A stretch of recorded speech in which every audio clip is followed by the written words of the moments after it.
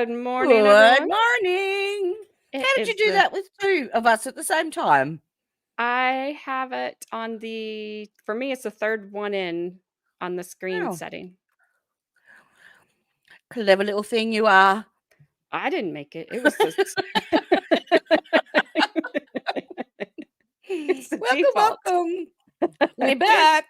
we're the Giggle Sisters. I'm alternate So, Jer, and this I'm the is defense rests. Or she never is rests. from the land down under. I Uh-huh. say you get to tomorrow before we get to today. So, as Oh, long as you're yeah. still alive, I know we're still alive.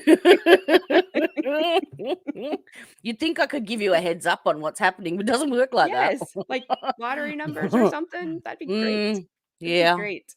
Mhm. Verdicts. Yes, yes, Mhm. just, something. We don't have to wait. We can just ask Jody. She's 14 hours ahead. Yes, she knows, it's already happened. It's already Mhm. happened. I wish. Hello, Carmen, and good night, Carmen. Go to bed. Party people. She is worked all night, so go to bed. Oh, have a good sleep, Carmen. Hello, Christine, how you Welcome all. doing? Hello. And Gabby, of course, hello. You got what up? You got Ms. what's my peeps? She said she says up. Hello, Governor. I played that to my daughter this morning, this afternoon. I said, "You got to watch this." I said, "This Good night, Gabby was Carmen. the soggy bun." Yes. Yes, she is. Okay, so we're going on back on to day 2 of the Black Swan trial. I paused it. She's walking into court. Uh, I didn't Who's convinced?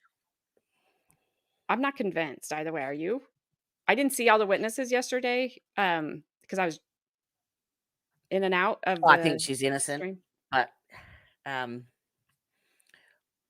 yeah, I don't know if I'm biased because I it's a bit triggering for me. This one, I bit close to understand. home. Yep. Mm. And That's all exactly what you're right. saying, like, it doesn't have to be, physical. It can be Exactly. verbal and emotional and mental game. I've been down that path myself, Oh and, yeah, so the fact that she doesn't have any injuries means 0 to me. absolutely. I hope that, the jury's kinda picking up that you don't have to have physical injuries. Um, I was getting really angry with Vinnie Politano's supposed experts during the lunch break. They were just, ugh, yeah, no. yep, They that's just made her out to look like well, they actually called her a gold digger. oh, good. That's good. Yeah. Yep. No problem. I She was just the there for the baby, and then once she had that and the baby, she didn't need him anymore. She just used him and manipulated him and tossed him out. Well, the thing about being a woman, if you want a baby, you can probably just go to a bar one night, Oh, why and would you not have choose someone 30 years older? You could have had yeah, Uh-huh. it's Carmen, no, that's her defense. She either unalived him in self-defense, which is what she is Mm. claiming, or she second degreed unalived Yeah, him, which is what the with a state is pew pew. claiming. She's claiming that it was DV, um, but their state yesterday was like, "There's no injuries on her." It doesn't, and that's what we're saying doesn't matter. So, it's not Uh-huh. like an essay or anything like that. No. It was a custody battle that was getting really heated and a divorce that was going to follow. They got married 13 days after they met because everyone so well after Yeah. 13 days. Basically, they wanted And to as have I was relations. Yeah, that's it. That was exactly why. But as I was saying yesterday, though the defense was saying that it was only 3 days before the custody went to court, like the custody battle went to court. So they were saying that she had no other option because she'd failed at the previous hearing. What was the hearing that The injunction? No, the one where she got dismissed with her DV. Oh, the stand your ground. Yes, yes. Um, because she'd lost at that, and then there was only 3 days to go before the custody battle was to start, they said that she had no other option and took things into her own hands. But what I was trying to explain was that it may be also that in his mind, people, narcissists like that would be bubbling and bubbling and bubbling inside his head. He's got the risk of losing his daughter, he's got the risk of losing his wife. And then the day comes and they're moving, and he finally realizes that's it. There's no turning back from here. They're just really explosive. Well, and she was leaving the state. Yeah. Yep. And, Yep. when you're in that point of Massive trigger. things, Mhm. there's a lot that happens. The threat of them unaliving themselves, Yep. self-deleting, Oh, yes. all Yep. that comes out Self-threaten 1,000 that. times, and they never do it because they're never going to. Did you hear the And 911 call? I heard part of it from the neighbor. I heard hit. No, I if you think listen to the 911 call, she's innocent, I'll go I back. reckon. Is that with the neighbor, the one that was on the stand when they were playing Yep. his? Yep. Okay. Yep. Yeah, I heard part of his. Um, Yep. but And those she are was always crying her fabulous eyes out. looking. Yeah. And she looks like she's reliving it. Some people are thinking when I read the chat, like on other channels, you know, like that we're watching from, uh, that she's faking, she's cold, you know, No. they say a lot of stuff about her. And I'm like, man, Mhm. maybe I'm watching through a different filter. Everybody reacts differently. Survivors survive. That's what they do. Yep. So I don't know. I don't I did see some comments, Oh, why hot. yeah. Sorry. That's okay. Ooh, I can't help no you from tongue. here. I don't know what 911 is in Australia. So, Triple O. Do okay. My guess you was know what? 111 or I've but watched that much American stuff that I reckon if I had to, I'd probably ring 911 from here. But they have they have got it set up that 911, if you call from Australia, will go through to 000 because so many people watch American stuff. yeah, that's what you guys know. Yep. That makes Mhm. sense. That's good because Yep. Americans, we would be like, no, you learn 911 or you don't get saved. Uh-huh. It's like, it's our way. I got a hair that just keeps flying in my face, it's driving me nuts. Oh, annoying, isn't it? Oh, it's like Tickling your face. I can just keep seeing it go in front of my glasses. Jody is alive. He is. I I was am alive. telling Hi, Bree. Bree. I was talking to Bree right before we went. I said you popped in. I was like, I gotta go, Bree. But I was telling her that how long you stayed up yesterday, and that I appreciate it so much. It's You're made welcome. things easier, so Welcome. we didn't have to It start so does. early It today, does. and I'm gonna Yeah. go till the end today. So, but you do what I'll you see need to how I go. do. I will try my darndest. I can't guarantee it'll be the 8 hours though. Yeah, nope, no problem at all. And then Friday, I will if you can host tomorrow, then I'll host Friday, Yep. and then I think it'll be hopefully done Friday. I hope so. Hopefully it doesn't go to the jury late though on Friday, Mm, because I don't like one, I just don't like when juries deliberate on Fridays because it feels like they wanna go yeah. home. They want their Yep. weekend, and I don't it doesn't feel fair.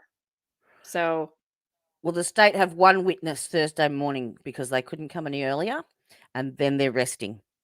yes, So they've got their, was it 8 witnesses today to get through, I think that's what they and then said, yeah. 1 tomorrow, and then the defense starts. And I think they only said 4, And we'll see, 4 because sometimes ish. they say they're going to call people and then They they could be on end the up get stand all day.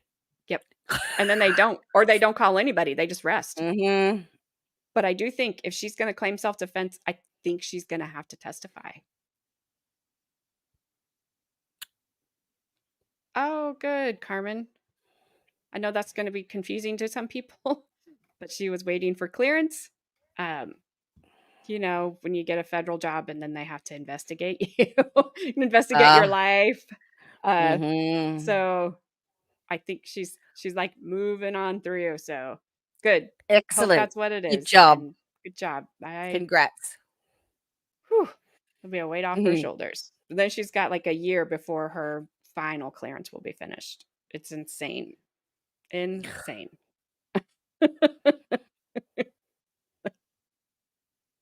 Alrighty. Boop. Let me.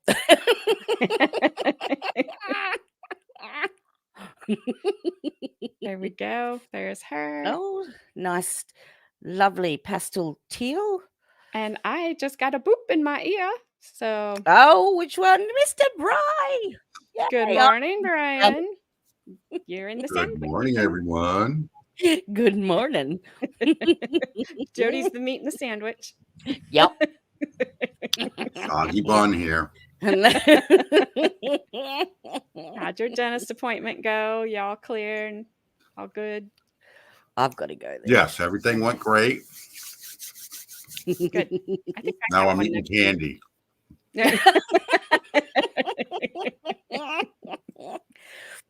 It's funny I've got because my M&Ms. when I got your email this morning, I have a dentist appointment next week, and that the first thing that popped into my head, I'm like, who is emailing me about my dentist appointment?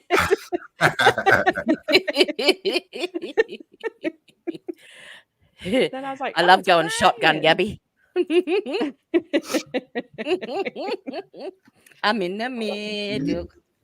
Well, I don't know. I have never tried to move people around, so I don't know how.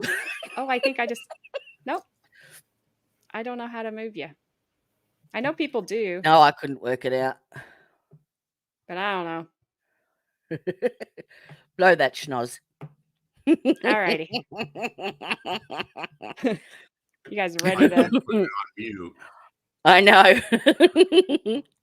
don't release the Kraken. Keep that thing in check. All right, you guys ready before we go too far I'm off the ready. rails?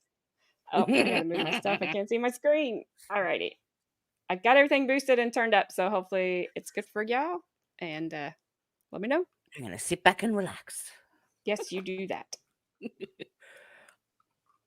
Gosh, she's There's no so sound. thin. So she's got a dancer's bod for sure. If breeze would just blow her over. Yes.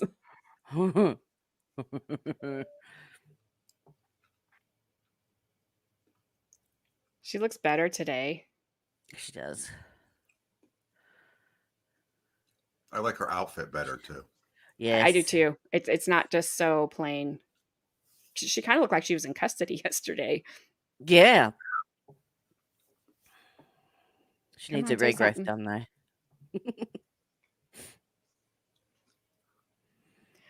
Her skin tone. I'm trying to figure out if she's tan, if she's Hispanic, and not always that tan looking, or what her national like. If she's not saying she's not American, but you know what I'm saying. Yeah. I think she put a bronzer on today. Okay, because her skin is definitely. I have a bronzer on, and I don't look like that. I have too. But it is winter over here. Well, you're not doing it right. Apparently, I'm like all shiny up here with this giant forehead, just being like, I put a billboard message. That Bree I says don't like too much makeup. Madison is wide-eyed hearing you all talk. She's invested in the trials. She's invested in eating. That girl wants to eat. How and old is eat she and now? eat. She will be 4 weeks tomorrow. She's born on the 27th, but on Thursday. So she is almost 4 weeks. We still have no sound. A month tomorrow. Yeah, Brie. Wow. She's like, it's Yeah. going too And fast. one day you'll say, oh my, she's 21. It only seems like yesterday. I told him, You'll understand when you have a child, and she is definitely Just goes she's poof. getting that. Yep. Yep. Yeah. She says her forehead will put mine to shame. I don't know about that. I don't know about that. Thank you, Miss Gabby. When you go to the bank, make sure you don't take more money than you're supposed to. I always ask her, like, are you robbing the bank? Because you're there all the time. Who goes to the bank nowadays? Gabby. I just do everything online. Robbers. Yes. True. Gabby Yeah. and robbers.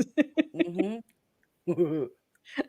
That's why I asked her. We're going to start with a sidebar. Let me. Of course we are.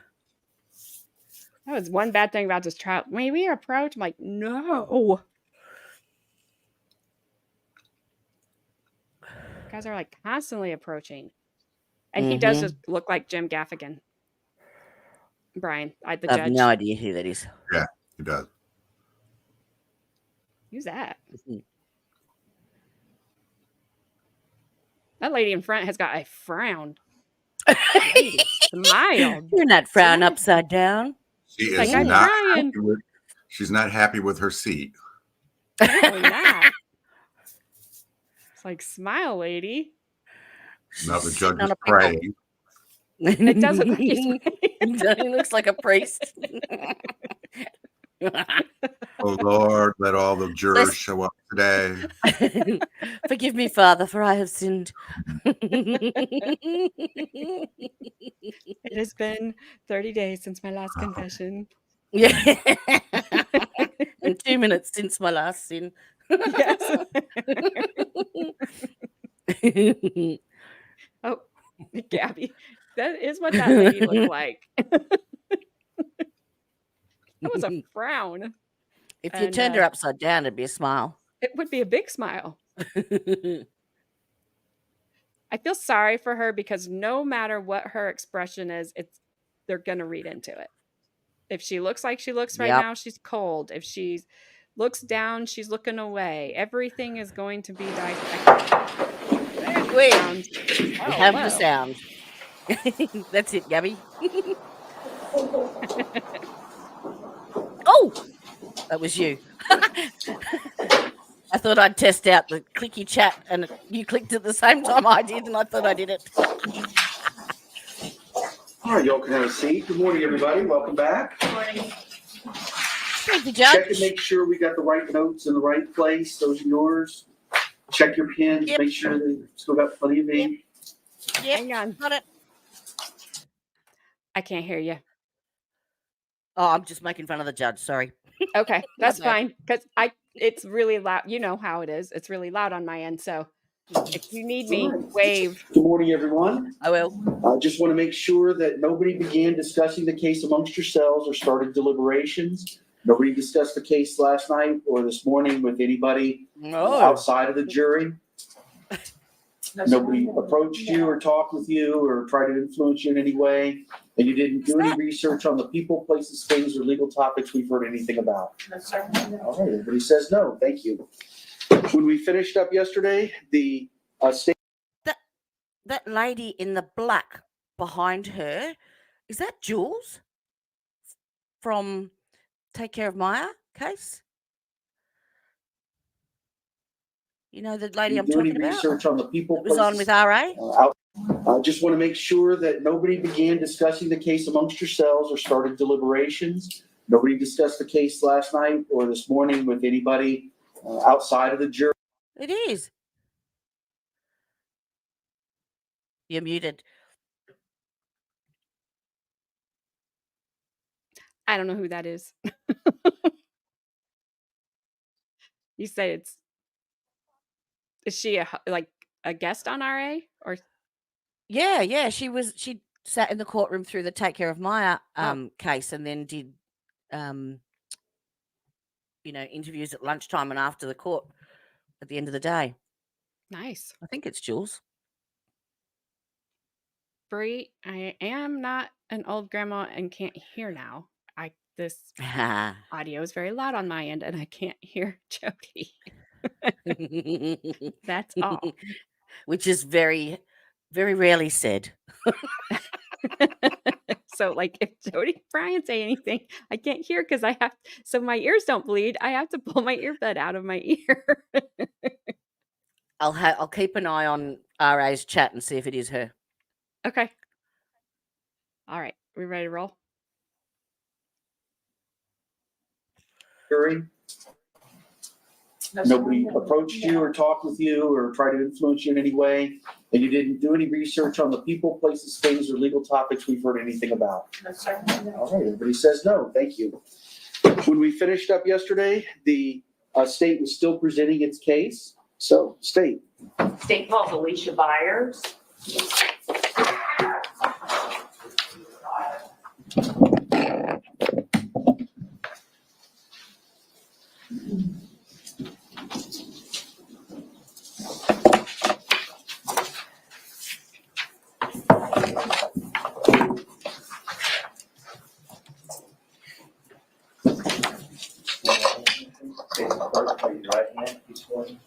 You solemnly swear or affirm the testimony you're about to give will be the truth, the whole truth, and nothing but the truth.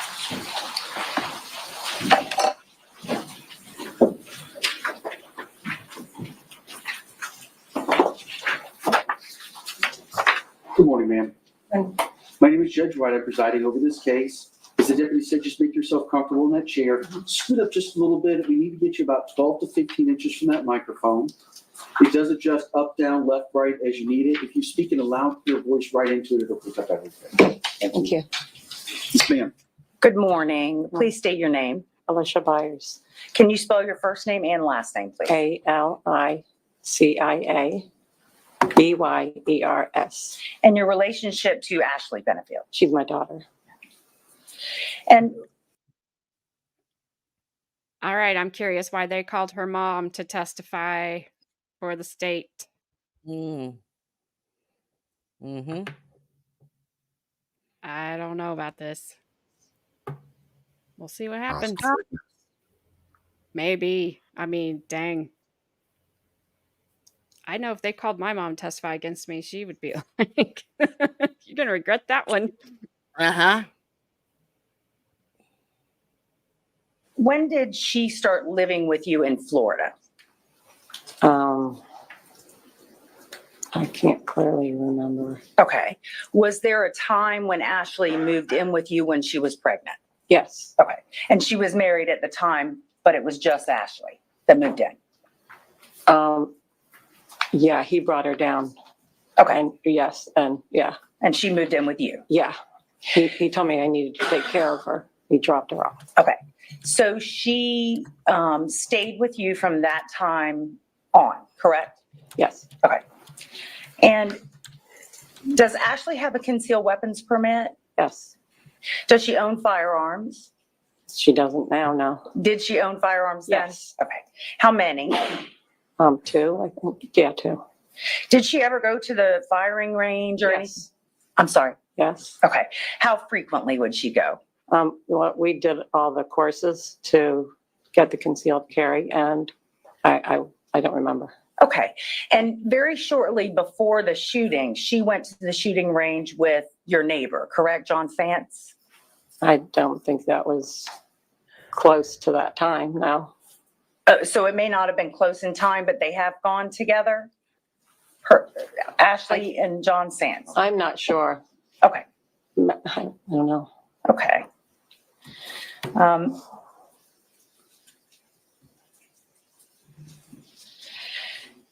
And you and your daughter obviously are very close. You lived together, just the two of you, right, for a while. Mhm.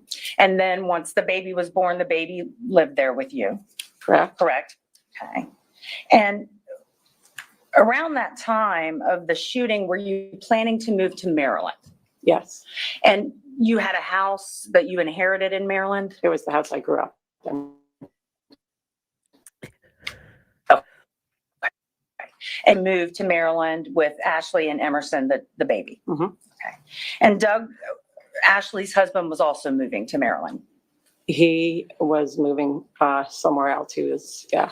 Okay, He had found his dream job. so he was moving to Maryland, but not moving into your same house? Correct. Okay.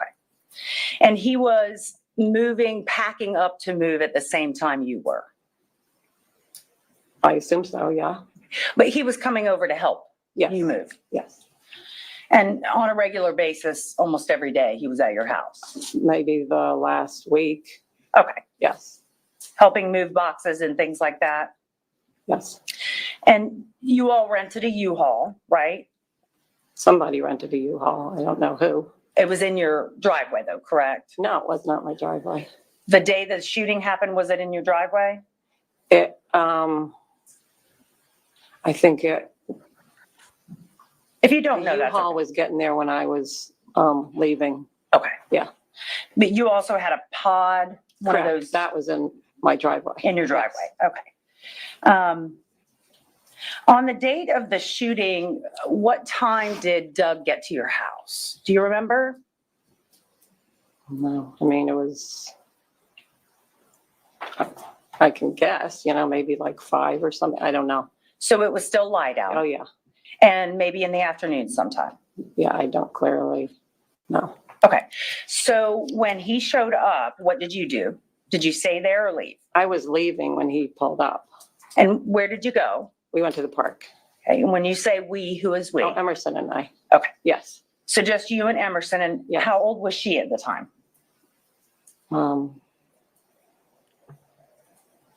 So I guess 2, maybe. Yeah. Approximately. Yeah. And at the house, was it just Doug and Ashley then Yes. when you left? Mhm. And you've obviously been in contact with your daughter almost every day since the shooting, correct? Leading. No, You've been in contact with her basically every day, correct? Not Since initially, no. for the last I don't know. several I years, haven't you've been heard in from her contact with her every today. day. Well, yeah. Okay. I And don't know how to, okay, yeah. did she ever, during any of these conversations, tell you what happened when she had to shoot Doug? Never. Nope. When you came back from the park, I'm assuming she was already in the squad car or she was already with law enforcement? I had no idea where she was. also staying. Okay. So at the time that the shooting happened, she didn't tell you what happened, No, correct? we've never talked about it. And No, overruled. to this day, you've never talked about it. No. Thank you. No further questions. Cross.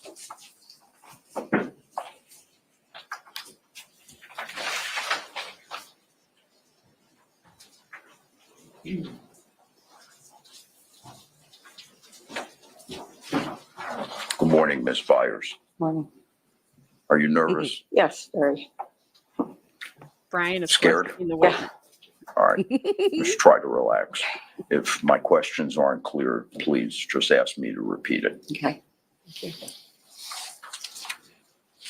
Was there ever a time when you and Ashley resided here in Bradenton, in the home, that Doug lived in that house? Never.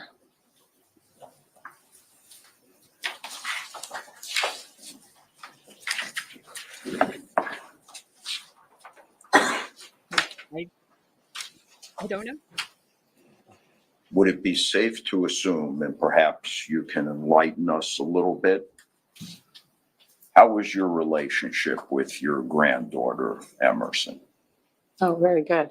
Yes, we're very close. And would you try to spend time with her? Yes. Would that include you taking her somewhere on a regular type basis? Yeah. Would that be to the park? Yes. And tell the ladies and gentlemen of the jury, Ms. Byers, how often you engaged in that practice of you and Emerson going to the park? Usually several times a week. And we'd go after it cooled down because the park does not have very good, tree coverage. So it was very hot. That was the only comfortable time to go. So we think trying to avoid the heat or minimize it'd be later in the afternoon. Yeah, it was brutal out there otherwise. Yeah. Florida, Almost as bad as it is now. Right, exactly. How far away was the park? It's a short walk. I mean, we'd always walk over there, so I don't know, take us maybe 5 minutes to get there, Okay. so. And on this particular day, I think you told Miss O'Donnell, if I'm not mistaken, you were actually in the process of going with Emerson to the park when Doug arrived? Yes, we're walking down the driveway and I had her in the stroller. And on this particular occasion, there was nothing unusual about you going to the park, just Oh, no. like you No, did but regularly? Yes.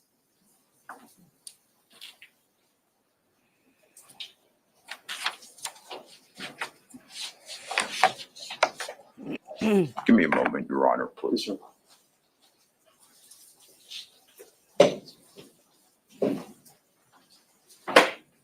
are you talking He's to, Gabby? driving. She's driving. That's what happens when she drives. The trash bag has no mother. I believe that's all I have, Your Honor. Thank you, Ms. Can you redirect? Oh, No, hold on, ma'am, don't get up yet. No redirect. no, Can this witness be released? yes. Yes. Ma'am, you are released from your subpoena. The rule of sequestration had been invoked, but you're now released from your obligation. All right, thank There you. you go. Thank you. Judge, I apologize. In consulting with counsel, I do think I want to leave her under subpoena for, All right, sorry. Ms. Byers. So what does that mean? I'm going to explain that. Okay. All right, so what that means is you remain under subpoena and subject to being recalled at the trial. Okay. The attorneys at the beginning of the case invoke what we call the rule of sequestration. So the instructions I'm going to give you are similar to what you've already probably been told by the attorneys. You're not to discuss your testimony. I think the prosecution's leaving her that way so she can't talk. And she can't sit in there the rest of the trial. Bad pause, bad pause. What you gonna do? I'm good What at you gonna do when it pause for you? Bad pause, bad pause. It's a gift. I didn't know I had it until YouTube showed me. But I think you're right, Brian, that they are saying Yeah. that got her out of the house. But I also No, kind of it wondered just if they means that- were. Go ahead. It just means that he could drop his act because people like that won't behave badly in front of the mother. Yep. That too. Excuse me. I don't know why I'm so hoarse in the mornings, but I also wondered if That's they all right, wanted I'm to a show goat. the difference between the how she acted towards the defense and towards the state of, I don't know, she didn't talk to me. And she softened towards the state, but that happens all the time. I don't know. And Carmen, She you had do tell me a counsel lot. very quickly. Yeah. But, Carmen says she tells me everything. But to a point, I know that she knows in her field of work, they're saying she cannot tell me. So if somebody asked me if Carmen told me everything, I could honestly say no. Mm-hmm. So I know there's things that she does not tell me because she cannot tell me. And I probably don't want to know. Yep. But I think it's kind of crappy that the state is keeping her under subpoena. They're not going to ever call her back. I think they just are going to not let her sit there. Yeah. Testimony here in court, the questions asked of you with anyone else, including the attorneys. You can't talk with other witnesses about what their testimony was or the questions they were asked. And it's my understanding this may be online. You are prohibited from watching anything that's going on within these four walls, ma'am, until you're released from your subpoena or until the jury comes back and the verdict is released. Okay? All right, thank you, ma'am. You're free to go for now.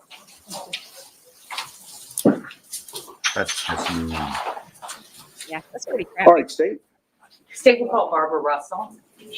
Oh, this way. There you go.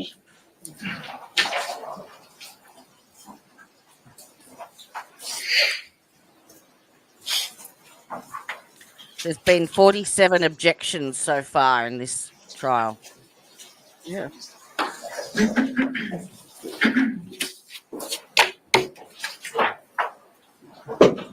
Was it snowing? Do solemnly swear or affirm the testimony that you give be the truth, the whole truth, and nothing but the truth. So help me God, I do. All right, I didn't hear. What are you laughing at? My stomach's growling. Sorry. I was wondering if they nailed down whether it was snowing or not.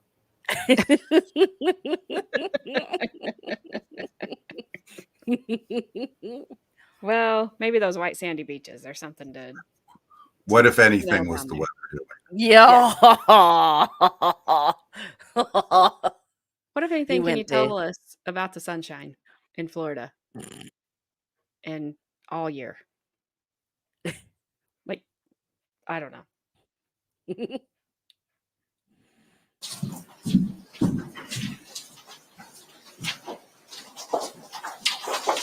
Thank you so much. Good morning, ma'am. Good morning. My name is Judge Wright. I'm going to be presiding over this case. As the deputy said, just make yourself comfortable in that chair. Get about 12 to 15 inches away from the microphone.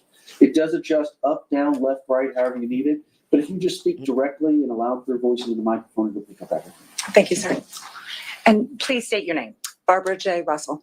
Can you spell Barbara Ann Russell? BARBARARUSSELL. And what is your profession? I'm a licensed clinical social worker. I have a doctorate in clinical psychology, and I work as a clinical and forensic mental health professional. Okay. And how long have you known Ashley Benefield? I've known her since April of 2020. Okay. And when you first became involved with Ashley, it was on a professional level, correct? Correct. All right. And then since the time that you had that interaction, you have stayed in touch with Ashley. Correct. And subsequent to the shooting that happened, she actually moved into your house, correct? Correct. Okay. And who all lived at the house? Myself, my husband, and my 19-year-old daughter. All right. And approximately how long did she live at your house? Approximately 8 months. And you would see her on a daily basis? Pretty much, yes. Okay. Did she, when you first spoke, when did you first see her or speak to her after the shooting? About 1 o'clock the following morning. Okay, so this happened in the evening time, so it would have been 1 o'clock the next morning. And at that time, did she say to you, oh my God, he came after me, I had to shoot him? Did she say that? She didn't discuss what had happened at all, nor did I ask. Okay. And to this day, are you still in contact with her? Not that one. I'll overrule on that question.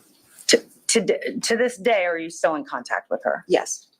And to this day, has she ever told you what prompted her shooting, Doug Benefield? She never gave any kind of narrative of what prompted the shooting. My understanding is that I just want to know if she told you. I just want to know what she told you. She did not tell you anything, correct? She never gave me any narrative about what had happened. Thank you. No further questions. Cross, sir.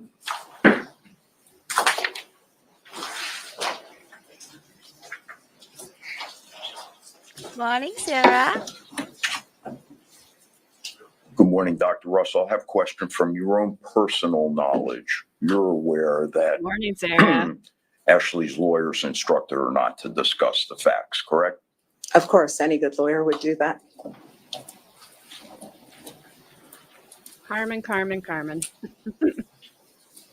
Give me just a moment, Your Honor. Of course. Yes, sir. Did there come a time, Dr. Russell, when a detective, Warren, contacted you about the case? Yes. Did you have discussions with Detective Warren? I met with him once, yes, for about 90 minutes. And in that meeting, did you relate to him that, Objection, yourself. I'm asking a question to this witness. Well, I understand, but if it calls for hearsay, why don't you approach so I can hear what the question's going to be? In my defense, Brian wasn't a huge fan of Gilligan, and I wasn't a huge fan of the Munster, so she really might not know. Me either. I like the Addams Family better. Yes, Gilligan's Island, Do. but Gilligan just got on my nerves. Like, how do you guys have so much stuff for a 3-hour tour? Why did she bring her wardrobe, the actress? Why did you bring your jewels? Why did you... None of that makes sense. And Todd, He's like, it's just a show. I'm like, but it needs to make sense and it doesn't. And that's why I don't like it. How did these people end up there? But they never get help. Like, yeah, your dad watches it when I'm not around because I don't like it. Like, you turn that. I guess we just all need to take everything when we go on a 3-hour tour at the Coconut Radio. The professor was great. You know what's kind of bugging me about Professor this and witness? Marianne. They say they didn't allow their DV witness for the defense to come in, but yet they're allowing this witness to come in for the state. That kind of bothers me. Wilson. I don't think she stays for very long. I mean, she's Huh. yeah, everybody. Wilson.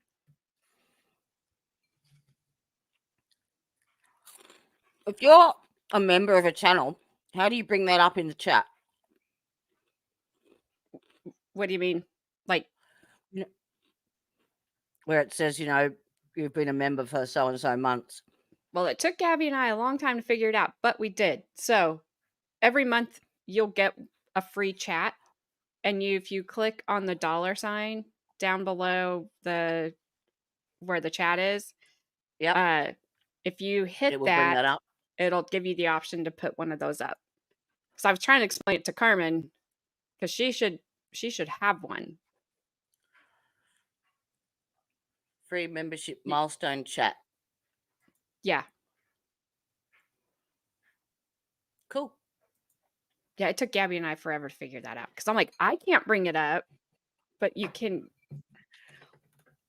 But I knew people, like Gabby's been here for quite a few months now, but I couldn't bring it up. But then we finally figured it out one day. All the clean clothes, the gowns, Sarah, everything was great on that island. Everything worked well.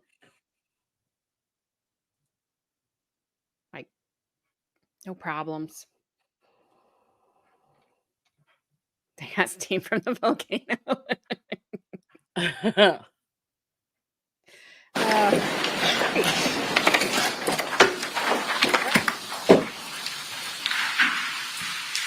When you spoke to Detective Warren Justin, you identified yourself.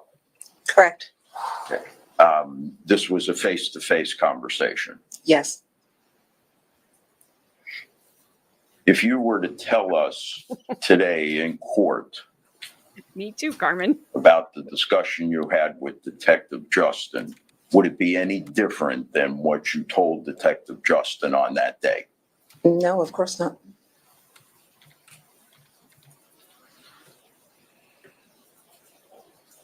You have an opinion, do you not? Objection. Rephrase.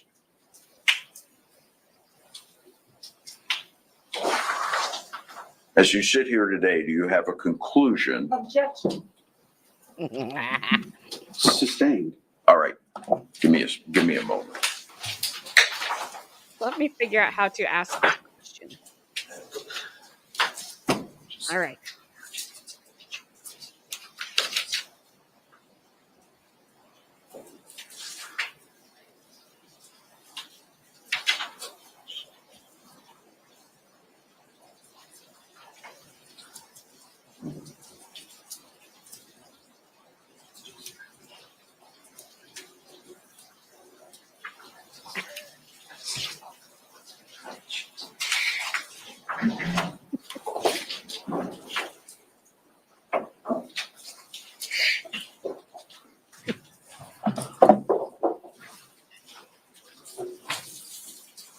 I see the pictures that were in here yesterday.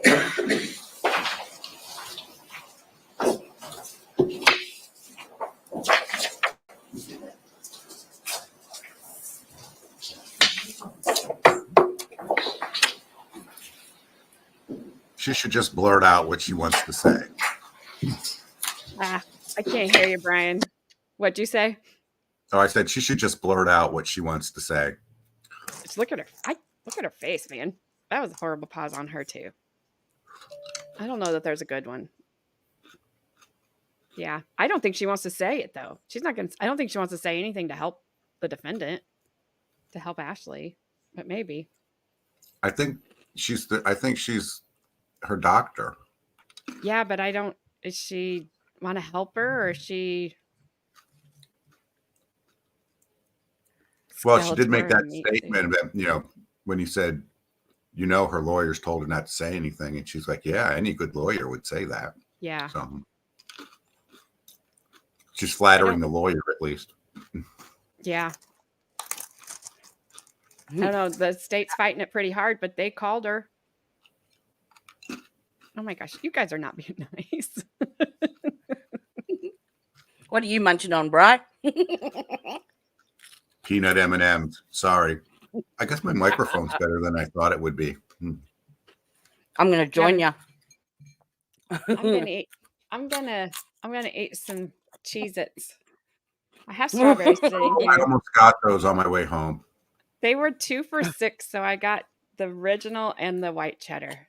So I'm gonna eat some of those while you guys are munching away too. All righty. Just yell if you need me. I am so sorry. I cannot hear you guys.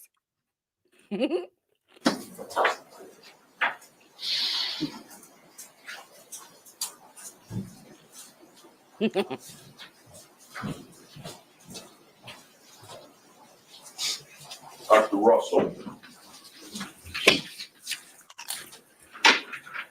you had an opportunity that morning, from what you had to say at approximately 1 o'clock, technically the next day, to observe Miss Benefield, correct? Yes.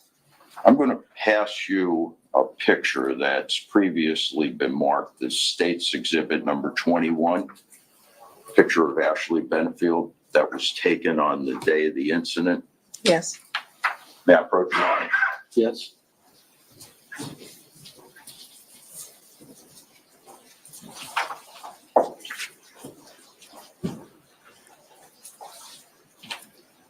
Does that picture reflect any swelling to Ashley Benefield? Objection, as interpreting the picture. Sustained. Did Ashley Benefield look like that when you saw her prior to the day of the homicide? Prior to the day, no. Okay, what was different about her? When I saw her after the incident, there was edema, sweat swelling on the side of her face. Okay, and did that include her right eye, It included her left eye. left eye rather? Yes. Okay, and when you saw her before the homicide, did she have swelling on the left side of her face, on her cheek and her eyelid? She never had, no.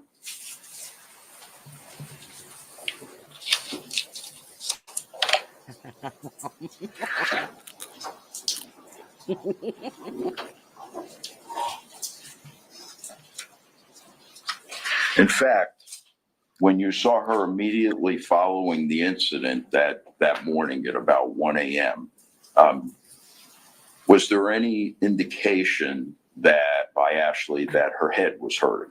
Objection, hearsay. Sustained. Spontaneous statement, Your Honor. That existing mental, emotional, physical condition. Can we vote? Yes.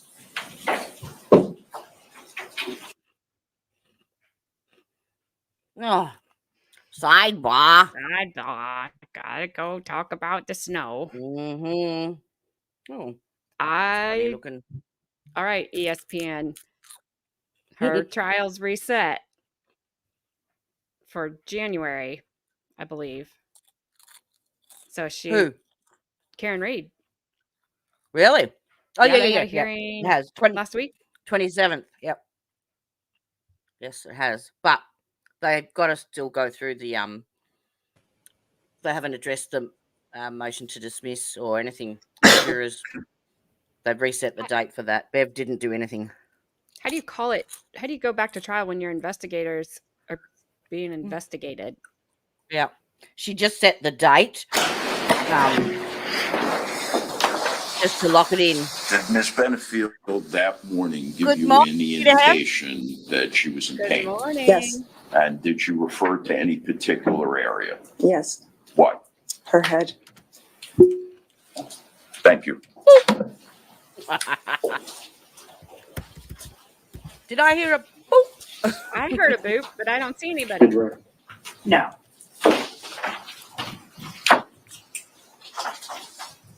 Can this witness be released? Yes. Oh, I'm sorry. No. She's Jermaine. I just She can be released at this time.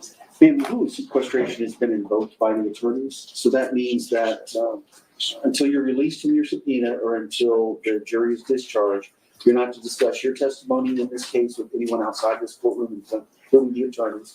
You're not to talk with any other witnesses about your testimony. You're not to talk with any other witnesses about their testimony or the questions that were asked of them. And it's my understanding this may be online, so you're prohibited from watching anything that's going on within these 4 hours. Absolutely. Thank you, ma'am. Thank Just you. leave the picture there. I will do so. Thank you. All right, State. Judge of the State, you call Lieutenant Dan Dickerman. I know he was caught in the line, so I just wanted to make sure it's here. I think this is the lead investigator. Do what? I think this is the lead investigator. Okay. Gabby, did you boop? 'Cause I heard a boop and there's nobody here. I'm looking around like I'm still trying to find somebody. I have nobody. So I don't know what happened. Yes, but I heard a boop. Are we approaching again? Yep. Mm-hmm. Yes, Carmen. Don't say it too much because you'll start booping your animals in the nose like I have been the poor dogs. You did not poop. I didn't ask if you pooped. I asked if you booped. Don't really care about it if you go to the bathroom or not. But we all heard the boop. I agree. Must be witchcraft afoot. All right, let me unmute us.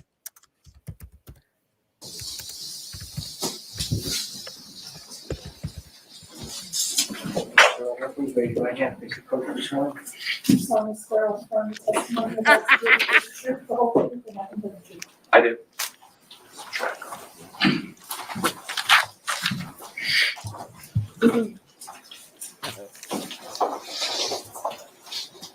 Oh, sorry. Carmen, My name is Judge Ryder, presiding over the case. As the deputy said, just make yourself comfortable in that chair. Get about 12 to 15 inches from the microphone.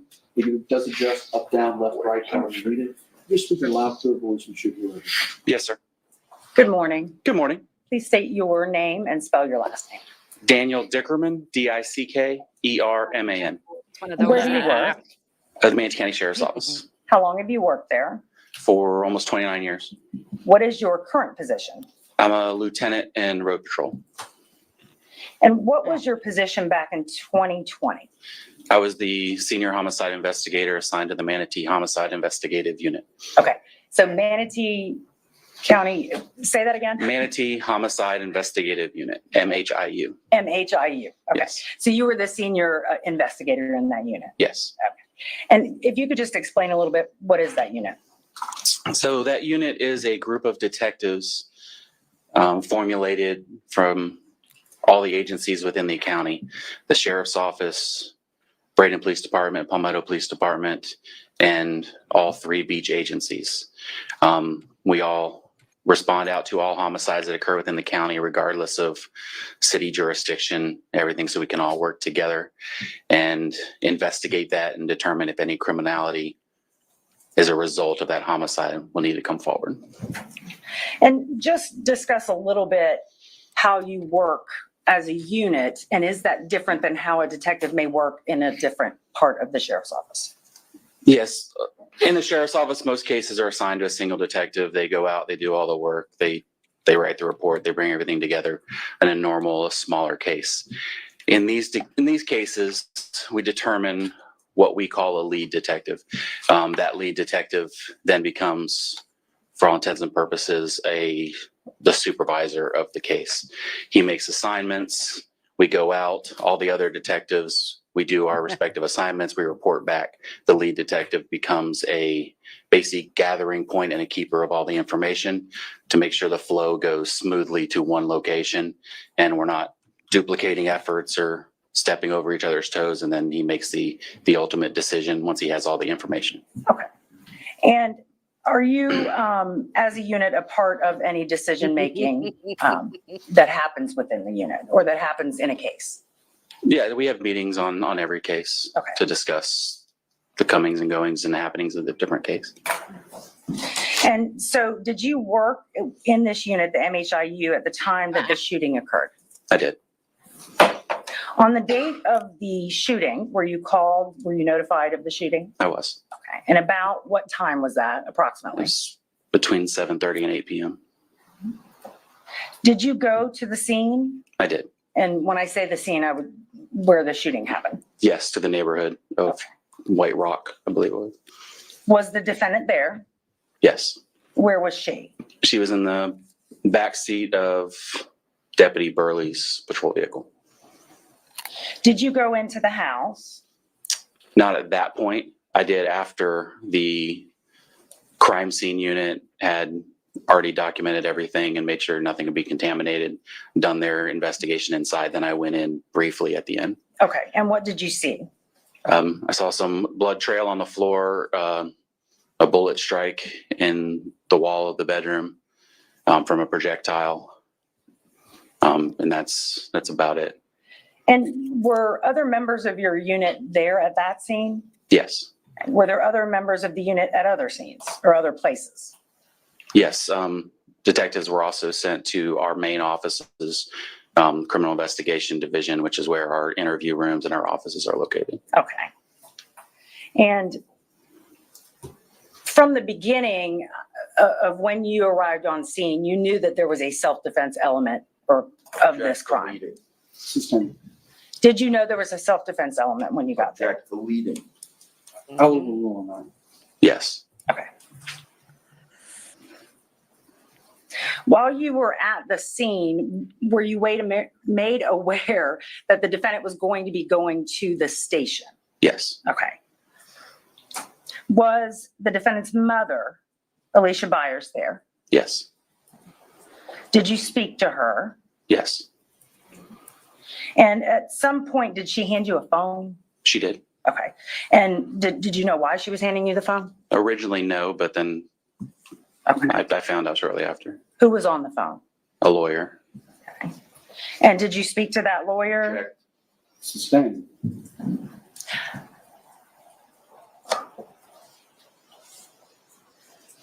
Did you explain to Alicia Byers what was going on and where her daughter was going to go? I did. And ultimately, how many lawyers ended up at Relevance. If you want to approach it, explain the relevance.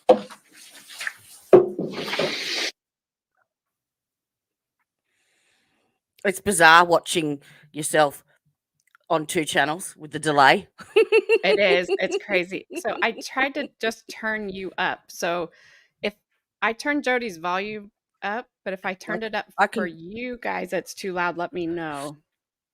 I can turn my mic up. Is that better? Yeah. Can you I hear can't me? you or Brian, like when the court is going, because it's so loud. Mm. So I can't edit his settings because he's on mute. Oh, I agree 100%. And they didn't let her mom stay, Sarah, so I don't know. At the time the defendant I don't went know who's to the there. station, was she under arrest? No. Was she ever arrested that night? Object leading. Sustained. When was she arrested? Sometime in November. Okay. And the shooting happened? In September. And that seems to be a month or two delay. Do you know what delayed that? But for the investigation to continue into the self-defense claim. Okay. Did you go to the neighbor's house, John Sant? I did go there briefly, yes. Okay. And did you have any discussions with him or anyone? I did not, no. Okay. Was Child Protection Services on the scene? Yes, they were called to the scene. And well, just briefly, what is Child Protection Services? Objection. Relevance. Consistent with the court's prior concern 403.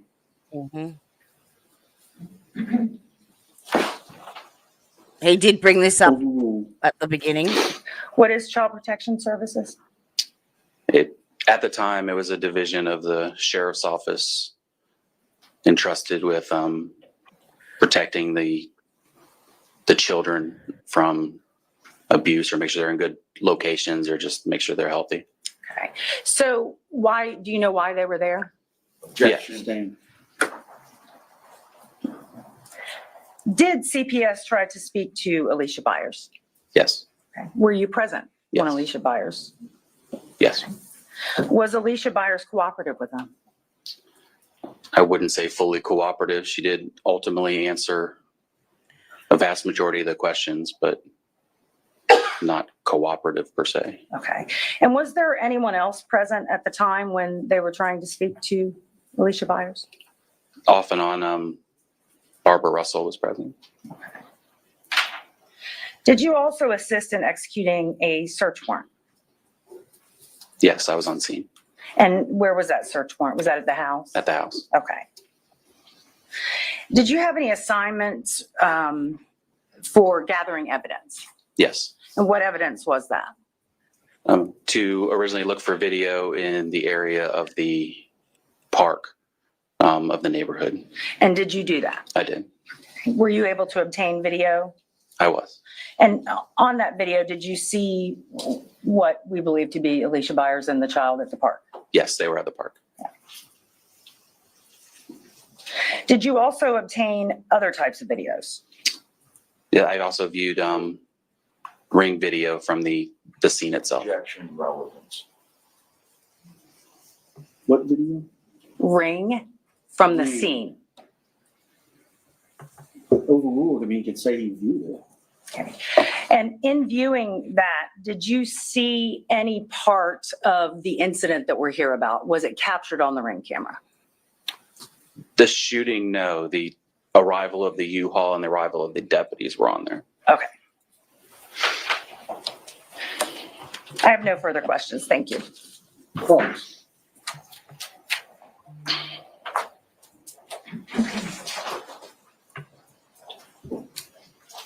Good morning, Lieutenant. Good morning. So through your testimony, among other Thank you, Joey. Ping, ping, and pew pews. Pews. The ping ping comes because of the we figured in the Bell McNabb trial that everybody was spitting, chewing tobacco. And hitting the spittoon. So, but thank you. I appreciate that very, very much. Welcome. What about Back to the Future? Was that a good video? So, yeah, Carmen, I can't put it up because it doesn't show in StreamYard. That's all it shows is spittoon, spittoon, spittoon. Yeah. They didn't charge her with first degree. So they don't think there was premeditation there. So this whole thing about her mom taking her daughter to the park, who cares? Mm-hmm. If you're not bringing up premeditation, it doesn't matter. Or maybe I'm not thinking it correctly, but if they were I trying agree. to, they didn't Waste of charge her that time. way. Yeah. So I don't know. I don't know what's happening here, but not a lot. So maybe that's why they kept the mom and then that doctor under a subpoena. Maybe I thought he was going to say something so they could call him back and say, "Isn't this what you said?" But he didn't say anything. So I don't know what they're trying to do here, but we shall see. I expect a ton of objections. Mhm.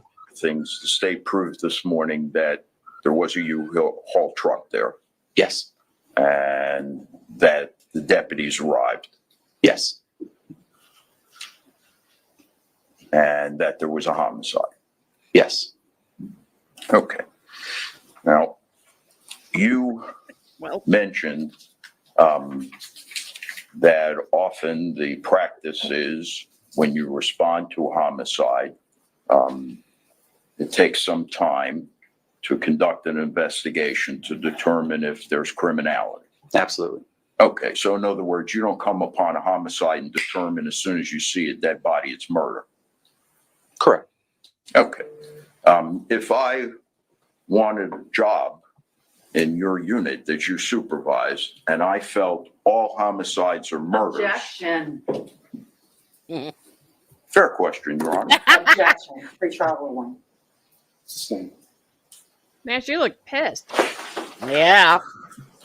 She's gonna freaking body slam him. You mentioned that the arrest of Miss Benefield, well, let me start from, I think you told us she was in the back of the squad car. Yes, sir. She was in handcuffs. Yes.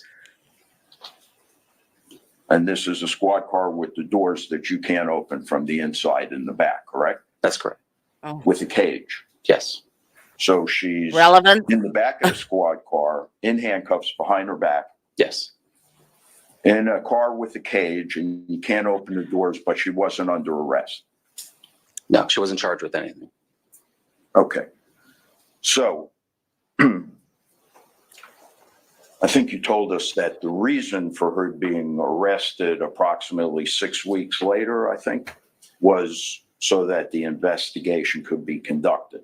Correct. Because you had to determine if there was criminality. Correct. Okay. Could have been a homicide that was self-defense. Could have been. That was the claim. That's the whole point of the investigation. Absolutely. And that kind of an investigation, understandably, takes time It does. and patience Yes. and professionalism Yes. and knowledge and experience. Yes.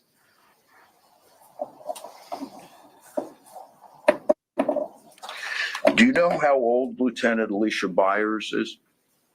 I don't. Do you recall meeting her? I do. Approximately, give us your best shot. I mean, I would guess in the inner 40s to 50s. All right. Was she a young woman? No. She was pretty exhausted that day, wasn't she? That's She appeared young. to be. There was a lot going on. Would it be a fair statement, Lieutenant? You seem like a pretty straight guy. Was she emotionally distraught? Yes, there's a lot of emotions going on there. Yes. In fact, her first thought upon coming back from the park with the daughter and seeing the Objection. cars was Hearsay. that her daughter was Please dead. stop Sustained. talking. She's nasty. Unless you'd like to make an argument for an exception, then you can approach. Rest gesti? Well, if you'd like to approach, It's all right, Your Honor. I'm with you, Brian. Crap. I think, Lieutenant, excuse me, you told us that you went into the residence after crime scene had completed their portion of the investigation. Yes, sir.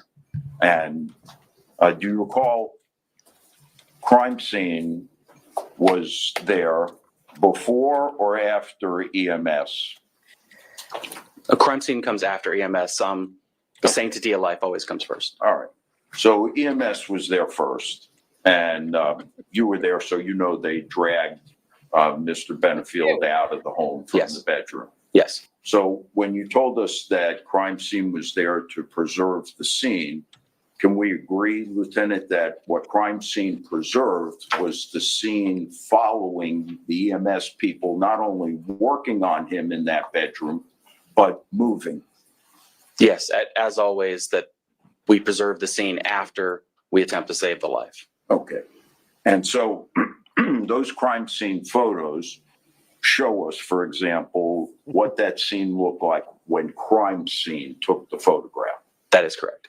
it doesn't show us what the scene looked like when EMS was running around doing what they do. That's not possible. No, that's correct. Okay, and that would have included the initial deputies on the scene as well. That's correct.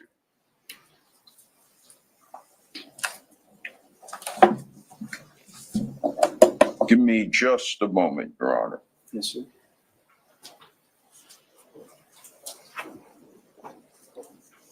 My nephew turns 21 next month, right? Well, at least he's still young. Compared to us old people over here.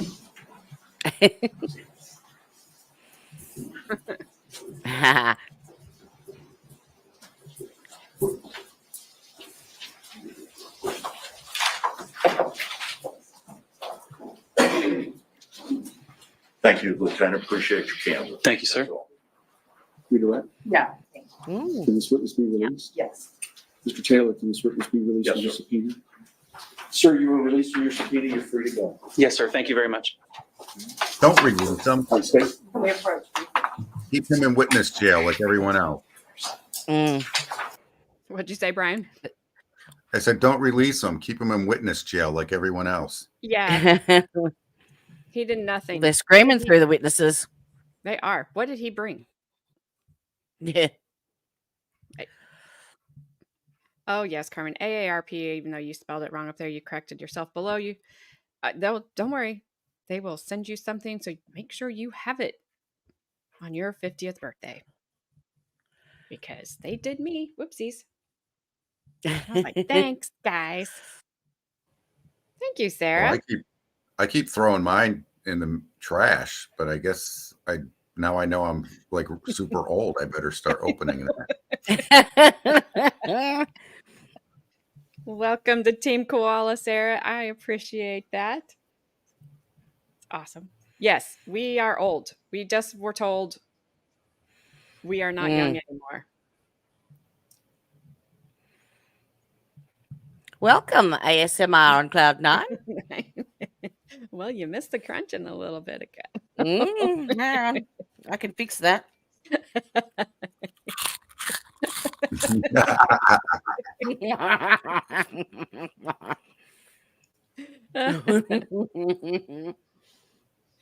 Yes, Sarah. I had to stop. I'm making myself sick with all this candy.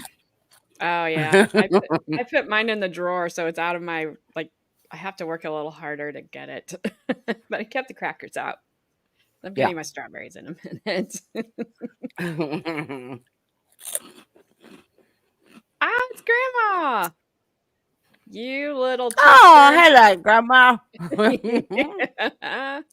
I love that. That's hilarious.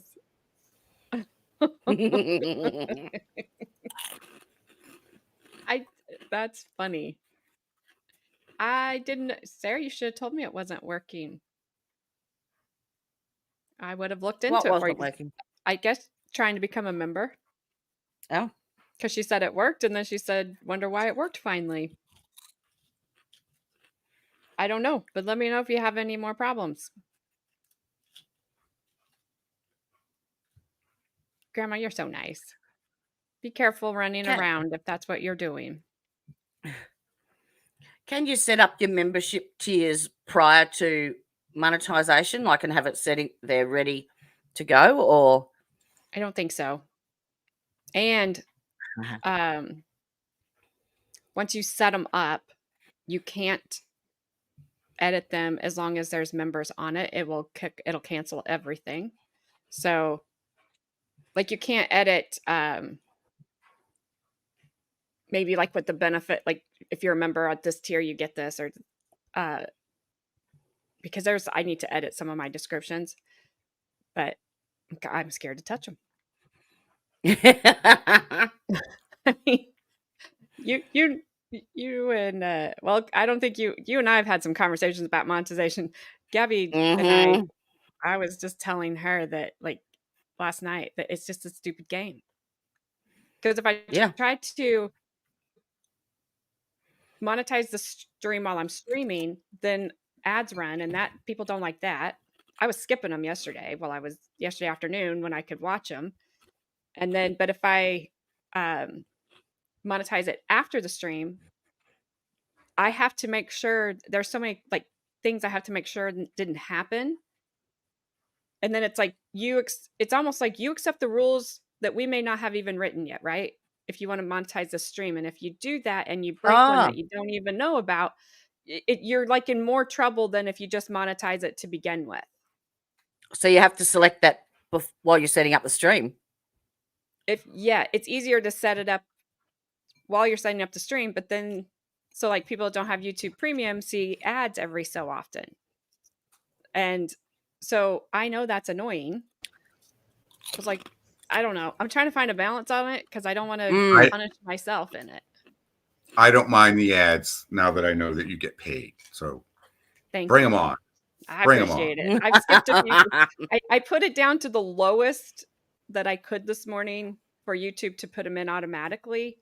Yesterday was on the one like the middle one, so I don't know how often they were popping up, but I skipped them yesterday afternoon when I got home and I could actually see it. But I don't know. I don't know. Just, I don't get them.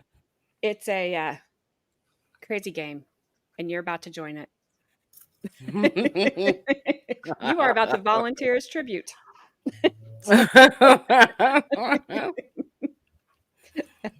I hope we both survive. Like a sacrificial lamb. Yes. to the YouTube games, where the rules will never ever be in your favor, and they will always correct. You can manually put in ads by clicking in the studio. So when there's a downtime like that. Ah, okay. Yes. But can you do that on when you're live? Because I've seen that one too. And I didn't know if I could do that live because I didn't really want to go back through 8 hours and trying to find a break to put them in. I can't. So awesome. What do you get paid per ad? Do you know, or? Oh, it's a tier system.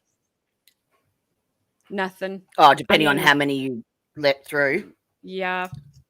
Yeah, the odds are never in my favor and be never in your favor. Mm-hmm. Or ever in your favor. Sorry, I read that wrong. Yeah, Gabby was reading it off to me one night. I was like, okay, so I get a half a penny or something. Uh-huh. I mean, it's gonna take a while, and it's views, and it's everything. Yeah, it's everything. People. It's time as well. It is time still. I don't think there was time, but it was how many people view the ads. I don't think you get docked if they click through them. Like when it says you can skip, I don't think you get docked on that. I don't know. I haven't had it long enough to see what it's going to be yet. Yep. Because they're like no data yet. So I'll tell you when I have data to. Well, I don't know, Carmen. I was kind of being sarcastic, but probably not. Probably about right. I hope they round up. Oh, me too.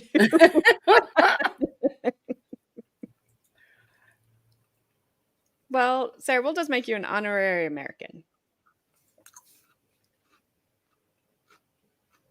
Yes. Yeah, you don't get in trouble if they skip. I'll have to watch and start putting them in. Well, not tomorrow. Friday, I'll try to do it manually. Put them in on the breaks. And then I can tell you guys, hey, I'm about to run an ad. Sorry. Yes. Well, you may as well when they're in a sidebar. Yeah. Yeah. If they skip the first one, the second one won't play. They're what, 5 seconds? They're not long, right? Or do you have to watch 5 seconds? I don't remember. And then you'll also get you get something from YouTube Premium too. So if you have people that sub that have YouTube Premium. Yes, I do. Know. If you put them in on sidebars, you probably could retire after the Canton trial. Yeah. I don't know if I can change it now. I'll hit play and let me look to see what happens here. I'm sorry, that officer is shaped funny, and I'm sure he's got a vest on. Oh, I did not think that it did. It's less than half a penny. Oh my gosh, 2 days in a row. Chrissy, what have we done to deserve your How's presence? school going? Whew. Chrissy's our Southern California girl. Yes, how's school going, Chrissy? You're on a break, right? I think Wish they all could be California. $1 per 1,000 views. Oh,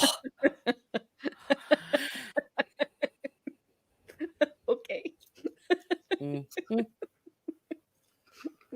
Yay! Wow. Okay, don't give up on your 401k.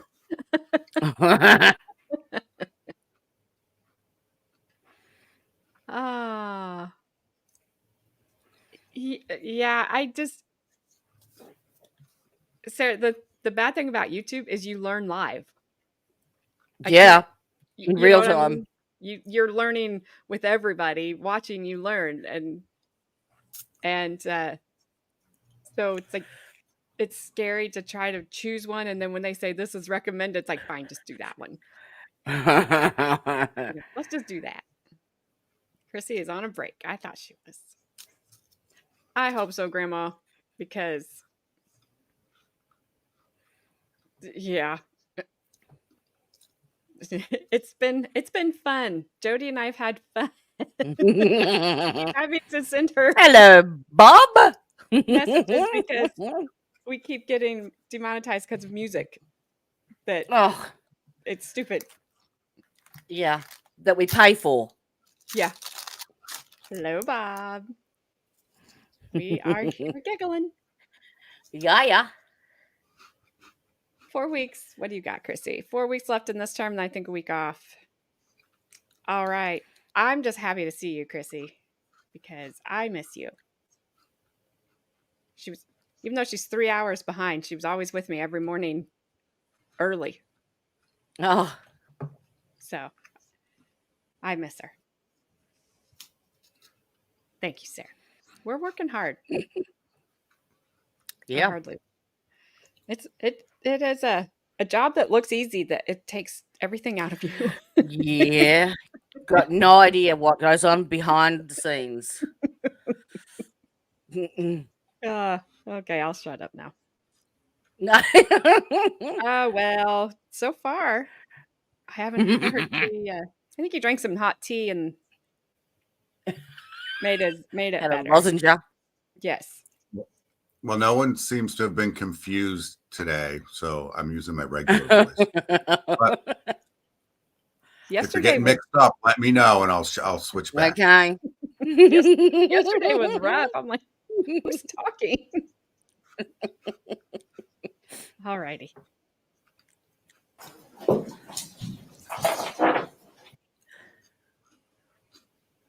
Like I said, I know that guy has his vest on, but okay. I won't say anything else.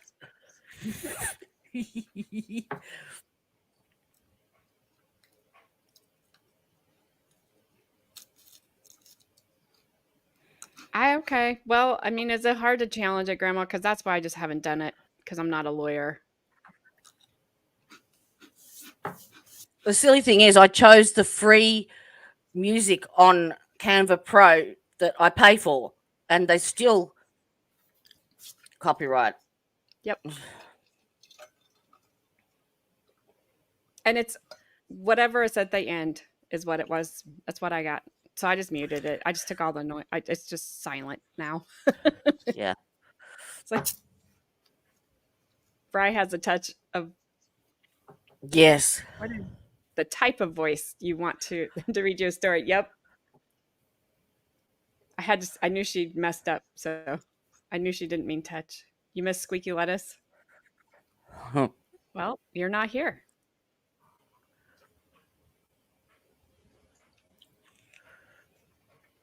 All right, Grandma. Well, I guess I just need to buck up and do it. You just don't want to screw around with them too much because they'll be like, "Oh, well, sorry, your channel's gone." Oops. All right, here's the jury. We're gonna go ahead and take our mid-morning break right now. So you can step back into the jury room. Please close your notes, leave them right where they are. It should be 10 or 15 minutes. Stretch your legs, get something to drink back there, use the facilities. Please don't begin discussions amongst yourself. You are free to still use your cell phones to send, receive text messages, calls, anything like that. But please don't discuss the case outside of this group and don't do any research on the people, places, things, or legal topics we've heard anything about. Thank you.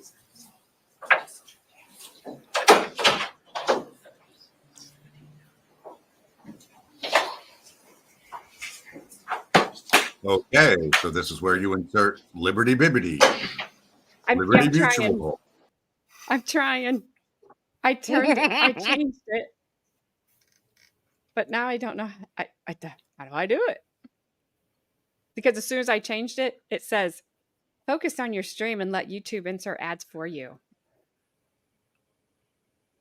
Right. Wait, are they showing the jury walkout? No, I think those are the Oh, that's just okay.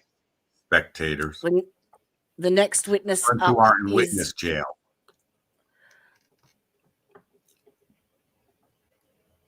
I think the next witness after is the custody attorney. Where do oh, here it is. I inserted an ad. Is anybody seeing an ad? Now I've got YouTube Premium. Let me know if you just saw an ad.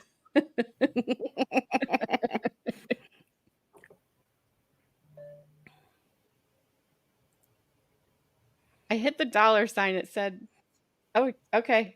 Yep. Sarah got one. All right, guys. Well, then I will be in. Well, here, I'll click it again. There we go. Ad inserted.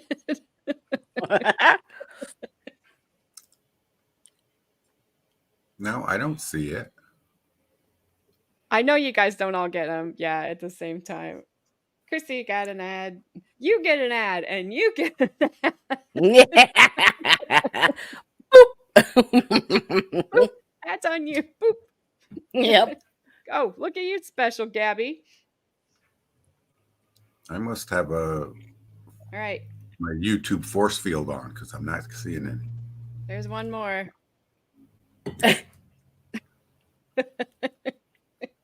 They're probably storing them all up for me, so I'm probably going to get 4 hours worth of ads.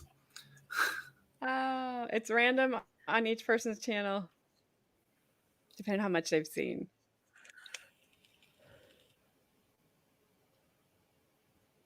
Well, Brian, I know you've got them before.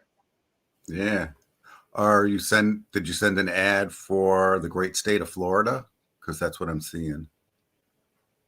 I did not. I think they're just random, aren't they? No, he's talking about the seal. Oh. All right, I hit it again. Gabby says I'll get like 10 in a row at some point. Right, I'll quit messing with you guys. Hit me with your revenue stick. Hit me. How many times can I click it? Can I just be like, click, click, click?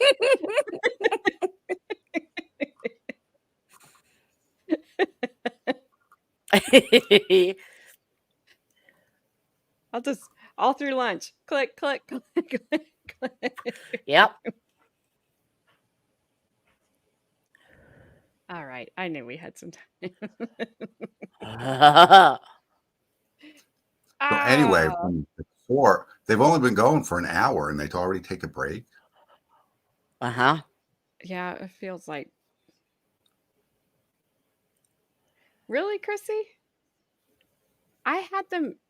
See, that's what I was worried about. I was skipping them. You shouldn't have been getting anything yesterday afternoon after I got home because I skipped them because I don't want to be annoying. Well, maybe YouTube taxes are higher in California. Don't you bring that magic 8 ball out, Gabby.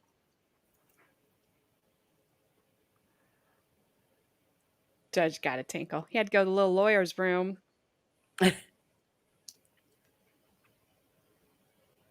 That's what one of an attorney said when we were watching the trial one time. He's like, Judge, can we take a break? I need to go to the little lawyer's room.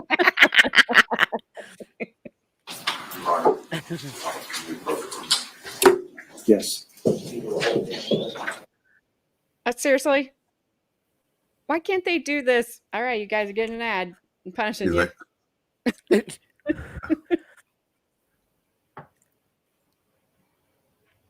You're welcome. Judge is like, what? I'm trying to go to the bathroom here. Just get your hazmat suit out. Then you don't have to move. Gabby told me last night because I was telling her about my friend, getting testing positive for COVID, and so I can't see Madison again right now. She said, wear a hazmat suit. And I was like, yeah, and I can pee in it too.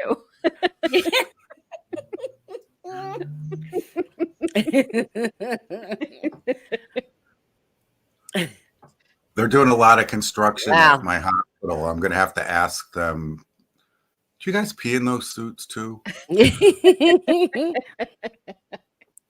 Thanks, Grandma. Bye, Grandma.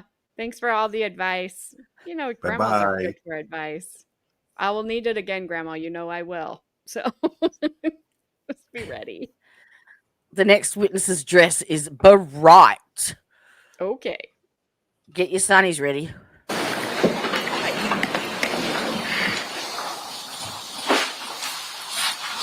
Yikes. Hello. MILF.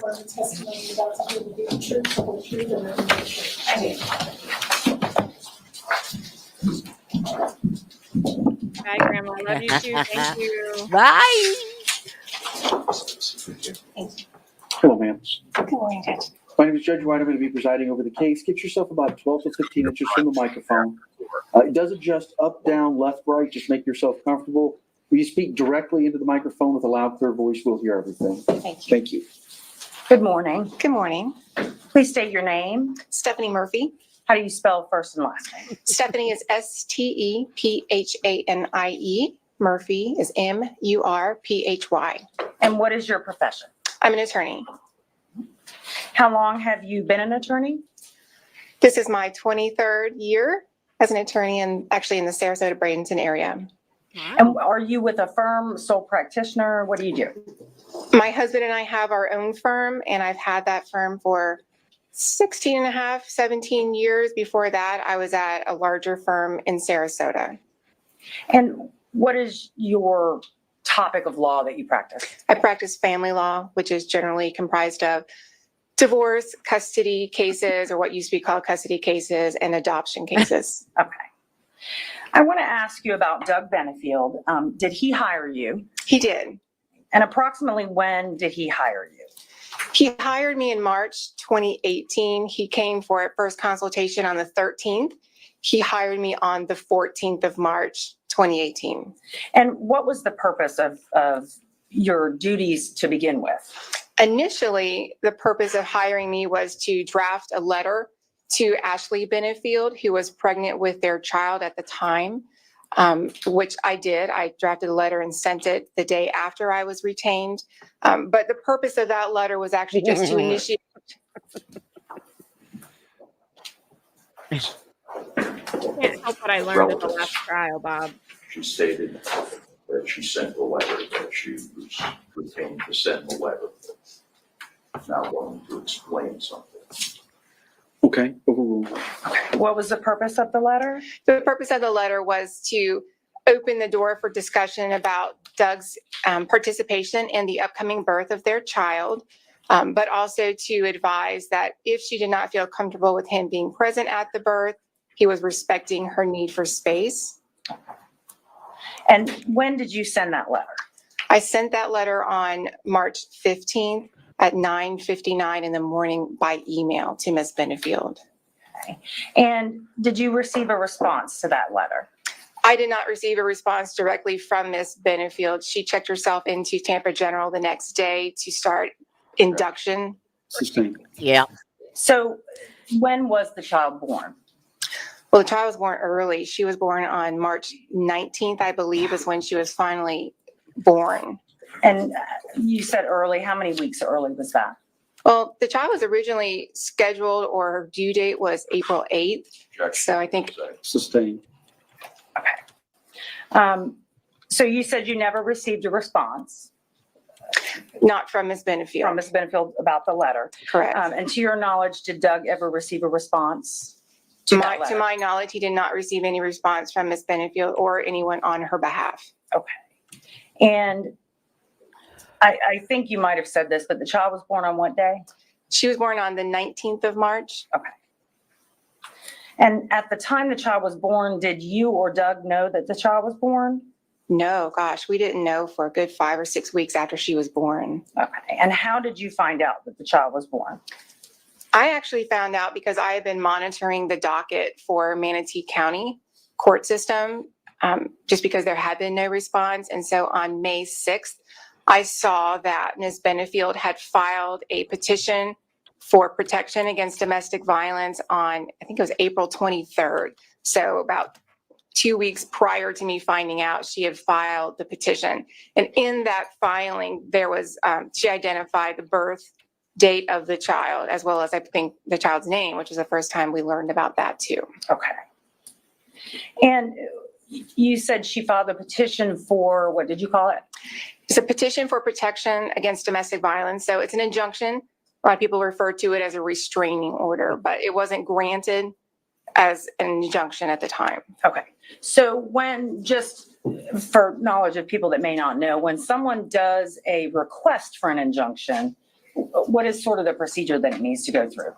So a person who files a petition for an injunction, they file it at the courthouse in the clerk's office, and then that gets sent up to the judge, usually a family law judge who's just in charge of injunctions that day. And then the judge has 3 options, I believe. One is just to deny it completely.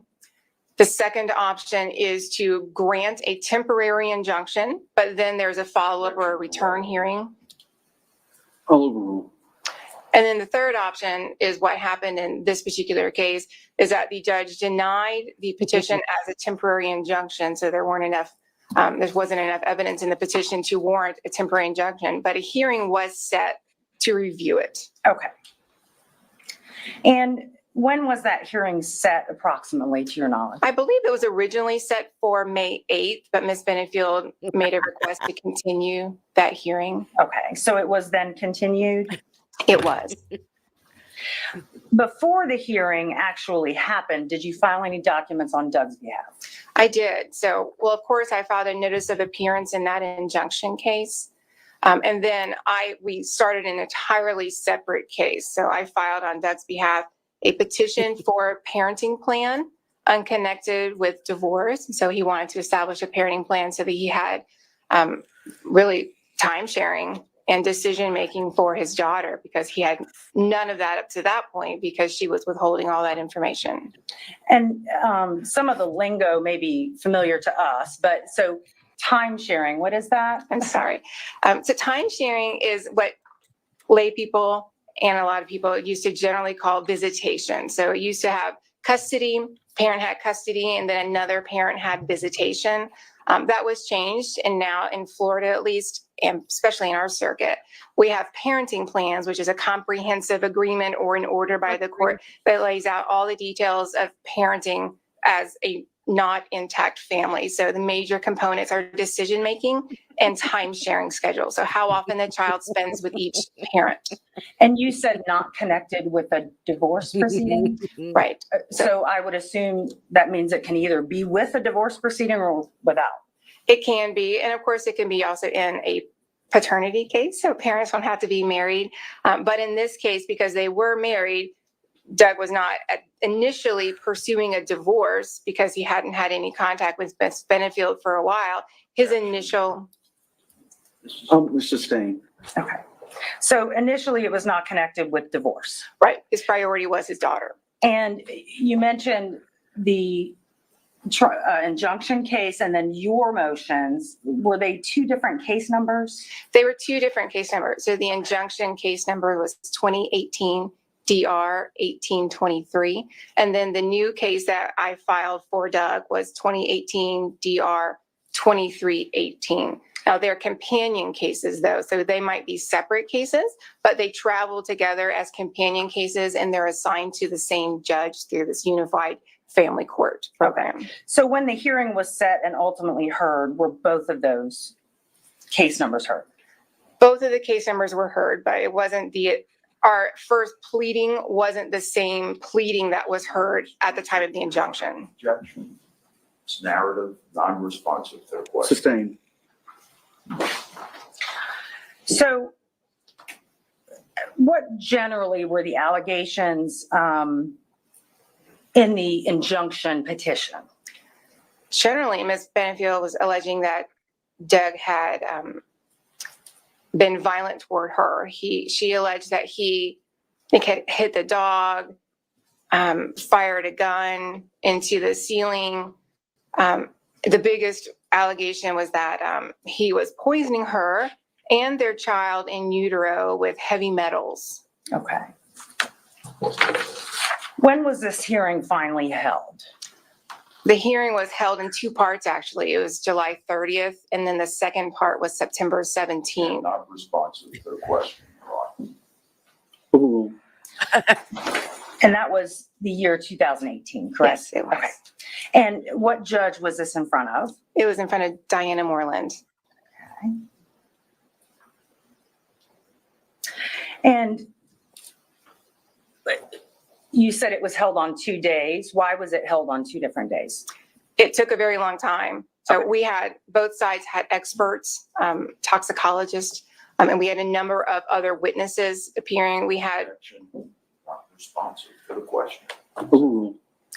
there were also people from the child protective team testifying. And so there were too many hours. And so we couldn't squeeze it all into one day. Okay. And ultimately, at the end of this, did Judge Moreland make a decision?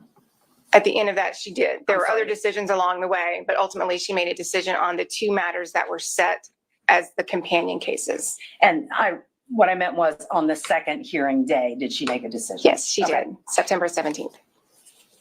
And what was that decision? There were two parts because, there was two cases. Objection, Your Honor, just final decision. For the prior motion, Yes. Yeah. overruled. Okay, go ahead.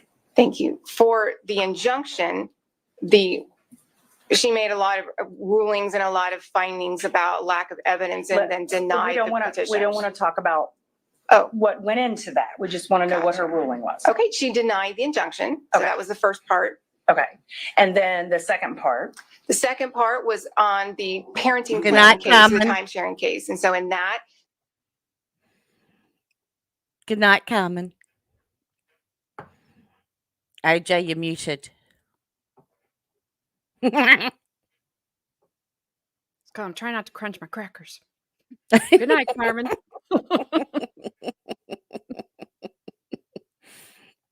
Go to bed. I wondered how long you were staying up. Also, I can't stop watching the attorney on the stand's eyebrows. Yeah, she's had some work done. They haven't For moved at all. sure. She haven't moved at all. Alrighty. Oh, goodness.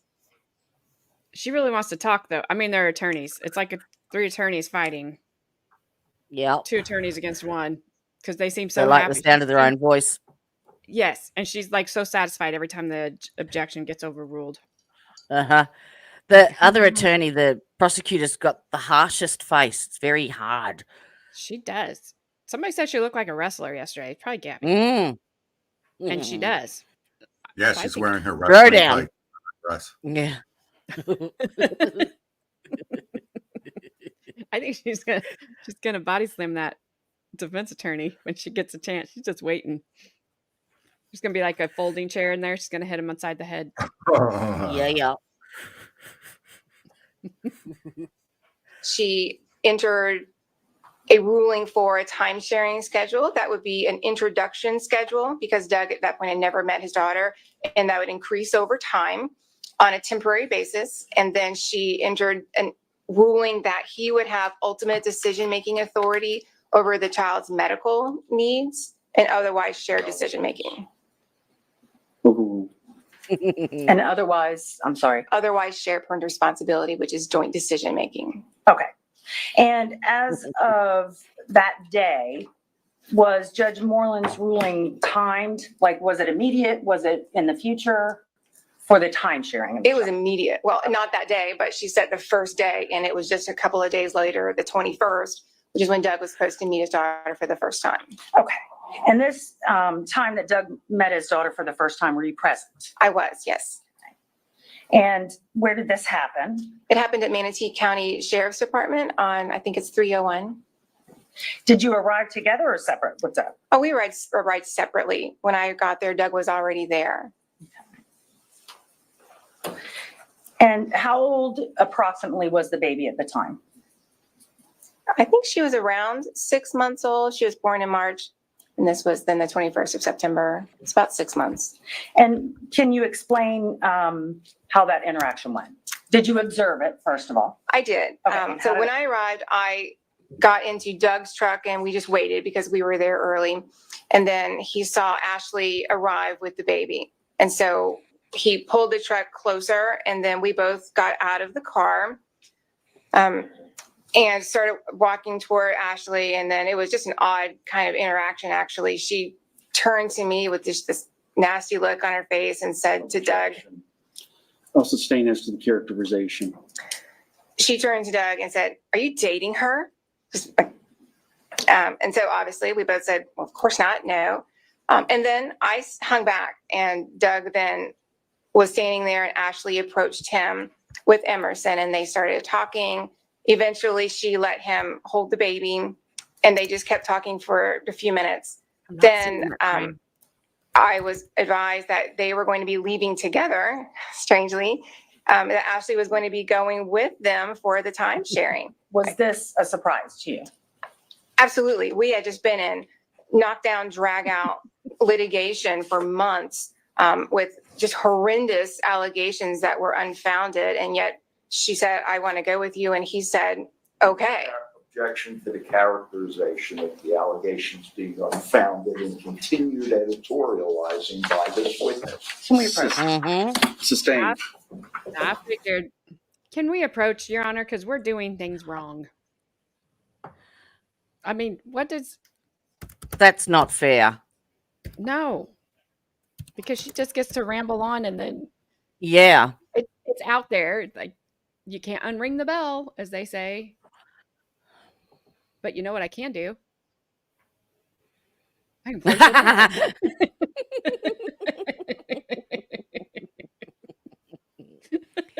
But, you know, she's been paid by Doug, so she was representing Doug, so she's biased towards him, and they're letting her opinions come in. Absolutely. That's not fair.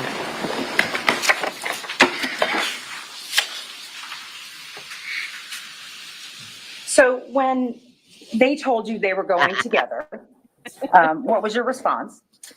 I pulled Doug aside and I cautioned him about going with her. I advised, his attorney, and so I did advise him. I said, "This isn't a good idea. She's trying to set you up for something. Don't do this." And he said, "I understand. I want to go ahead and do it anyway." And so I stayed and observed as Ashley strapped the car seat into the back of the truck, and she got in the truck with Doug, and then they left together for his first time sharing with his baby. Okay. For their baby. So after this first time sharing, did this seem to start a time of peace, so to speak? It was a time of peace. Actually, before the 26th, but on the 26th, Doug and Ashley both signed a stipulation that I had drafted at Thank you. Doug's request, which expanded the time sharing that Judge Moreland had ordered at the hearing on the 17th. So within a week, they had already agreed that he was going to have even more time sharing than Judge Moreland had said. Okay. And so that was filed in the court file. It took away the restriction of meeting at the sheriff's office if they chose. Non-responsive. Overruled. So yes, that was the beginning of a time of peace that extended for quite a period of time. And during this time, well, how long did that last, the peace? It lasted, to my knowledge, about 11 months. Okay. And during this 11 months, did you see Doug and Ashley? I saw them in magazines. Actually, they were attending gala events together, and so they were kind of Speculative and hearsay. Overruled. so other than seeing them together at the sheriff's office, I didn't personally observe them out in public, but I did. Like I said, I saw them in various forms of media. They're quite the couple. Okay. And you said this peace lasted about 11 months. What broke this peace to your knowledge? Well, it was my understanding from Doug that they were getting ready to move in. Hearsay. Let's not talk about what happened with what Doug said was supposed to happen. But during this time, did Ashley stop speaking to him? I'm sorry, I didn't hear the question. During this time, did Ashley stop speaking to Doug? Leading. Objection. I'll let you know it calls for hearsay. Effect on the listener. Overruled. Thank you. They continuously spoke to one another for 11 months until August 16th of 2019. Objection. I thought that was a yes or no. Objection, non-responsive. Sustained. Okay. So around this time, you said November 16th? August 16th August 16th. of 2019. Okay. What happened at this time? Doug was supposed to be moving in with Ashley and her mother, Alicia. He had moved all these things in. And we're not going to talk about the specifics of that. So, counsel, I'm sorry to interrupt. I request the instruction from the court about, Can we not do speaking objections? Do you need to approach? Can you stop asking your witness You know what's questions she's not supposed to answer? Yes. Yeah. Here comes Oprah again, Gabby.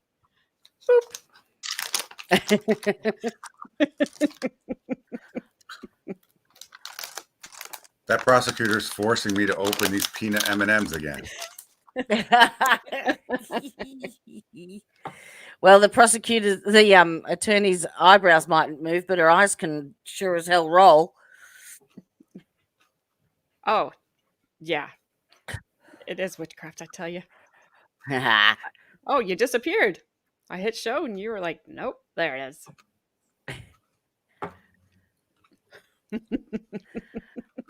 You got the 8 ball. That means you're effed. This is way more fun.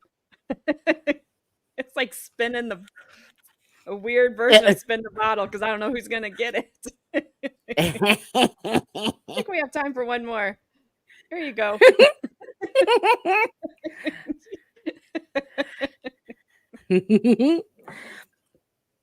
Oh, that's way more fun. Makes me feel better too. That I'm not just being annoying.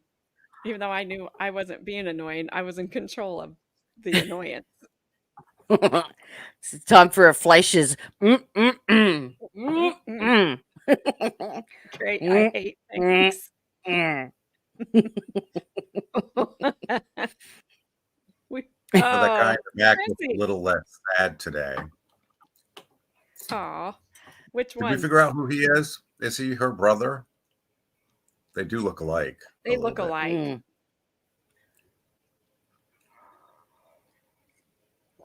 Chrissy, I like your idea, but I don't do shots anymore. So I'll do a shot of water.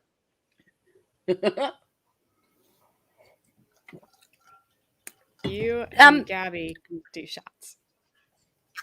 have you heard any more about the Hannah Landon trial, I AJ? haven't heard anything. I think we got what till the 31st.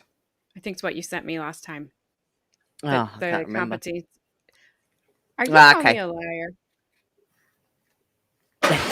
All right, members of the jury, this is one of those situations that's going to take us a few minutes, so I'm going to excuse you back to the jury room.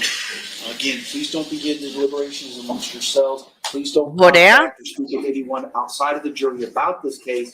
Don't do any research on the people. I'll just mute them till they get out. Okay, I will do an occasional shot, but I can't play a game of shots. How about that? Does that make me less of a liar? If you don't want to do shots, don't let them pressure you. I'm not doing shots because, well, I was gonna say I don't have anything in here to. I don't have anything in here where I'm sitting to do them with. I'm not. It's not a boomer thing to say.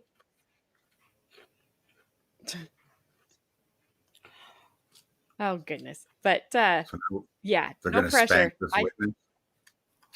We'll see. Ma'am, the rule of sequestration has been invoked. You're not to discuss your testimony or the questions that have been asked with anyone, including the attorneys, any other witnesses, any third parties. You're not to talk with other witnesses about questions they were asked or testimony they provided. And it's my understanding this may be on the internet somehow, so you're not supposed to watch anything at all that's happening within these four walls. Thank you. Thank you. They're going to trust her not to open her mouth. She can't keep her mouth shut. Mm. She's an attorney. She's like, and a bright pink dress. It is pretty, and it does Mhm. look good on her. Look at her little perky boobs. Carmen just woke And up. she knows it. Oh, I know she knows. Yes. Mm. Brian, you're in trouble. They must have been a birthday present. You're in trouble with Gabby and Chrissy, Brian. What'd I do? Because you told me not to give in to peer pressure. Well, that's what old people say. And Mhm. you know, you're right, Chrissy. Those boobs were not big enough for Carmen, so that did not wake her up. Yeah. And the great thing I have found since I turned 50 last year, I really just don't care anymore. There's a lot of things I'll do because I don't care. I don't care anymore. I don't have to be the most stylish. I don't have to be nothing. I really just, it's like, whatever. And it's nice. It's freeing. All right, let's see what we got. We got boobs in the chat.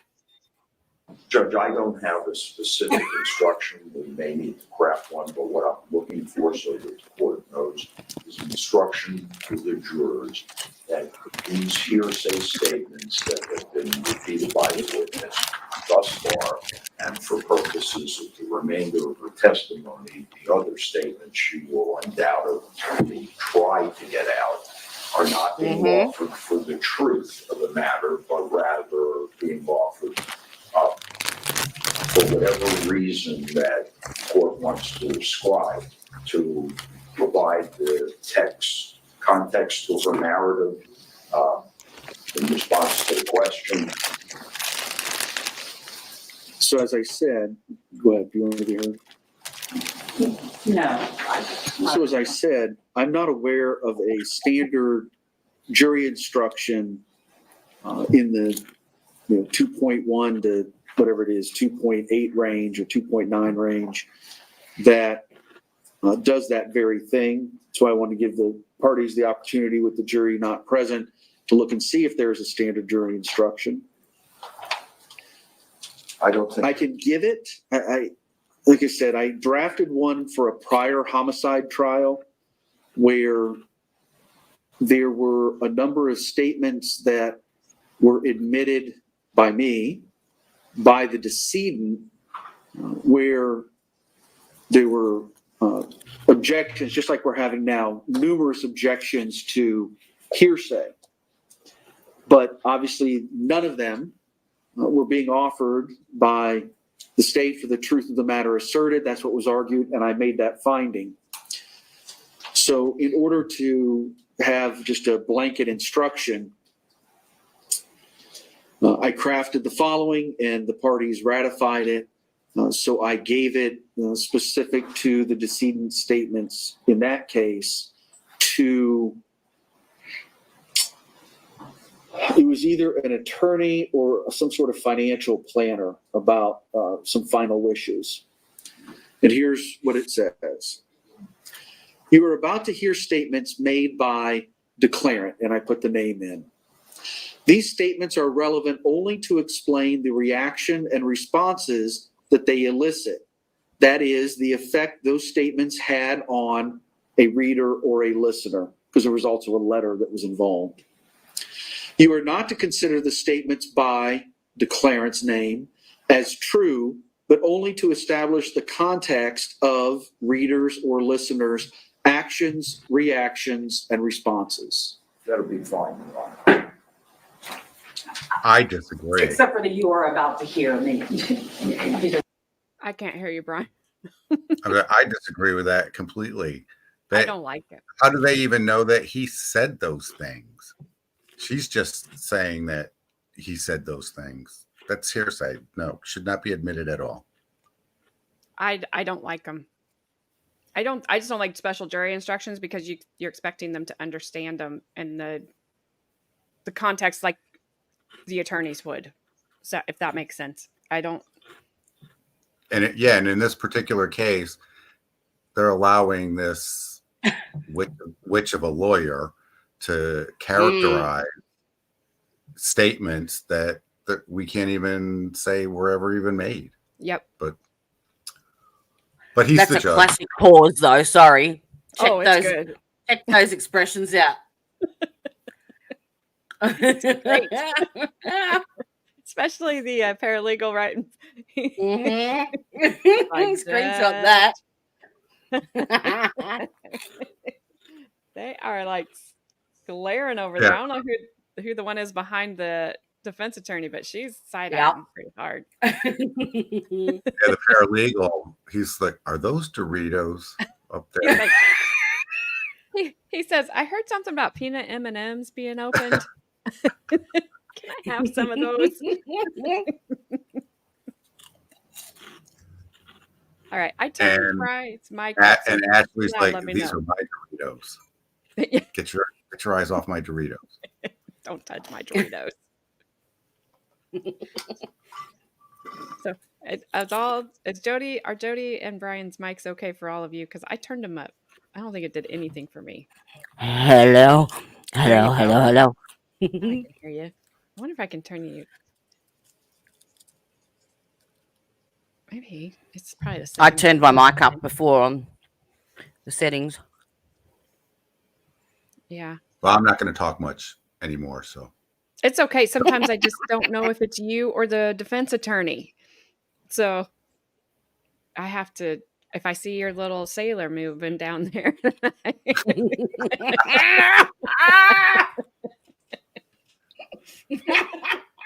My eyebrows aren't moving.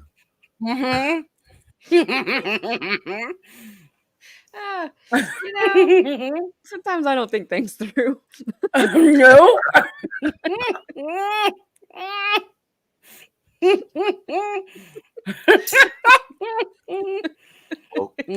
We'll just soldier on. I don't think you heard what I said, Jody.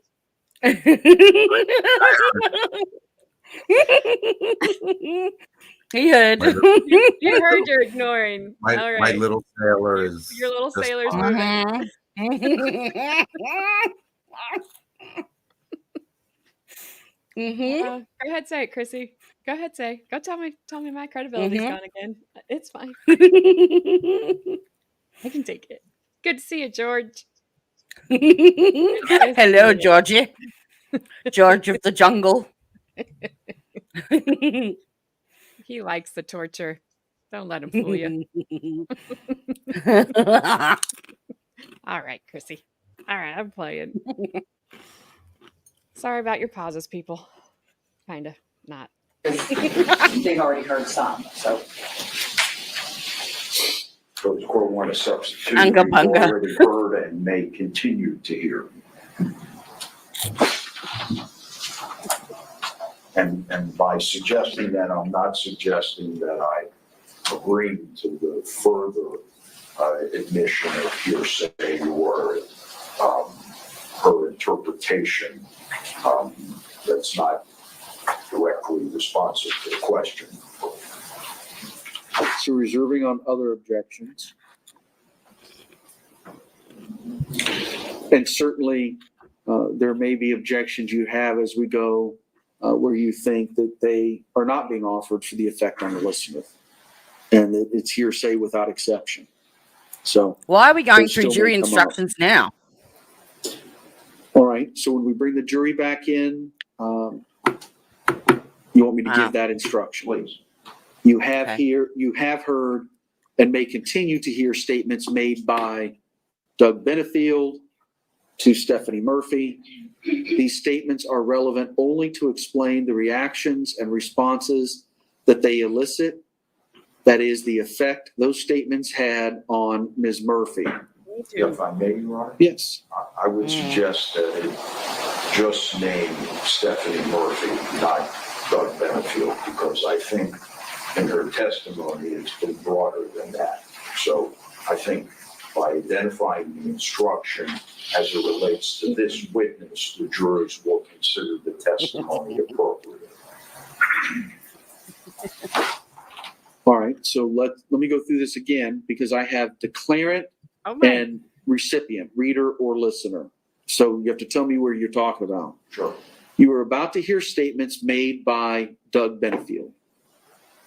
Yeah. These statements are relevant only to explain the reactions and responses that they elicited. That is the effect those statements had on Ms. Murphy.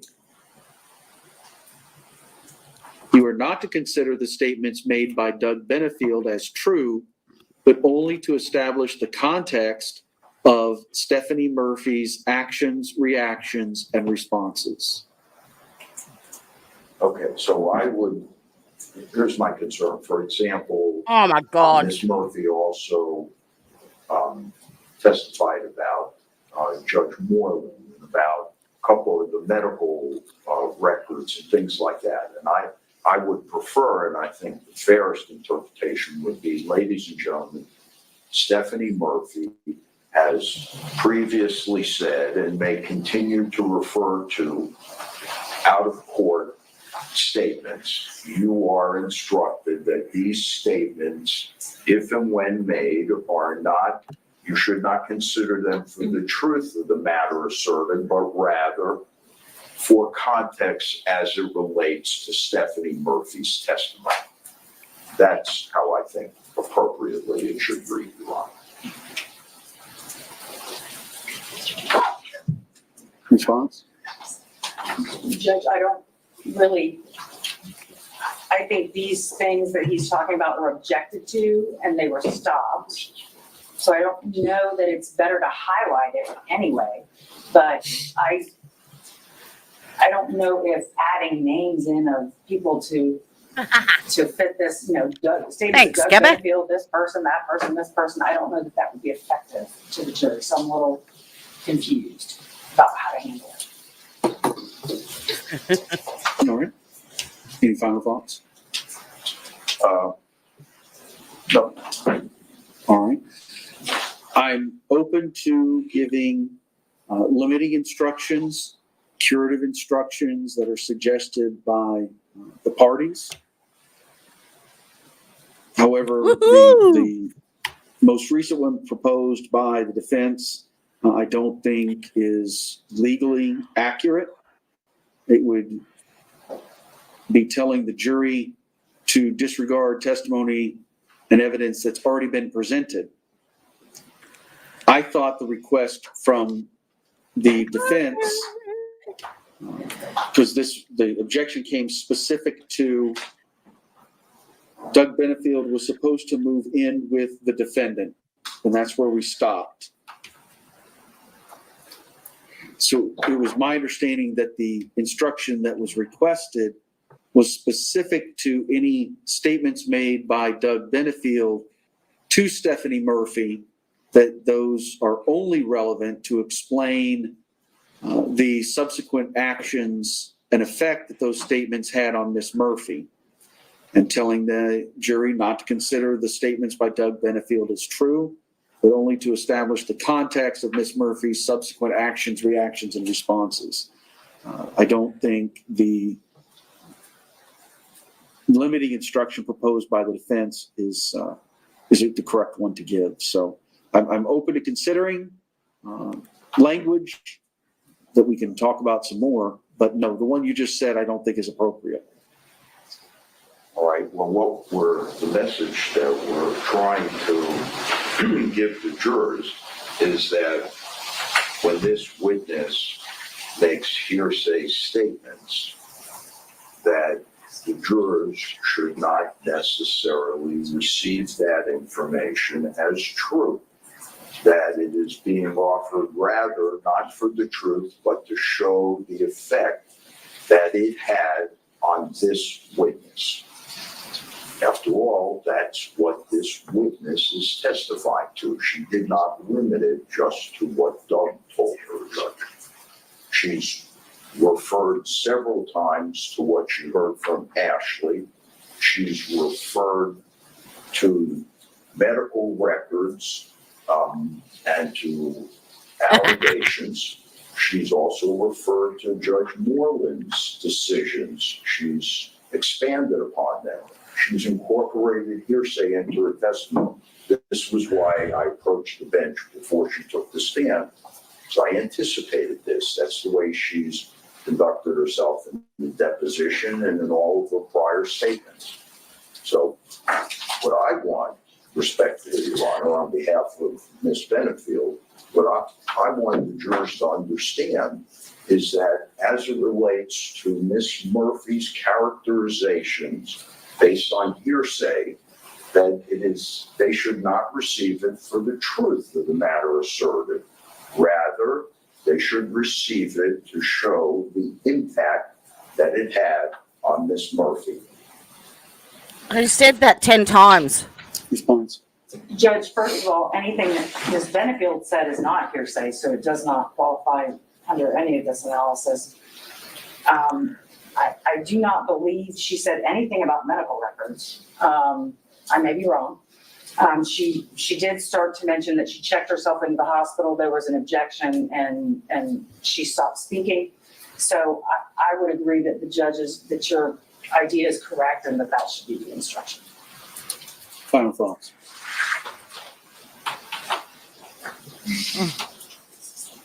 So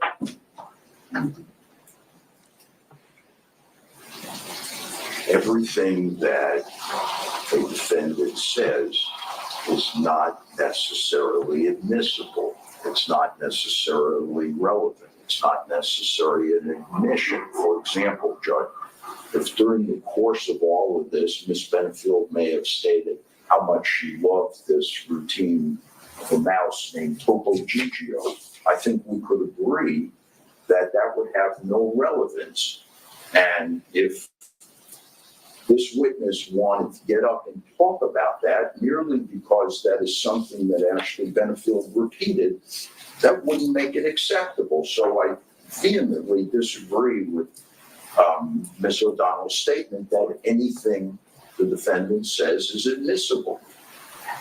And I'm concerned about the editorializing by Ms. Murphy being interpreted by the jury as truth, as unvarnished and documented conclusions. And so I would like the jurors to know basically the definition of hearsay. I would like the court to instruct them that it's not being offered for the truth of the matter asserted. It's an exception, and it can be considered to show how this witness reacted to it.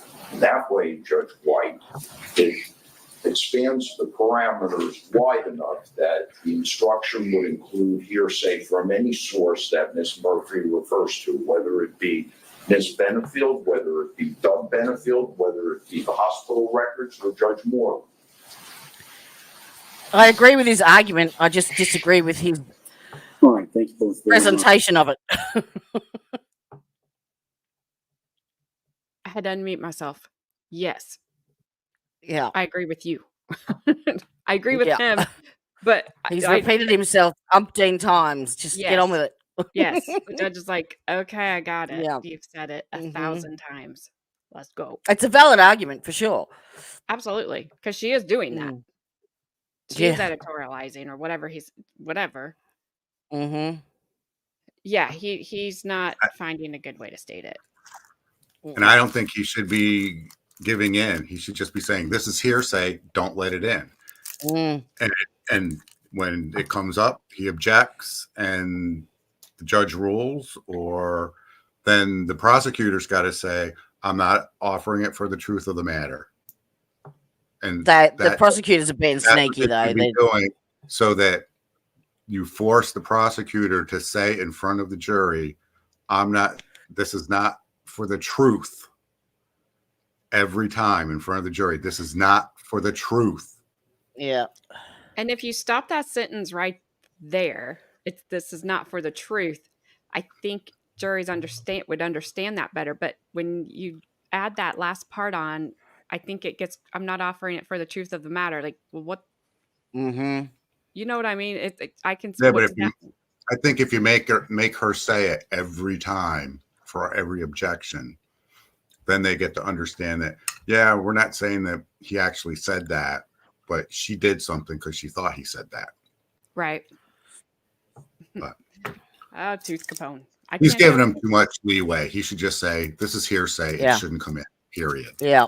Yeah. Mm-hmm. Yeah. Like, why are you giving her Yeah. so much room? Because you're giving her a wide lane. And I don't understand why.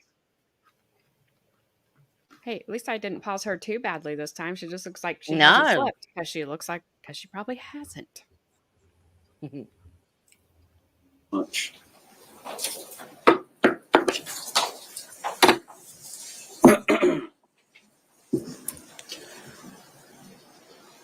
At this point, I don't plan on giving any sort of cautionary or limiting instruction. I haven't heard the parties agree on language. It doesn't sound like the language I've suggested is acceptable to both sides. So at that point, we'll just continue with the question, objection, ruling. Specifically as to the request regarding editorializing and characterizing, I'm going to sustain on those grounds. There's been, I think my information in front of me is that Ms. Murphy is a fact witness. All right. The request that I give the definition of hearsay to the jury is denied. As we all know, the determination of legal matters, including whether a statement is hearsay or not, or any sort of evidence is hearsay, that's a judicial matter, not a legal. It's a legal question, not a factual question for the jury. Those are my decisions. I'll note that it is already factored into a court's ruling if a statement is offered, if an out-of-court statement is offered to prove the truth of the matter asserted in the statement, it is hearsay. The issue then becomes, is there a recognized exception to that statement or to that hearsay? And is it relevant and material to the case? That's how I'll continue to make my decisions, subject to the objections and the arguments that are made. Are we ready to bring the jury back in? I did have one scheduling question, if it's okay with your honor. We have, after Ms. Murphy, we have 2 law enforcement officers here.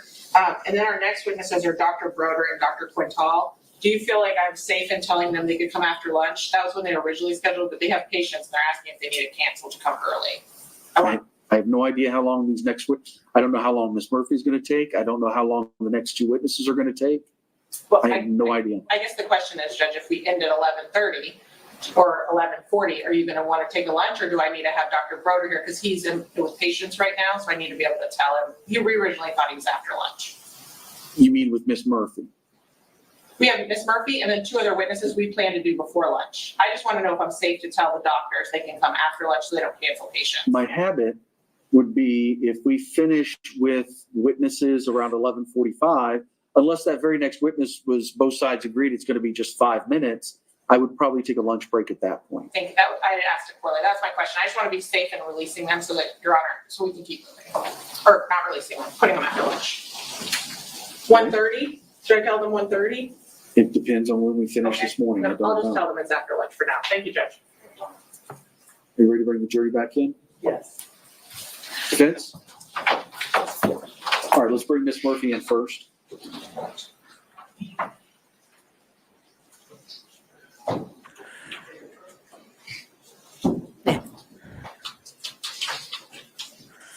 You're gonna get the RTs ganging up on you, and then when I tell Bree you're a nurse, she's really gonna gang up on you.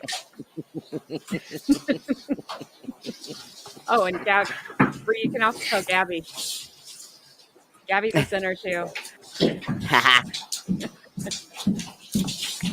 Happens to me a lot, Gabby. Gabby likes to sin. Ms. Murphy, have a seat as you're settling in. Did you discuss your Hello. testimony with anyone else outside of this room? No. Did anybody try to approach you and discuss anything about this case? No. Did you watch anything or any of the proceedings? No. All right, man, while you were outside, I did sustain 2 objections that were raised by the defense.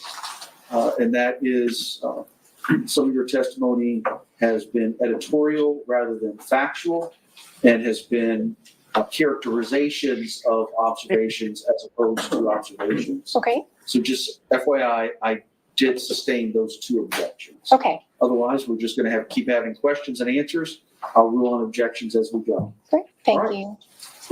It'll be you and Brian, Bree. You both RTs here. You'll be taking care of everyone. Bree, if I told you all the medications that I took, this ain't nothing. Trust me. She'd be like, "Oh, that's fine." Mhm. We'll bring the jury in.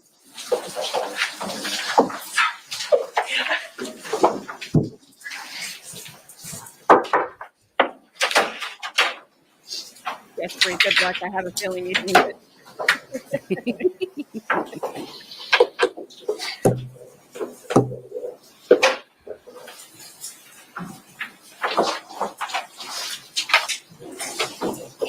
All right, y'all can have a seat. Welcome back, everybody. Did anybody begin discussions amongst yourselves? Talk with anybody outside the jury about the case, or do any research on the people, places, things, or legal topics we've heard anything about? No, sir. Everybody says no. All right, you may resume your question. And I believe as we left off, Ashley and Doug were not speaking to each other. Pretty much not speaking to each other. Right, beginning on August 16th, 2019, they were not speaking to each other. Okay. And as a result of that, did you ultimately file anything on Doug's behalf? I ultimately did, yes. Okay. And what was that? We filed gosh, let me think back, it was so many years ago now, a series of things, but one of the first things that we filed was an amended petition for divorce. And so it was actually a motion for leave to amend with the amended petition attached to it, which is the procedure. So that ultimately means it was not seeking divorce before, but now the petition is. Yes, that's correct. And still the parenting plan with some additional allegations, but that's what the main first pleading was. Okay. And at some point after this was filed, did you get information that there had been complaints filed against Doug Benefield? Yes, I did. So that amended petition was filed, I think, November 6th or 5th of 2019. And then within a month, I would learn that there was a series of complaints filed with. Hearsay. I'll sustain.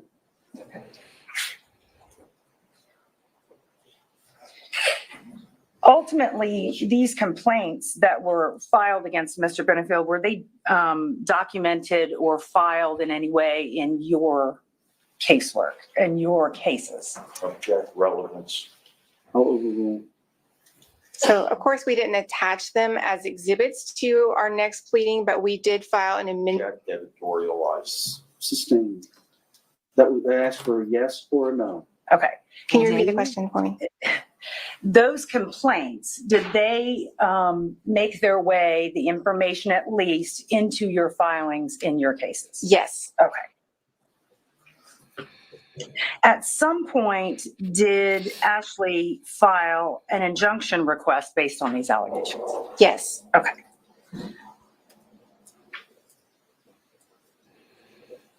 And around this time, was there a psychological evaluation ordered with Dr. Broder? It was not ordered by the court. There was a psychological evaluation that was put into place through, I believe, the Child Protective Objection Team. editorializing. Yes. Shut up, woman. So an evaluation was recommended. I sustained it.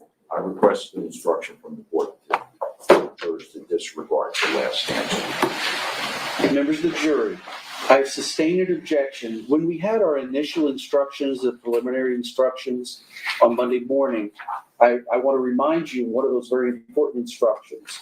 If an objection is made, you're not to guess or speculate as to why it was made.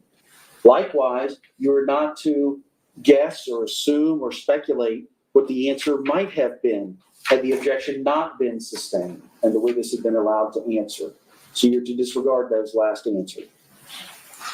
As part of this process with, Sufficient? I'm sorry. Thank you. Yes, sir.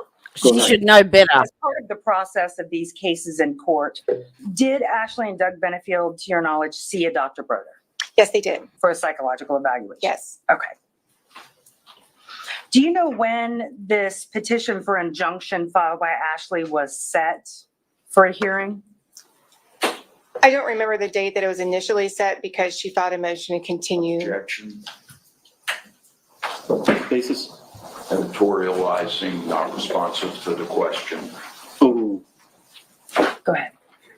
It was continued several times after she filed a motion for mediation, and then eventually it was scheduled to occur.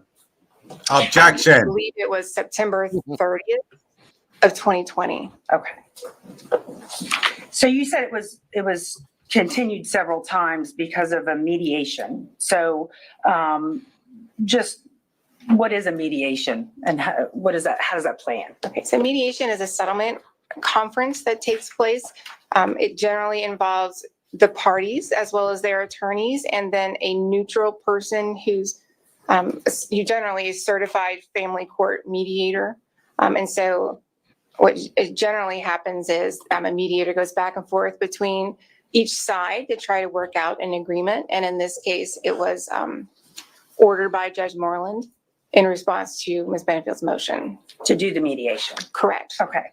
And did you participate in the mediation? I did, of course. And also Doug and Ashley Benefield? Yes. And as a result of that, did some of the focus of the hearing coming up change?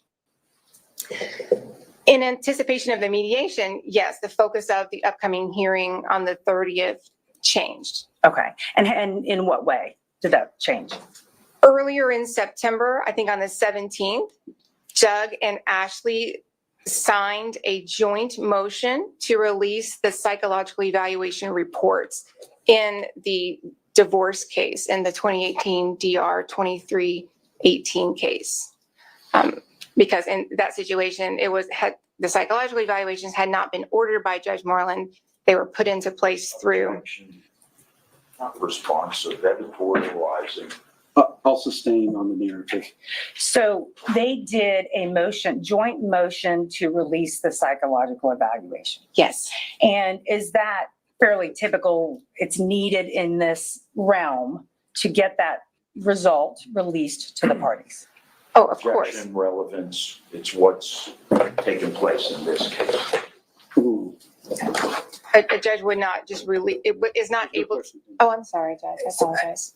A judge doesn't release that report unless. The judge orders that it can be released. Okay. And Doug and Ashley did a joint motion for that to happen. They did. And to your knowledge, what was their path forward from that point? The path that went into place was they were reconciling and moving to Jack's Maryland. speculation as to what the path forward was.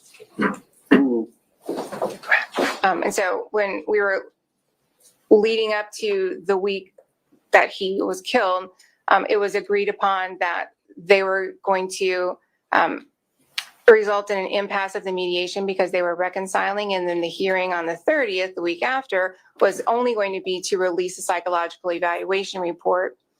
Okay. And they were going to pursue the move to Maryland. Okay. So ultimately, the only thing that was supposed to happen at this hearing on September 30th was the release of the psychological event. That was it. That was it. Okay. And do you recall what day of the week that was, September 30th? I believe it was Wednesday. So the mediation was a Thursday prior to the killing. And then the hearing was supposed to be Wednesday, the 30th. Okay. She shouldn't even be allowed to use that word. And what day was Doug killed? Sunday night. And that would be the 27th? Yes. And who was the judge going to be at this hearing on the 30th? Oh, it was still Diane Moreland. She was still the judge on the case. And at all times that you dealt with Doug, did he ever seem to you overly angry or aggressive about things? No, I thought Doug was never angry. Just He was no. very mellow and Just matter of no. fact. It was a point of contention between us, actually. Okay. I have no further questions. Thank you. Thank you. Oh, Cross. thank God. Yes.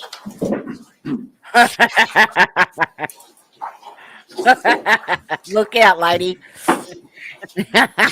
I'm coming to get you. My turn. Back up to Chuck, Good biatch. morning, Miss Murphy. Good morning, Mr. Taylor. We've met on a few occasions, have we not? Yes, we have. And we meet again this morning. It's lovely to see you. And you've So been an your ass every specialty time. is family court. Family law, yes. And you've been practicing family law, I think you've told us 23 years. You have your own firm, you and your husband. Yes. And in that capacity in family law, correct me if I'm wrong, but when you litigate matters in family court, excuse me,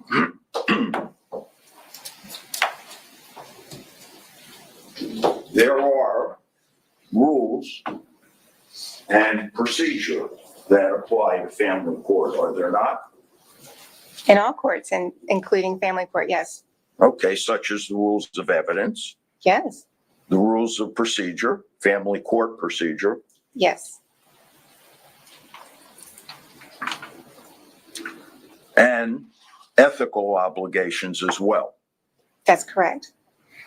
Those always govern your behavior with respect to the tribunal, the court, correct? All of our behavior, yes, that's correct. Are you familiar with Florida Bar Rules of Professional Objection, Conduct? relevance, Judge? Condom relevance. Not overrule. I don't know where this is going, so I'll overrule for a moment. Thank you. I'm familiar. Yeah, Rule 4-3.3, candor toward the tribunal. I'm familiar with that rule. All right. You're familiar with that rule's obligation of a duty to disclose false evidence. I don't have the rule in front of me, so if you want me to read and see if that's exactly in the rule, I can certainly take a look at it. I'm generally familiar with the obligation to provide candor to the court. Yes, and to disclose if evidence is inaccurate. I think Yes, we can exactly. agree on that, Of correct? course. That would include, would it not, a failure to correct a materially false statement of fact? Yes, I'm aware that that exists, but I don't see how that could apply to my case with Doug. All right, well, let's see. I want to ask you about a sequence of events now relating to the litigation that you mentioned to us between Doug Benefield and Ashley Benefield. Was this the injunction you're referring to or the divorce case? I'll be very specific in my questions if you'll be patient for a moment. Of course. Ashley Benefield files her domestic violence petition on April 23rd of 2018. Is that correct? I believe that date is correct, yes. Just so there's no mistake. She then, correct me if I'm wrong, because you seem to have the dates mastered. Ms. Benefield then files a petition for divorce and temporary TPR on May 31st of 2018. I don't remember the date that she filed those, but she filed, those would be, I think, separate things. And so in response to the petition for parenting plan unconnected with divorce that I filed on Doug's behalf, she filed an answer and a counter petition seeking divorce. So your answer for purposes of my question was you don't recall the date. Yes, that's correct. And it wasn't that May I she. approach the witness? Yes. See if this refreshes your recollection as to the date. I need to get my reading glasses, Mr. J. Oh, me too, ma'am. He's got his snack on. Yep. And it shows.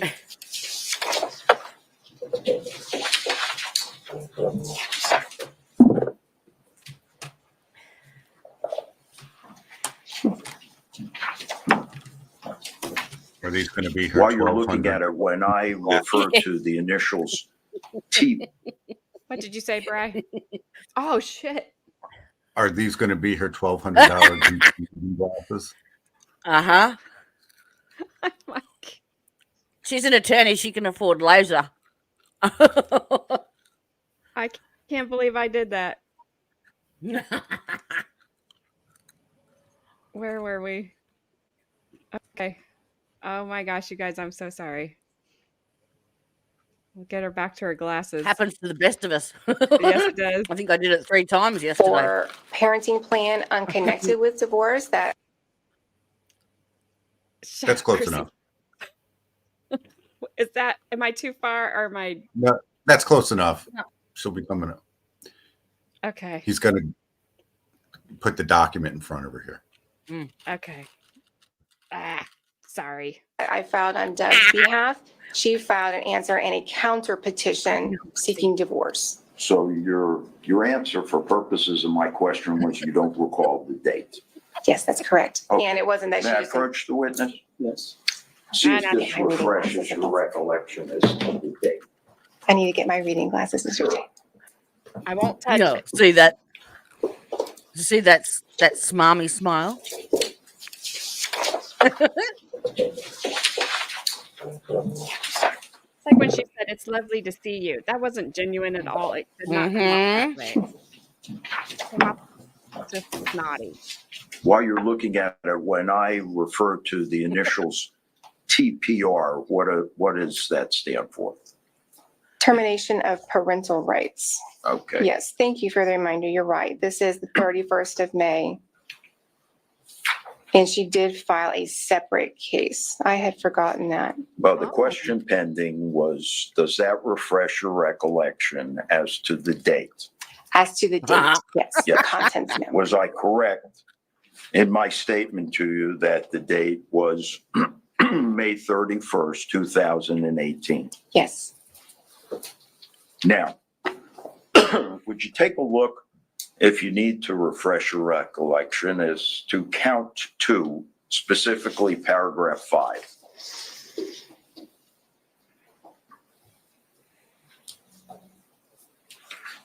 Ms. Benefield makes some allegations there, does she not? She does. All right. On June 19th of 18, you file Mr. Benefield's answer. I don't remember that.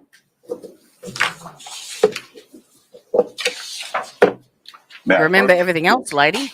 No Let's see kidding. if this refreshes your recollection. Don't you remember what she wants to?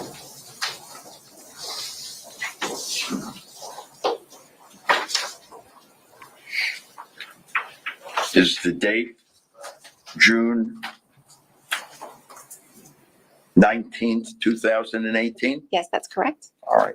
And that's your answer, is it not?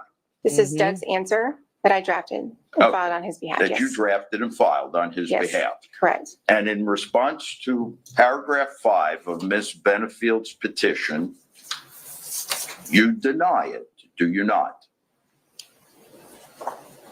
Objection relevance, Judge?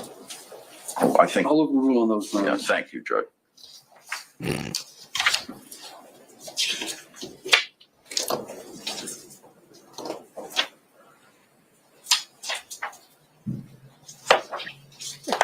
Ms. Murphy, my question was, if you would look at paragraph 5, do you enter a denial? I'm sorry, it's number 5 is 7 pages long. So I was just checking to see if that was correct. Well, Yes, Graham. we denied these allegations that Okay. he committed those acts during pregnancy. now, as part of that action, your client, Doug Benefield, submits to a deposition 27 days later on July 17th, 2018, does he not?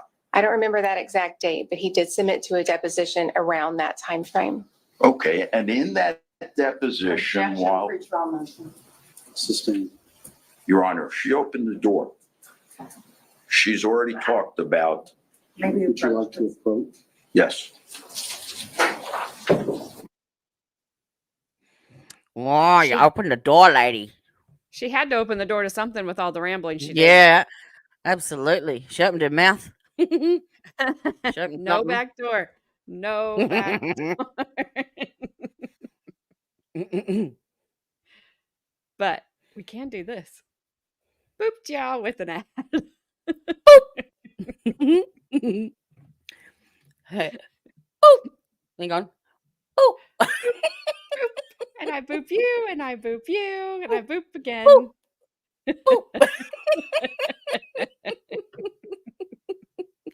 Gucci, Gucci, goo. Gucci, Gucci. Yay, Brian. Haha, Gabby. It's got to be better than what it was. It has to be better than what it was. Oh, well, good. Oh,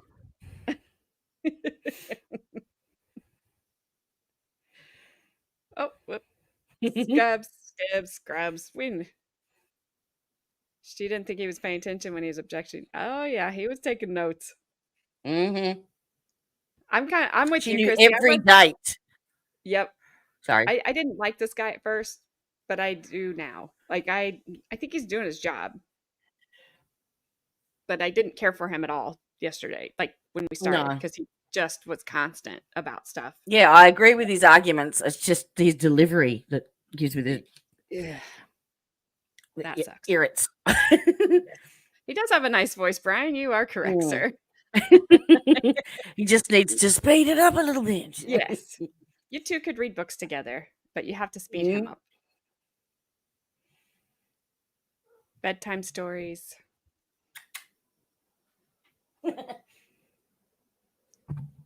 All right. Nope, looks like I can't believe I went all the way back to beginning. Embarrassing. I did that 3 times yesterday. Oh, did you? Yeah. I didn't. You did it. Oh, I got a soggy bottom bun. Did we get a boop? There Oh! she is. Oh, penthouse. Oh, Governor. Hello, Governor. Hello, Gabby. Hello. Chip, chip, Cheerios. I Well- changed my name to the Soggy Bottom Bun. Chrissy, Did you? She did. Yes, she is soggy bottom bun. If she was going to tiptoe through Hiya the door, there. she should not have wore a bright pink dress. Uh-uh. Kind of noticeable. Hello there. How are you today? Hello, Mr. Adair. How go with? Oh, I was gonna say how go with the pickleball, but it doesn't go with it all. Adair, is that enough hearts for you?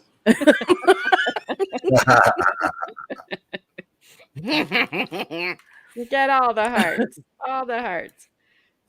He tiptoed and she swung it open. Oh, he tiptoed. Mhm. I read it wrong. I'm sorry, Chrissy. Yeah, she kicked that door open. I think she had to have in some way. There's no way that all of that could have been said. Adair hurt his knee, so he can't pickleball right now. Which is too bad, Adair, because there's a company I read about in my Indianapolis paper that is selling all their stuff for pickleball because they're going out of business. They had to file bankruptcy for some reason. I can't remember the name of it now. But you should look it up. You might be able to get some equipment.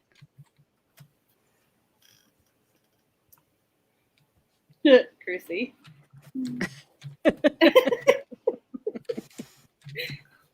Ashley looks like she's decoding messages there. She does. It's like beep, beep, beep, beep, beep, beep, beep. Calculating. Chrissy, did you want an ad? Is that what that meant? Don't you dare. Oh, and there you go. I won't get it. Nanny boo boo. Oh, you didn't? How about this one? But wait, there's more. Oh, there's more. I don't know how many times I can hit the button.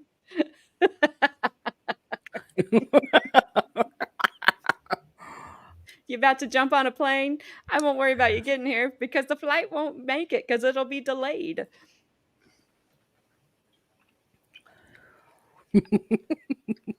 One more just for good measure. Oh, no.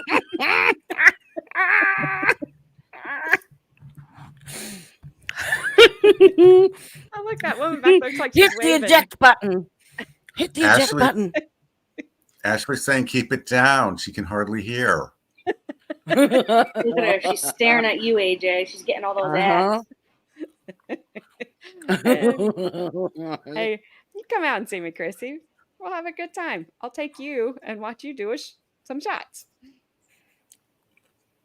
There's a lot more spectators there today. I think they probably saw the stream yesterday and decided to go in person. Maybe. Maybe. Those people look like they're having fun watching that. I'm going to go. Why does his side look so crabby? They all frown. All of them. Like, good grief, this is long. That's what she said. Also, nobody has made the joke about 12 to 15 inches and what it looks like if a... I've been thinking about it every time he says it. Me Yeah, too. but does it have the girth of a soda can? Is the question. Yeah, absolutely. Right on there, Gabby. I'm with you. I was wondering why he didn't use size at all yesterday during his explanation of how to use the microphone. But today he needs to put in the size. He's all about it. No, today. he did it yesterday. Also, I love how AJ just had a whole conversation by herself. What are you talking about? You were like, and that's what she said. And then you just carried on. Oh, yeah, no, I was just... Because I was just beating anybody else to it, so... I was already almost typing it, so you won. Yeah, that's why I just said it. So I just was saving you from having to type it. I know, that's what she said. Good. Exactly, Chrissy. That's why. I got to beat somebody. Also, Chrissy, what I was going to tell you is I don't know what you guys have going around out there in California, but keep it out there. But the two people that have exposed me to the vid here in the last 2 weeks both returned from being out of the country. So they just need to stay in the US, but apparently not in California. Because I haven't heard about it being around here. Other than me being them bringing it to me. Yeah, we're seeing an uptick. Yeah, I want to see dedicated streaming. Well, the last night I worked, Power bank to the vape. That's dedication right there. Yes, it is. Well, Brian, I won't go to Connecticut then. well, last night I worked, I was like, if I have to put on one more gown and face shield, I'm just going to quit. Oh, you gotta do Oh. that. Ugh. Dress up, undress, dress up, undress. Yeah. Mhm. No, thanks. No, I Are had you one on days off, friend. Bri? I hope so, because Yeah, he's gonna be tired. I go back tomorrow. All right, members of the jury, here's what we're gonna do. I'm gonna go ahead and let you go to an early lunch. It's about 11:20 Oh, Lord. right now. So the good news is you get to beat the crowds wherever you decide to go. If you could be back downstairs in that jury assembly room where you start each morning at 12:30. And we'll look forward to getting you back up here as soon as we can after that. Please remember, if you do go out somewhere and have lunch, Don't be if you go going in a there, group, Bree. that's Get just in fine. You trouble. can absolutely go in your groups, but do not discuss the case at all amongst yourselves or anything about the case. Don't talk about the case with anybody outside of the jury. And please don't do any legal research or research on the people, places, things, or legal topics we've heard anything about. Again, if you're sitting somewhere, just kind of hear in the din of the people behind you something about the case. All right, get the jury out of there. Adair, I think no, we don't feel like she's really guilty. But in our defense, if you've ever experienced anything that she has experienced, and a lot of us have, you're looking at it through a different filter, Yeah. and it just, to for lack of a better phrasing here, it just hits differently, and you, so no, I am not convinced she is guilty at all. Not at this not at this point, and nothing the state has done today has helped me get there whatsoever. No. And Gabby, is it the defense rest or is it something else? Is it what? Sorry. Is it the defense rests or is it the meat in the sandwich? Crap, I spelt it wrong too. She's back here. She can also be here be back about 12:30. Yeah, Gary, I was going See you to guys back here at 12:30. Aussies don't know how to spell, so Hey, Brian. What'd you Aussies say, don't Brian? spell things correctly. So Oh, when I put up my message earlier, I was like, well, sorry, Brian. I know this is probably worded really bad and badly and lots of grammar problems. The meat in the sandwich. Ha ha. Took you a while. Oh, I see it now. I was going back and reading what I wrote, and I was like, wait, did I write something wrong? And then I was like, I looked up and I saw her name. I was like, oh, okay, good. Oopsies. Let me get live. how many ads can you get in here? I don't know. Is this a challenge? No. Oh. No, thank you. Might have to No, thank you. Get a brace for your clicking finger there. I can get one. There's one. Here's another one. Here's one. Here's another one. I am curious how many times I can hit it, but I won't do that to you guys. I really just want to be like, just. Can we go back to yesterday and replay the 911 call from yesterday's law and Sure. crime? Do you know about what time that, like, how long into it you were? Because other than like, it was he what, the third witness or fourth witness? It was. I'll know the guy when I see his face. okay. Where are you at? I can't share a screen, can I? No. Oh dear, the pea and ham soup's working. Oops. Oh Lord. Oh, Adair, They did But show a photo that she had swelling on the side of her face. He had firearms as well. but Adair, I guess I would have to just ask you, what does that have to do with anything? I have several in my house. I'm not unaliving. Only thing that's being unalived around my house is skunks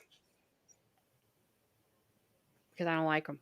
But I'm not unaliving people. Pea and ham soup. No, I had pea and ham soup for dinner, and yeah. Oh my god, I thought that said you peed in ham soup. Also, I was like, oh lord. No. Yeah, no. Ham soup and pea in the suit.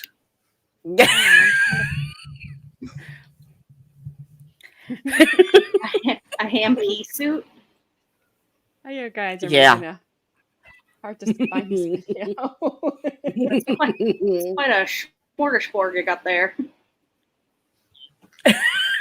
Yeah. Oh Lord, Jody. I can only find like where you have to buy it.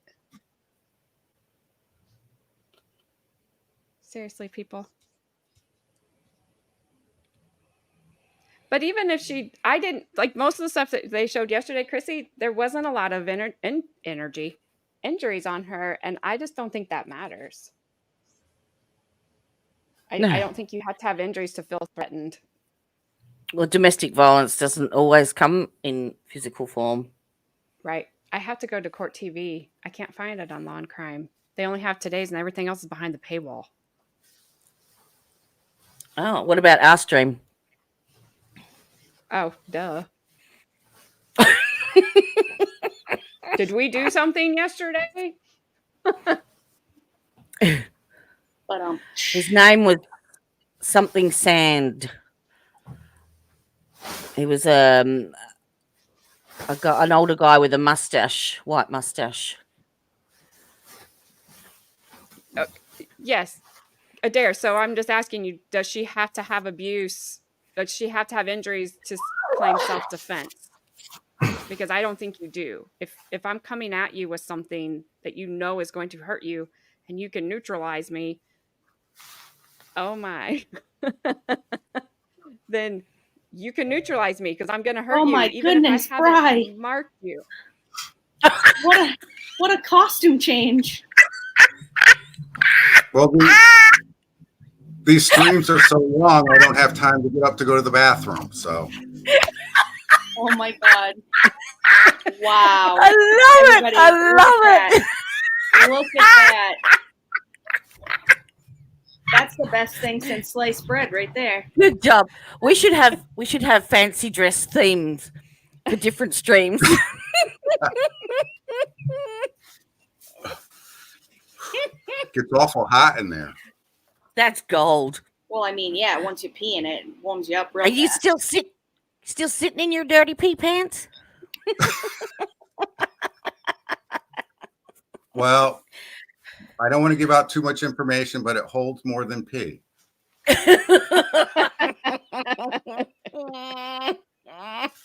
It was the skunk.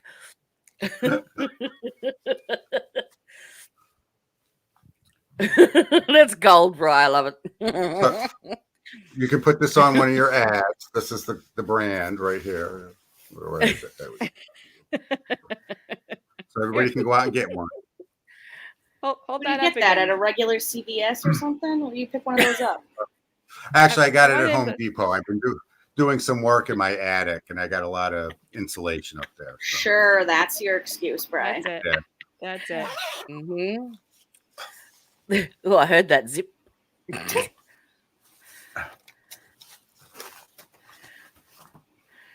Okay, Adair. Yeah. I'm not trying to argue with you, really. I'm not. Adair, please don't take it as I'm trying to argue with you. I'm really trying to see where you're at. And so, if Yeah, from absolutely. what you have observed so far, what makes you lean towards guilt versus innocence? And again, I'm not trying to argue with you. I really am curious. No. because Absolutely. we all see things differently. Mm-hmm. I like to hear other people's opinions Yes, me and too. reasons for. Yes, That's Christy, it right. is not It's a arguing, it's discussion. having a discussion. Correct. What do I got? There we go.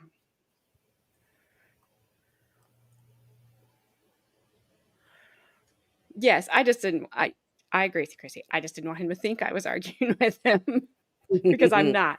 I wasn't in any way. I just curious at what he saw that because like I said, some of us. I know most of a lot of the. Unfortunately, I hate to say that a lot of the women that have been in my chat, we all get that. We all have that different filter, different levels of it. Even some of it's Yep. just been But horrible. we've all got different life experience as well, and we all bring our own experiences to the table. So we're Yes, entitled to our own thoughts, and opinions, and that's fair. I and could tell that's you a what story for days. I.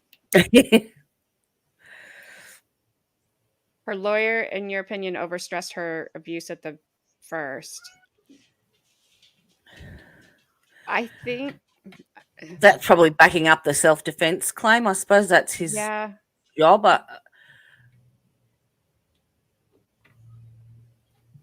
I think they maybe not so much now because it's kind of it's gotten away from it a little bit. They haven't really been talking about it anymore, other than just trying to prove where she's at, or I'm getting raided by my dogs. Where she's at or not, who she sent to the park or didn't. Like they've been talking about kind of that stuff that doesn't matter right today, and so I don't know. I can understand I what you're actually think saying. the only thing they've brought in as evidence-wise is the intervention order, isn't it? Otherwise, that's the only real, apart from the complaints she made to Right. during the custody, that's really the only evidence as such, like physical evidence to back up her story, I suppose, if you look at it that way. On a factual, you know what I mean? Like, Yeah. Absolutely, Chrissy. 100%. yeah. And sometimes the ones that don't leave the marks are the worst. Yep. But she actually has I don't know if you heard it yesterday, AJ. They were saying that she has fibromyalgia as well from it. The Ashley does? Yeah. Yep. Wow.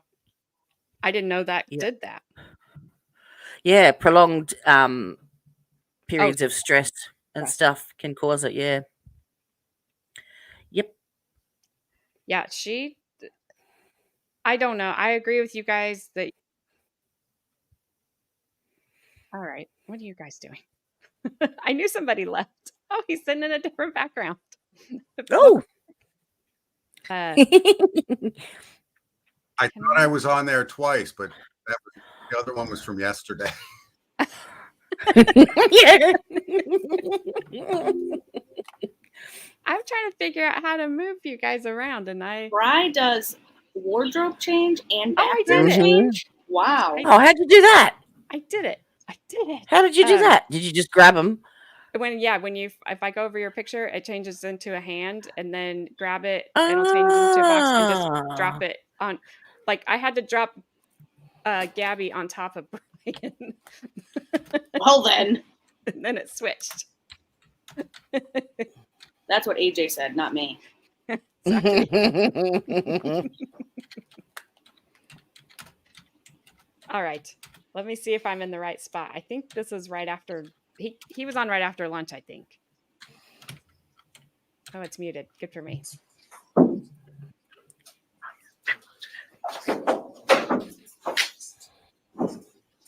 Sorry, I got to boost it.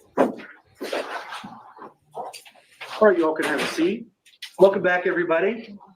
You know the questions I'm going to ask. Did anybody discuss the case amongst yourselves or begin deliberations? Talk about the case with anybody outside the jury, or do But Adair, there's another way to look at that. He was also not letting her go.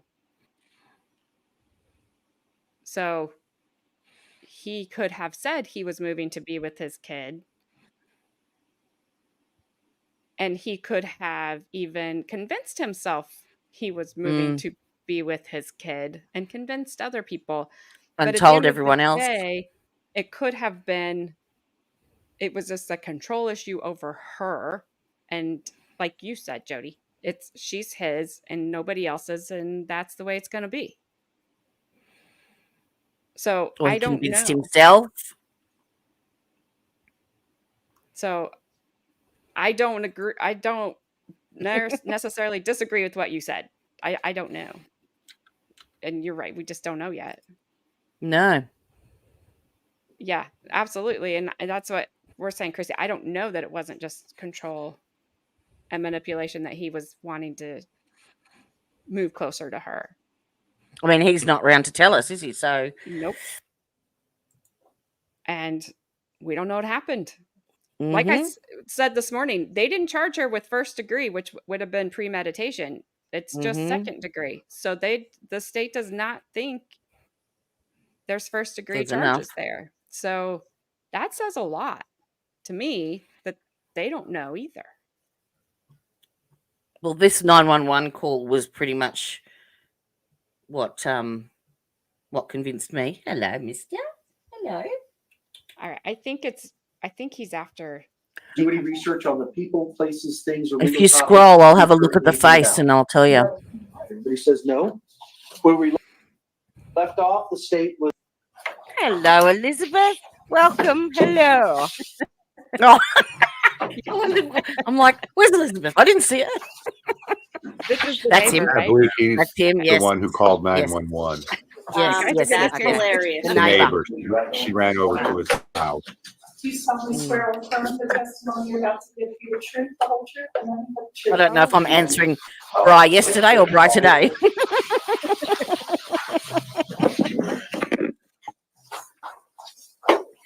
No, teenagers over here actually pay to have hairstyles like that. Yeah, he's giving off more of a Key West vibe. My name is Yeah. Jeff White. I'm going to be presiding over this That case. chick's funny. I've been Roger Ragu. Hang on. Wet Willie. I can't tell which Jody's talking. I know. I'm trying to wet Willie her. I am literally alive right now by laughter. This is so hilarious. So confusing. I don't know Also, who's Roger talking. Ruggett was my favorite witness. Oh, mine too. He Mine was the too. best. Yes. This chick. Yep. This chick's really funny. This one. Yeah, I think so.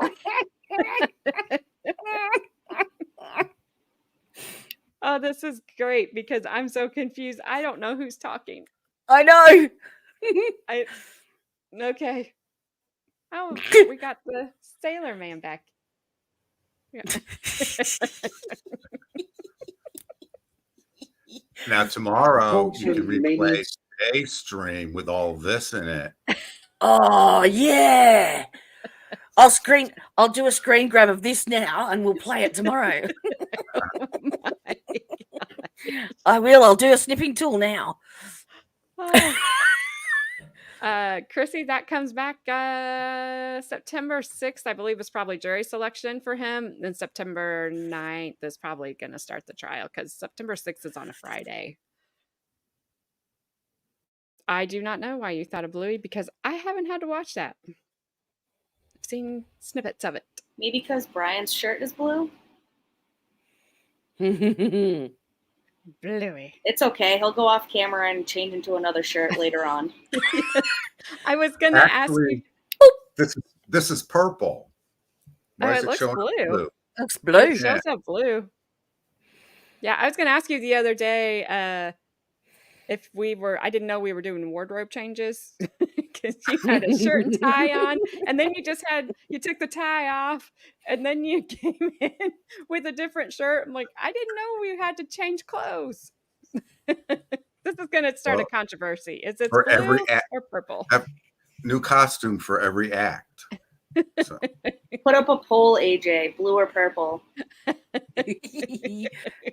see that it looks blue, but it does look blue.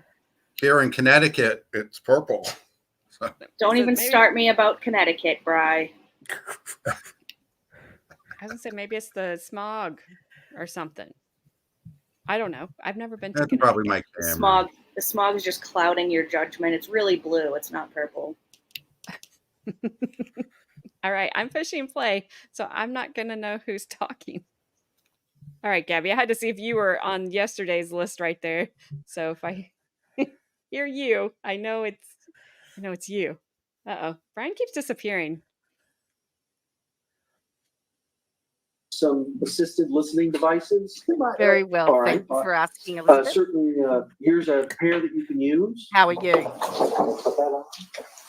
Just keep this facing forward. You should be good. As you see, you might have to turn them around the other way. Yes, sir. I think that'll work better.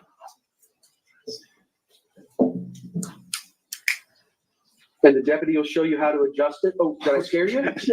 Too loud? Sorry about that. This about control. Okay. Make sure to keep it forward. All right, sir. Does that help? Yes, sir. All right. I apologize about that. I didn't mean to. No, that's all right. Sir, my name is Judge White. I'm presiding over this case. Just make yourself comfortable in that seat. Get about 12 to 15 inches from that microphone. It does adjust up, down, left, or right as you need it. Just speak in a loud, clear voice right into that microphone and we'll be able to hear everything. All right. Thank you, sir. Good afternoon. Hi. Please state your name. John William Sant Jr., How do you spell Sant? S-A-N-T. Where do you live? I know. This testimony could actually be very, very telling as to how her reaction after the event and a non-bias party. 11327 White Rock Terrace in Bradenton. That was excellent And did you insight live there. next door to Ashley Benefield and her mother, Alicia Byers? I did. Do you still live at that same address? I do. Do they still live at the same address? No, Okay. Did Ashley have a child when you lived next to each other? she did. About how old was the child last time you were together? At the house, in the neighborhood, When they were living in the neighborhood? I'd say 18 months to 2 years. Okay. And do you remember a day when Ashley came to your house? Yes, Okay. Do you remember what day of the week that was? it was on a Sunday. And what time of day was it? Light out, dark out? It was still light, but it was probably early evening. It was between football games. Okay, so it was between the football games on a Sunday? Right. All right. Still light out? What do you remember about Ashley coming over? From the very beginning. Right. Well, I heard a very loud pounding on my door and kind of startled me, but it was loud. And I went and I looked out through the little window, and there wasn't anyone there. So I thought, well, went to the back and looked out the back. I even looked out the side and didn't see anybody. And I was thinking, well, one of my grandkids has a friend in that area there, and I thought they might be messing around, but I didn't see anything. So I guess it was a few minutes. Nobody, must be just someone screwing around. And it happened again. The pounding. The pounding happened again, yeah. I'm having a little trouble here. All right. Yeah, if we can get you to scoot up a little bit. There you go. Sorry. What part do you want me to start at again? Okay, so the pounding started again. The pounding started for the second time, yes. Okay, and what did you do That's then? what she At said. that point, now I'm starting to get a little concerned. Someone's trying to either break in or a home invasion and that. So I went back into my room, went into my closet, and I pulled my weapon out. Okay, and you said weapon. 'Cause What they'd kind of knock. weapon was that? It was a Glock 23 .40 cal. Okay, so you had your own firearm. Yes, ma'am. You pulled that out, and what did you do? I then came from the closet back towards the door and decided at that point, let's look out the door one more time before I load one in and take it to the door. So I just set it down on the little table beside my chair. So you set the gun down. Yeah. Okay. And I left, and then I went back to the door. What And did look- you? And I looked at it again. And then that's when I saw I saw a leg sticking out. Someone was sitting on the stoop. Okay, so you saw a leg. You think someone was sitting. Well, they were sitting. Okay, so what'd you do?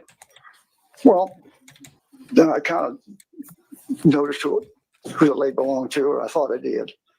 And I went and I opened the door. And did you know who it was when you saw the person? I assumed who it was when I looked out the window. When you opened the door, could you see who it was? Well, by the time I Yeah. got the door open, she was standing up. So you saw who it was? Yes, And who was it? it was Ashley. Okay.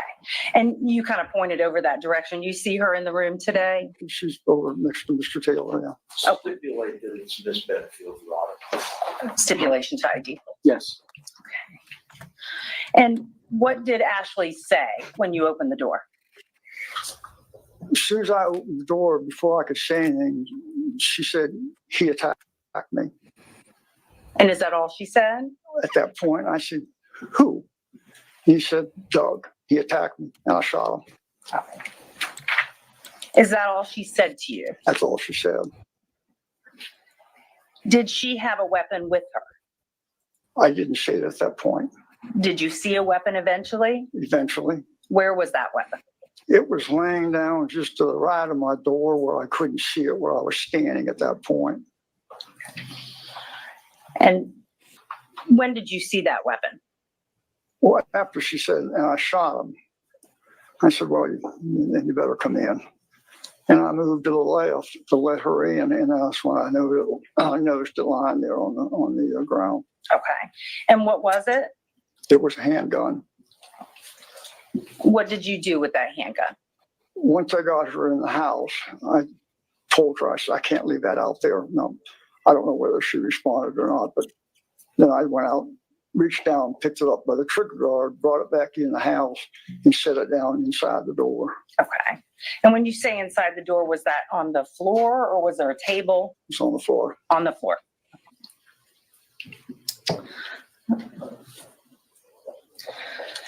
So once you brought her into the house, where did you go? Once I brought the weapon in, I shut the door and locked it. And I looked at her and I said, what condition is Doug in? And she said, I don't know. Or she I said, don't know. Don't know. She just don't I know. don't know. I said, where's your mother in Emerson? And she said, at the park. So you knew her mother and you knew Emerson, her daughter. Yes, Okay. And she said at the park. at the park. And at some point during this conversation, when she was at your house, did she tell you that that gun was hers? After listening to the tapes, I was able to hear her say it, but it was really faint, yeah. Okay. Did you call 911? I did Have you listened to the 911 call? many times. Okay.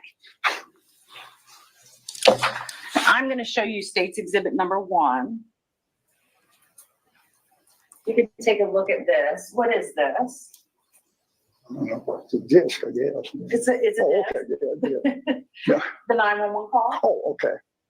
And when you listened to this 911 call, was it an accurate representation of your conversation with the person on the other line?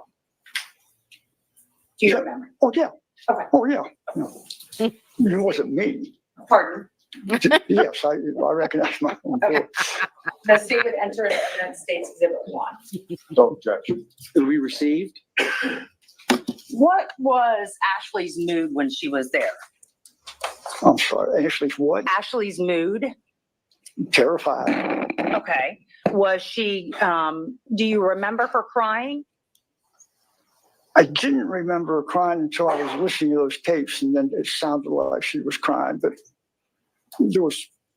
she just couldn't get any words out after that last statement about where her mother and daughter were. That was really the last coherent amount of any words that ever came out of her mouth that I could understand. At that point, it was just stuttering and shaking. And So if she had done this on purpose, she would have double checked to make sure that the job was done. She wouldn't have just gone next door and went, I don't know. There probably would have been an attempt to conceal the weapon, maybe at some, not just leave it beside her. And it sounds like she was absolutely in shock. So,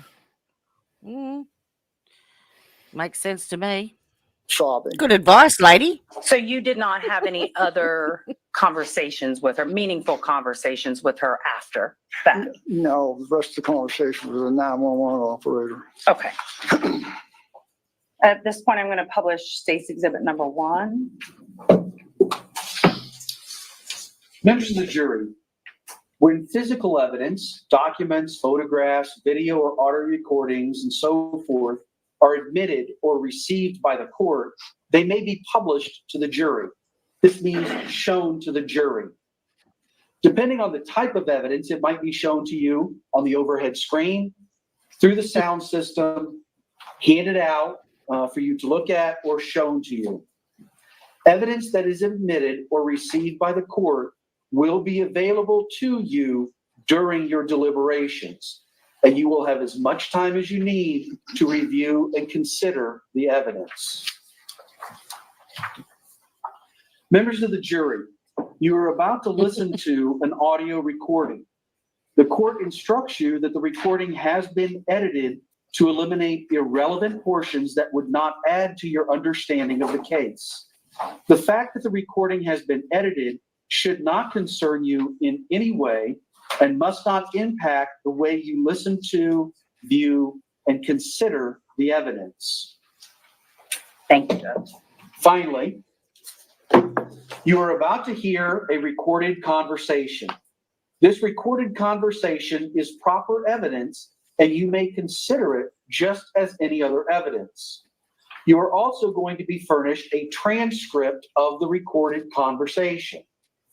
The recording is the evidence, and the transcript is being provided to you only as a guide to help you follow along as you listen to the recording. The transcripts are not evidence of what was actually said or who said it. If you notice any difference between what you hear on the recording and what you read in the transcript, you must rely on what you hear and not what you have read. Also,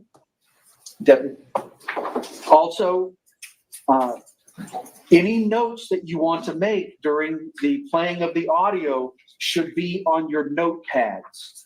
Once we have played this audio for you, the transcript, as I said, is not evidence. You will not be allowed to keep the transcript, and the transcript will not go back with you during your deliberations. But the audio recording will be available. So you just take one and pass it down.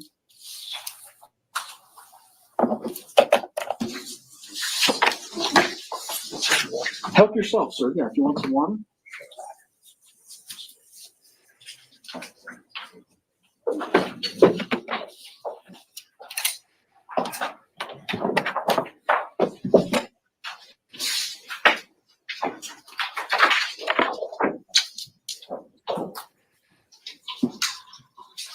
Yes, ma'am.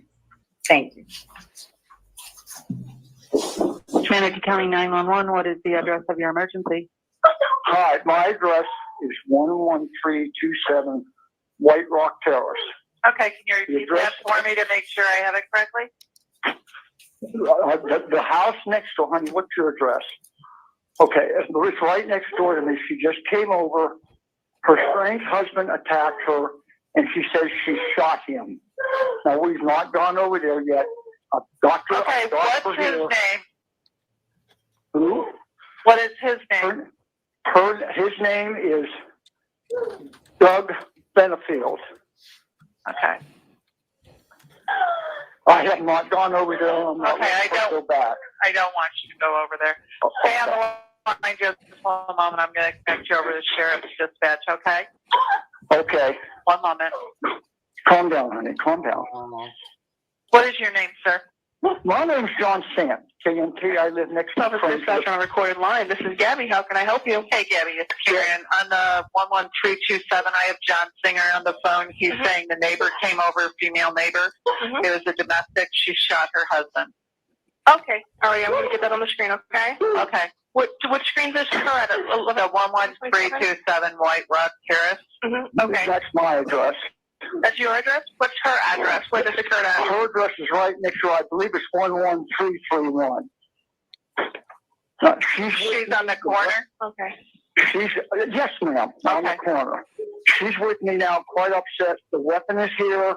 Do you want me to go over and look at anything, or just wait for the? No, I want you to just wait for the police, okay? All right, if you could just get them here quick. She came in, she was quite hysterical. I didn't know who was banging on my door. Said that he attacked her, and she shot him. Okay. I'm just getting that all on the screen, okay? Okay. I know, honey. Come on, calm down. I know. Go ahead, ma'am. Where is the gun? Is it with her, or is it just...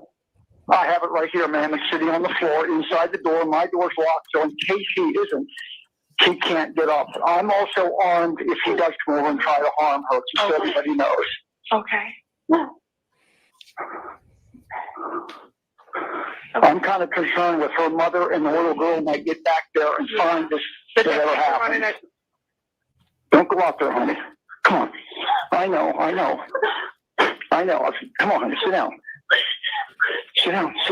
I know. You can't fake that.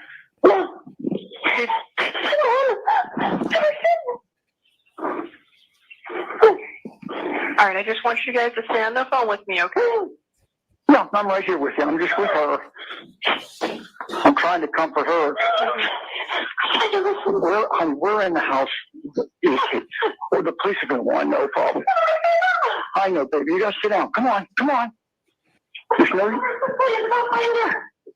Well, honey, they want you to stay here. If he isn't, we can't take a chance. That's why I want them to hurry up before we get back from the park. Deputies are moving as fast as their hand. They're coming priority. They're coming lights and sirens. They just want to get and make sure that everything's okay. So where in the house is he? Where in the house is he? Her bedroom. No, I don't know where that is. So it's one of the bedrooms. It's a lot like mine, so I'm going to assume when you go into is the garage door open? When you go into the garage, it's going to be on the left? On the left.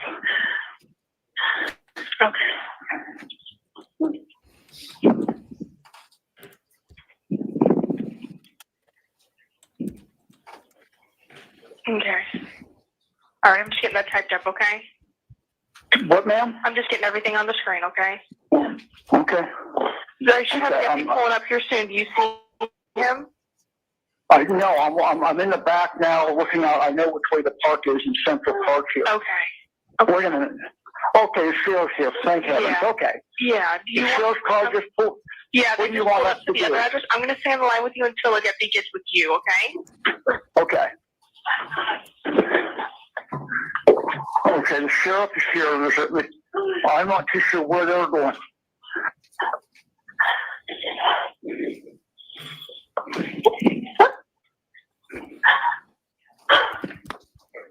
I'm just staying on the line with you. The deputies. I'm right here. I haven't left yet. Yeah.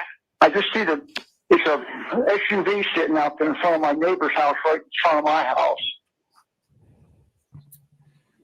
You don't have to listen to any more. That's pretty much the end of it. But yeah, just become, they're going to take him to custody. Just to listen to her, like her reaction immediately after the incident. That's what got me. Yeah, it's and I've said this 100 times watching these trials. Nobody ever reacts the same to a traumatic situation, and that's a really traumatic situation.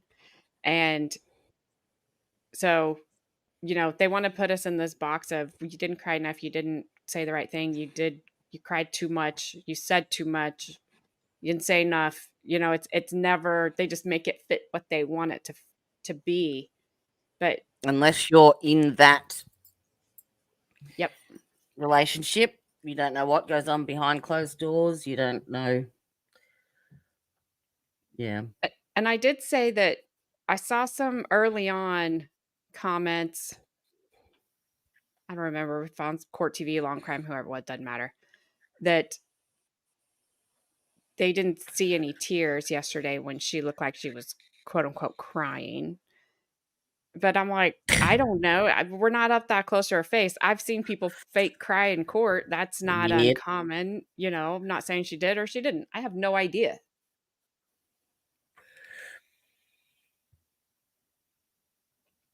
But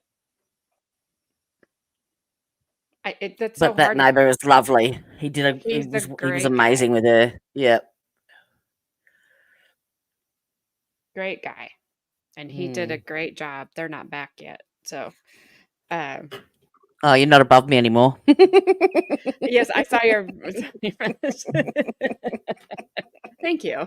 I might disagree with that sometimes. But Adair, I also think that you look at this through the lens because I think you're a good guy. I don't think you would You don't do any. expect people to behave in another manner. Yeah, because I understand that. That's your life. You're a good guy. You know that you would not do that to somebody. You know you wouldn't hurt a woman that way or a child or anybody. So it's hard to understand people that do. And I get it. I understand it. Because I've caught myself doing it.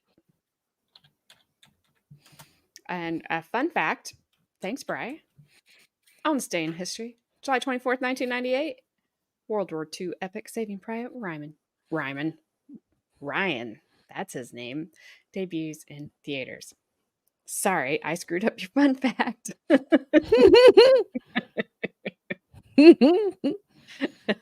Oopsies. That's why we put it in writing.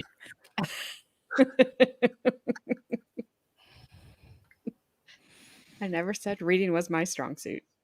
Oh, 1998. My daughter was born. So that movie must be 25 years old. That's enough to make you feel old. So you did that instead of going to the movies? I was pregnant then. Yes. To answer your question, Research, yes, I did. as I'm sure you all were. A lot. I was notified by a deputy that an unidentified female had come to the lobby of the 9th floor of the Judicial Center, had said that she is a reporter and she had information about the case and that she wanted to meet with me. What's this? And my response, and my judicial assistant, if I wanted somebody in the room. My response to the deputy was that I can't meet with anyone, but that if there was information to share, we were starting court at 12:30, that she should come to the courtroom and identify herself to the deputies as the person who wanted to speak with the court, and I would hear what she had to say in open court. A couple of minutes later, the judicial assistant that is filling in for my usual judicial assistant came into my office and said that the deputy had called her by phone and said that the unidentified woman had said she would not appear at 12:30, and that was it. So I'm just making a disclosure of extrajudicial matters that happen. I can give you a minute if you'd like to talk with your client and your respective co-counsel. I would certainly like to know what it was she had to say, and I would invite her to contact me. I would make a determination whether or not it was something that I thought was worthy of being brought to the court's attention and to the prosecutor's attention. That's all we can do. State, you want to be heard? No, thank you. Okay. All right, then let's finish up this impeachment argument, and then we'll get the jury. At this point, I've asked for the jury to remain downstairs in the jury assembly room. Just it's more comfortable. The chairs are more comfortable. They can spread out. They have vending machines and so forth. So, all right, it's. So did someone approach the judge or? It sounds like somebody approached a deputy to tell During the the lunch judge break? that they wanted to talk to the judge because they had said they were a reporter. They had information, and the judge isn't going to do that. But so the judge said to be in the courtroom at 12:30, and then they said no. But they didn't elaborate what information. No. That's weird. So the defense attorney's like, well, they can contact me. I'd like to know what it is. And I'll share if I think I need to. And the state, he asked the state, do you have anything to say? No. So kind of makes you wonder if they, one, don't care, or two, know what it is. But Judge that's on. Judge Granville down in Atlanta would do that. Oh, yes. Well, that didn't work out so well. He's gone. That case, that trial. Oh my gosh. That thing is, that is something. I'm so glad I didn't try to do it.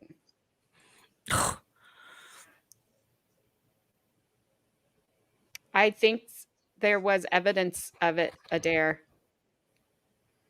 I do think they talked about that in the Yes. first witnesses yesterday, that there was evidence of it. Yeah, there was an intervention order against him So, that she'd had.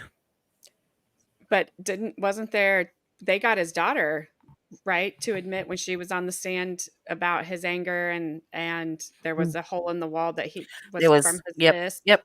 There was a bullet hole in the ceiling where he'd fired a gun during an argument into the roof in his temper. There was a hole in the wall where he'd punched a hole in the wall during an argument. And yeah, the daughter testified that that's what happened. Yeah. So yeah, there is. He definite anger issues there. Yep. All right, let's see if they impeach this wonderful attorney. Maybe she had a wardrobe change during lunch. Is she back again? I think they're I trying thought to they impeach. finished with her. Who they're trying to impeach? That they're keeping the jury out for. Isn't it her? I can't remember. Miss Fuchsia? Yeah. I think it's the attorney, because she was the last person on the stand when they broke for lunch. Didn't they finish up with her? No, I thought they got her off the stand, and then they had that big long sidebar, and then the judge said go to lunch. I think the defense attorney is arguing stuff that he wants to ask her. I think so. But, yeah. Okay. Not push play, and we shall see. Will. All righty then. Specifically, I am objecting to the manner in which the defense is trying to impeach this witness. I just want to frame an issue. This witness's character or bias based on what we spoke about before. First of all, I would say character is never appropriate for impeachment. I do have case law on point, but I think it's pretty clear that the only evidence of character that is allowed for truthfulness is reputation. And specific acts of untruthfulness are not allowed. So character, I do not believe, I don't know if the word was just used interchangeably, but I do not believe character has any part of this, and attacking character is not allowed. As to bias, I do not understand how what the defense is trying to do would achieve any bias. No ethical obligation or ethical complaint was ever filed. Even if one was filed, I don't know that would be allowed to come in this case in this manner. I found no case law to say that type of information could come in. But I also have objections to the manner in which this is trying to be done, because number one, Stephanie Murphy testified that the original petition for injunction had allegations in it, X, Y, and Z. Later, the defendant filed for, I think it was divorce, and alleged X, Y, and Z. I think what the defense is trying to say is that this attorney denied that allegation that was alleged in this petition after this attorney had been at Doug Benefield's deposition, implying that Stephanie Murphy knew different, but yet she still denied that paragraph of the petition. I have so many objections to that, but mainly I think even if that type of thing were allowed, This is like a motion to dismiss in criminal court where you admit a paragraph, you deny a paragraph. It sounded like she said that that paragraph, number 5, was 7 pages. So I can't imagine anyone agreeing to a 7-page recitation from the other side. So I do not think it stands for what the defense is purporting that it stands for. But even if it did, I do not think it's appropriate for impeachment. Defense? Okay, so here's what we know. And by the way, if I use the word character in referring to this, I was mistaken and I meant to say credibility. Here's what we know regarding Stephanie Murphy's testimony. She acknowledged that Ms. Benefield filed this domestic violence injunction petition, and she specifically mentioned a couple of the allegations. Court may recall, in particular, shooting the gun in the kitchen into the ceiling, punching the dog, and potentially suspecting that she was being poisoned. So that the court appreciates my position. The fact that she mentioned 3, my position is it opens up the entire petition. She doesn't get limited to just the 3 she chose to mention on her direct because the state called her, they opened that door. It's before the jury. I'm entitled to rebut it and probe it for credibility and bias. Now, with respect to what Ms. Murphy did or failed to do, she comes before the jury and announces herself as an attorney and that she's representing Douglas Benefield. She then responds to Ms. Benefield's petition where these things are alleged, this inappropriate conduct, abusive conduct, if you will. And she denies that paragraph in Ms. Benefield's pleading, specifically paragraph 5, that Judge White lists all the horribles, the domestic violence horribles. So it's our position, so that we're clear as to how I perceive this should unfold.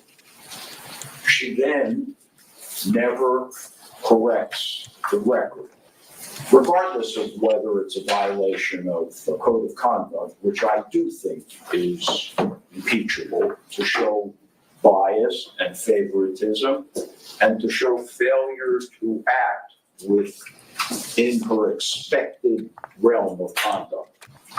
But in addition, 27 days later, she is present at the deposition of her client, where he admits to all of these, shooting the gun, punching the dog, knocking the dog unconscious, punching holes in the wall, throwing a loaded firearm, I believe perhaps putting a tracker on a car, whatever it is, he admits to it. I am entitled to ask her why, in light of that, she never advised the trial court that her client admitted to this conduct and why she didn't bring that to the trial court's attention. She never did. So it's not that I am particularly determined to show that she violated the code of conduct, which again, I do think I should be entitled to ask, but merely to show that the trial judge, I will ask you this question also, the trial judge wasn't at the deposition. So the trial judge never knew about these admissions. Now keep in mind, this is what she's presented to this jury. I am trying to rebut that. I am at least trying to cast doubt on that witness's credibility. I have 2 cases in particular in an effort to respond directly to Your Honor's request. No, I could not find a case where a lawyer was called as a witness, and based upon cross-examination of the lawyer who failed to follow a particular code of conduct, impeachment was allowed. What I do have, however, is typical scope of cross-examination as it relates to professionals and as it relates to lay people. I want to mention the cases to the board, and then I'd like to read what I think is the relevant section. So the first one is Mendez versus State. It's a second DCA opinion. It's dated April 21st, 1982. They say in this case, Page number citation. page number is. No, the whole citation. Oh, so the whole citation is 412 Southern 2nd, 965. Thank you. The court says in this particular paragraph, cross-examination of such a witness in matters relevant to credibility ought to be given a wide scope in order to delve into a witness's story, to test a witness's perceptions and memory, and to impeach that witness. And they cite United States versus Williams, federal case, Judge White at 592, Fed 2nd, 1277, Fifth Circuit, 1979. Limiting the scope of cross-examination in a manner which keeps from the jury relevant and important facts bearing on the trustworthiness of crucial prosecution testimony is improper, especially where the cross-examination is directed at a key prosecution witness. More important, and they string cite a bunch of cases to justify that, more important, a defendant should be afforded wide latitude to demonstrate bias or a possible motive of the witness to testify as she has. That's the Mendez case. And in that instance, the witness was a layperson. It was an appeal of the conviction for attempted second-degree murder of a police officer. The court reversed the conviction based on what I just read, Your Honor. I also have, Your Honor,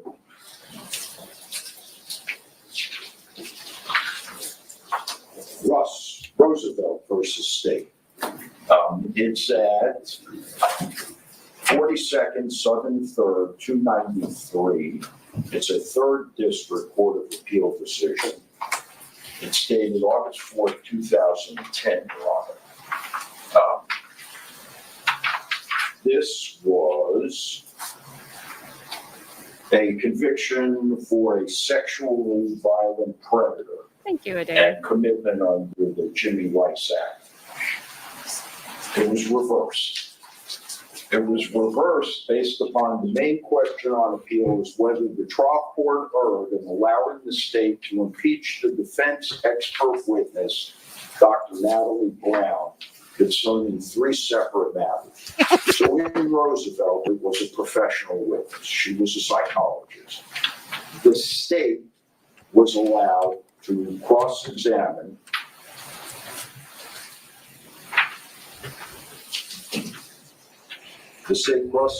the expert about an email that she sent while serving as a defense expert several years previously in a Florida criminal case.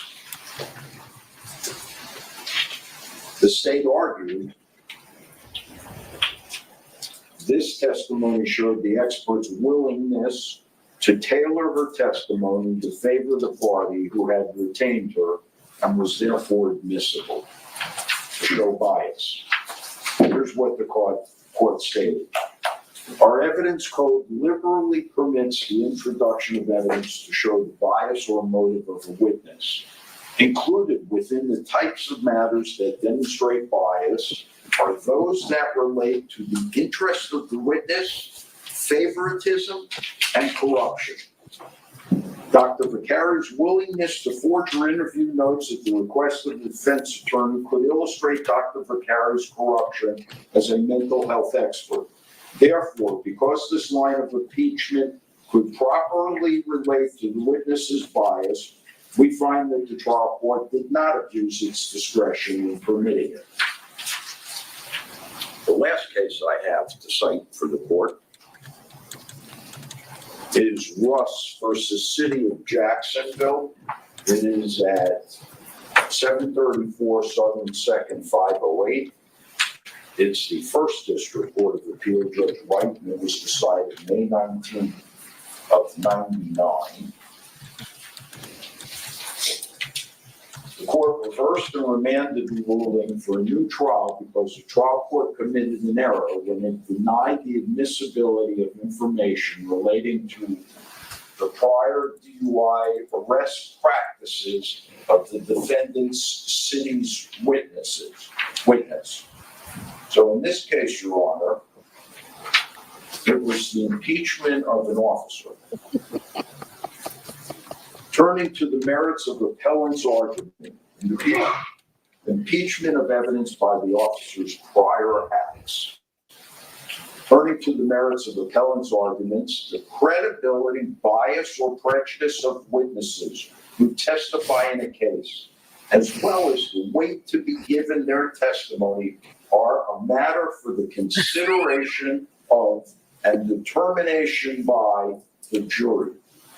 Where the credibility and bias of an officer is brought into question by virtue of that officer's past acts, impeaching evidence of the officer's past acts is admissible.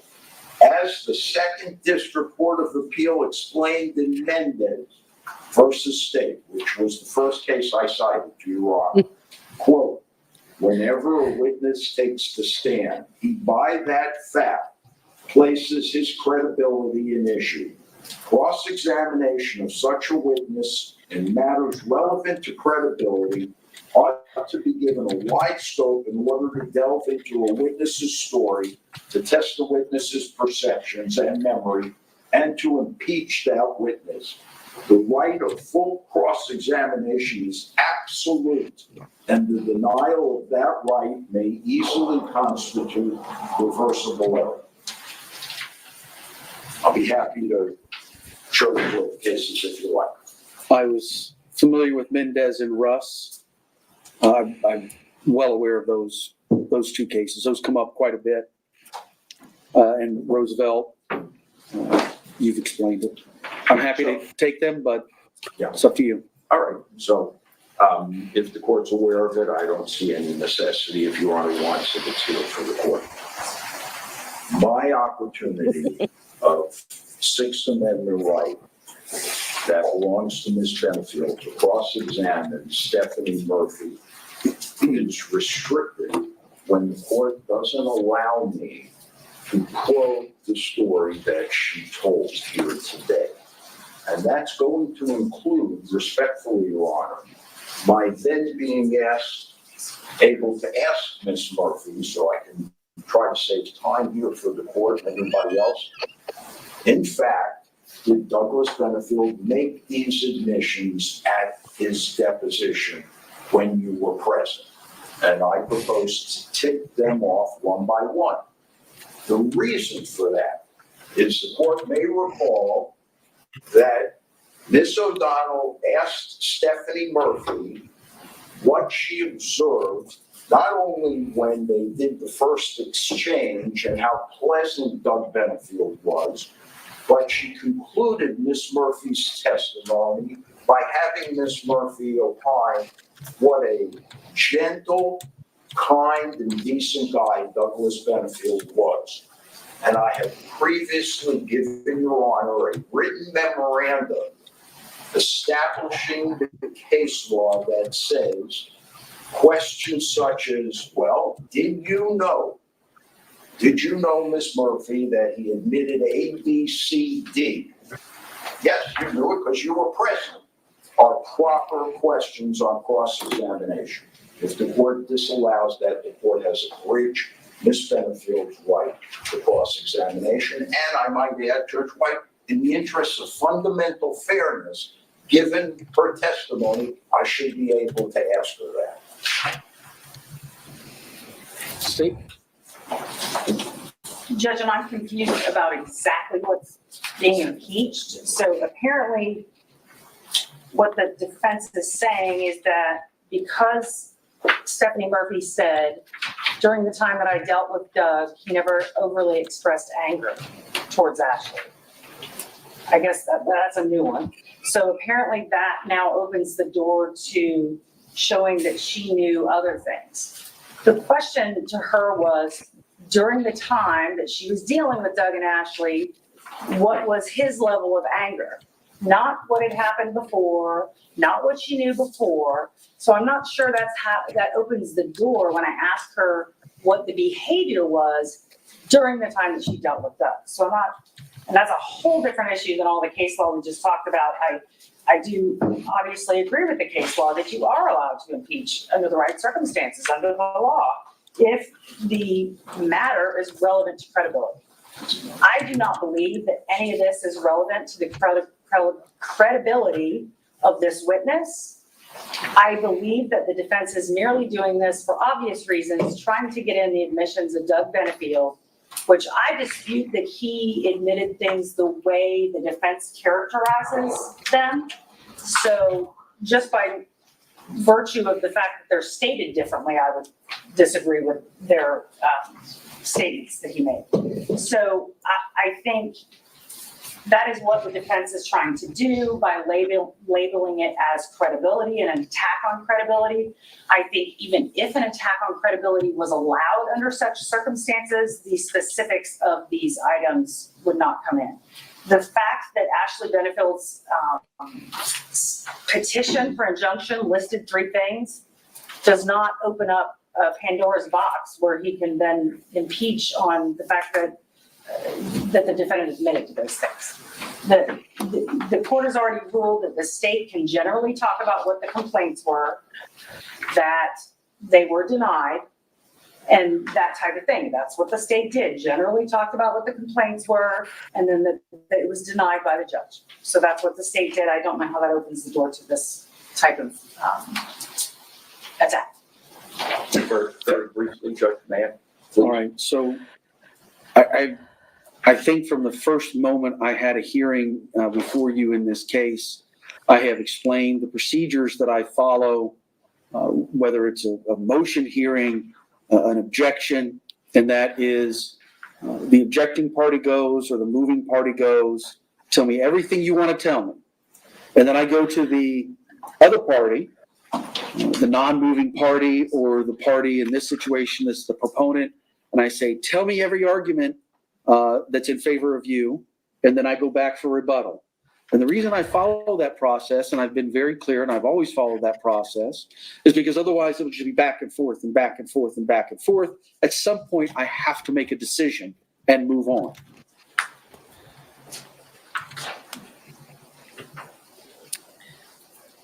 All right.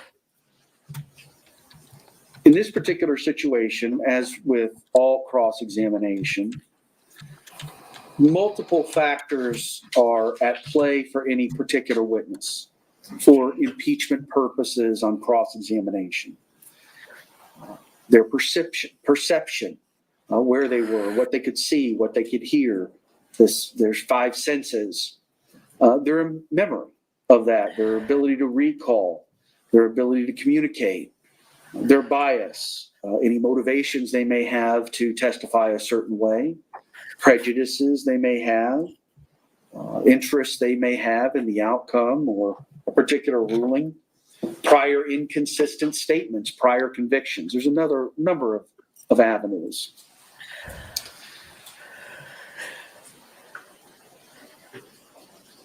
And that's explained further in the case law. I have not been provided a case on point for this particular scenario. So as Mr. Taylor has astutely pointed out, whatever ruling I make may very well be the subject of an appeal to the 2nd District Court of Appeal. They may find I did something wrong or let something in I shouldn't or kept something. All right, Jody. You're going to go to bed. You're bidding us adieu. Oh, yes. Night, night, Governor. Did you? Arrivederci. Arrivederci. I might be in the chat. I'm going to lay down and watch a little bit before I become unconscious, but it was lovely speaking with you all and being here again, and I shall see you all on the morrow. Yes, I Good will Ciao, see night. you Bella. in the morning, and you go get some rest. You deserve it. I will we will be here. I'll be here till today's over, so we will be all caught up for you in the morning. Thank you. Thank All you. right. Go to I sleep. shall see you then. See you later, Sandy. Bye. Bye.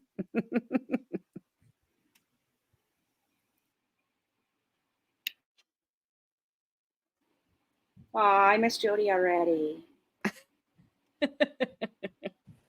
Jody, come back. Adios. Adios, amigos.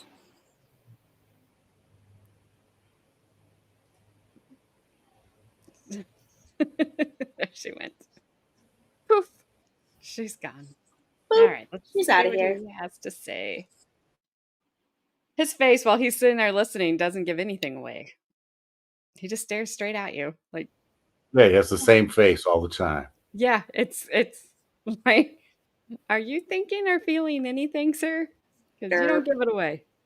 Well, the first day when he was looking out over the top of his glasses, I was like, well, that's not good. But Yeah. now it's like he always looks that way. So it's hard to tell. Yes, he has a great poker face. Like, he has no tells. I haven't picked any up yet anyway. All right, let's see what he's going to do. Something out I shouldn't. And that's just the nature of trial work, the nature of being a trial judge and making decisions on the fly. But I'll frame this one up as best I can so it's ready for the appellate court.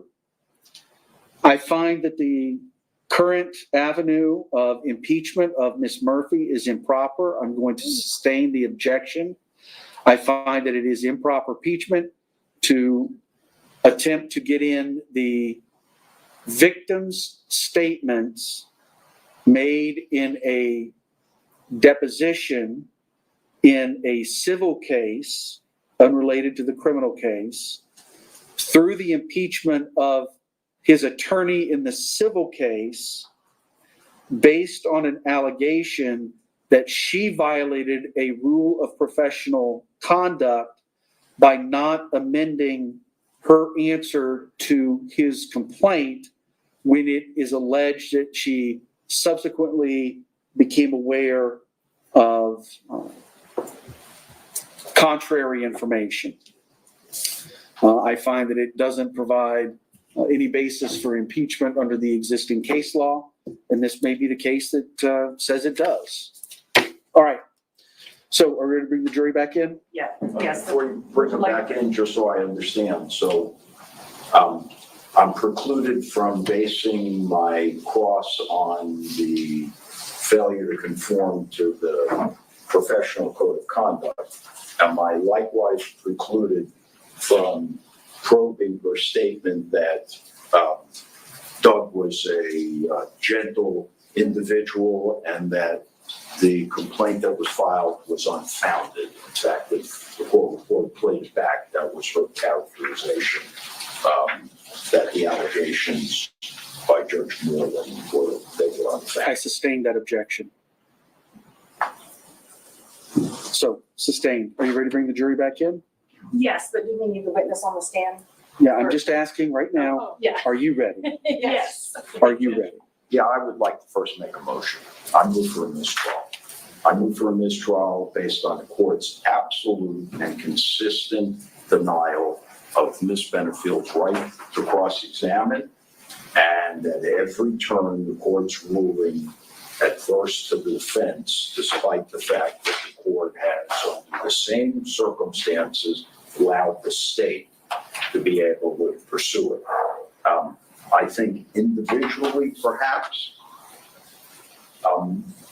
it could be argued that they don't reach the level of reversible error, but I think cumulatively, especially given the state of mind that the court displayed in writing the order denying the stand your ground, where Your Honor fully stated that Ms. Benefield was guilty, I think we are seeing the result of that, and we are being denied not only right to cross-examination, but the right to a fundamentally fair trial. Would you like to be heard? Yeah. Denied. You ready to bring the jury in? Yes. You ready to bring the jury in? Yes. All right, can you have Ms. Murphy step back in, please? He's making a great record in case they do have to appeal it. State knows it's gonna be denied. I've never seen the state not try to argue it, but whatever.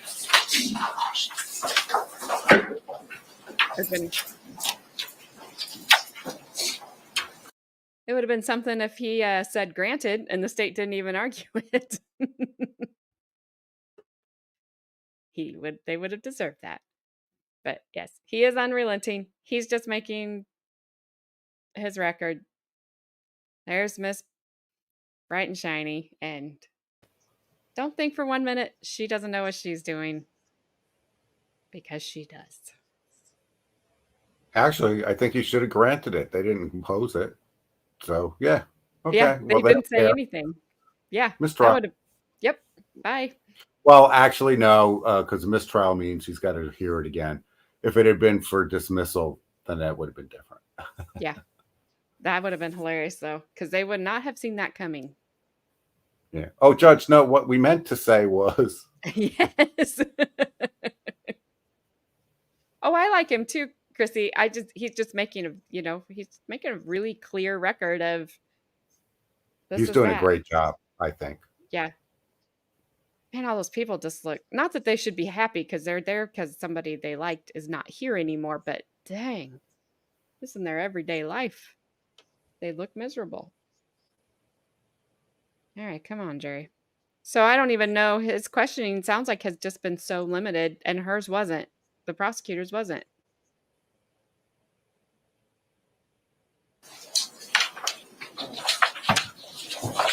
Oh, Judge Mama.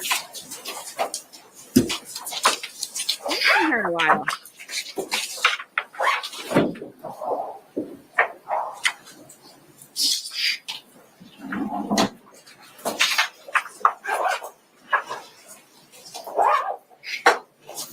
Great. Thought they were there. So much noise. Yeah, her side has filled in. There we go.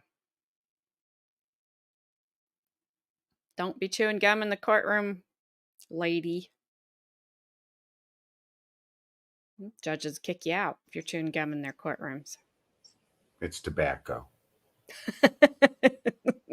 Well, we do have a Ping. spittoon. Yes. All right, here we go. On the people, places, things, and legal topics we've heard anything about. No, sir. All right, everybody says no. When we broke for lunch, Mr. Taylor was cross-examining Ms. Murphy. You may resume your cross. Thank you, Judge White.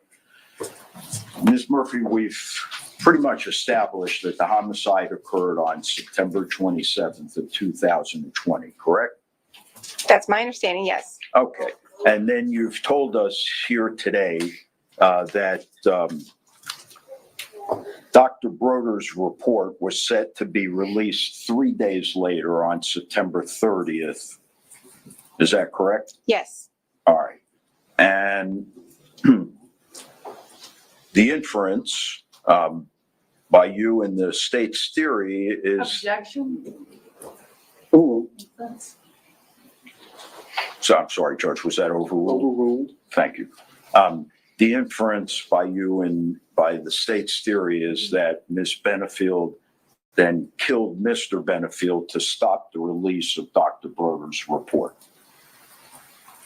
Are you asking if that's what I believe or if that's what the state's inference is? Well, you've discussed the matter with Ms. O'Donnell, have you not? I have, yes. Yes, I have. And in fact, she's provided you with all the documents in the case, hasn't she? I don't know if she's provided me with everything, but I have gotten a lot of documents in the case. By direct conversations with Ms. O'Donnell. Yes, I did a Okay. discovery request. And so is the implication not that, as you testified before the jury earlier, Miss Benefield shot and killed Mr. Benefield because of this report that was coming out by Dr. Broder 3 days later. Absolutely. I have no doubt. Okay, so that's the theory of the homicide. Right. All right, so I want to pass you some emails, see if you recognize them.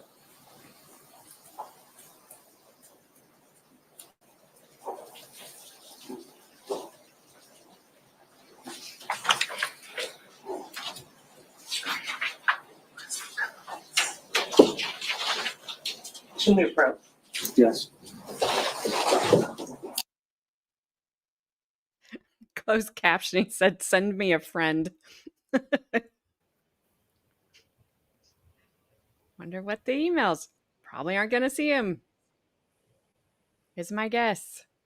This lawyer is such a witch. She is.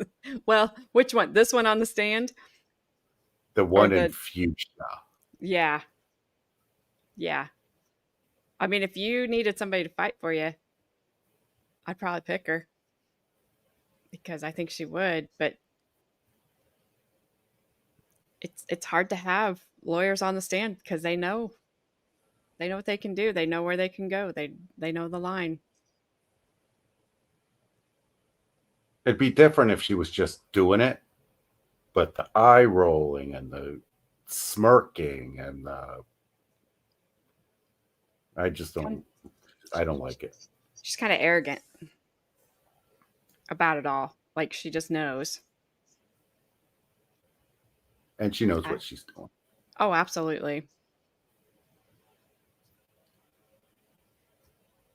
And Ashley's decoding because she was on that. I didn't see all of it, but the thing that Jody played yesterday with Vinny, she was on there, and I mean, she fully believes that Ashley unalived him on purpose. Yeah, I remember that a little while ago because I was like, why did she look so familiar? But she did like a panel thing where she just went on and on and on about. Yep. Hello, Bob. Cocktail juice is okay. Wow, that's a lot of So noise. I would like to pass these documents to you and let you just take a look. She is going to see them. Take your time. Interesting.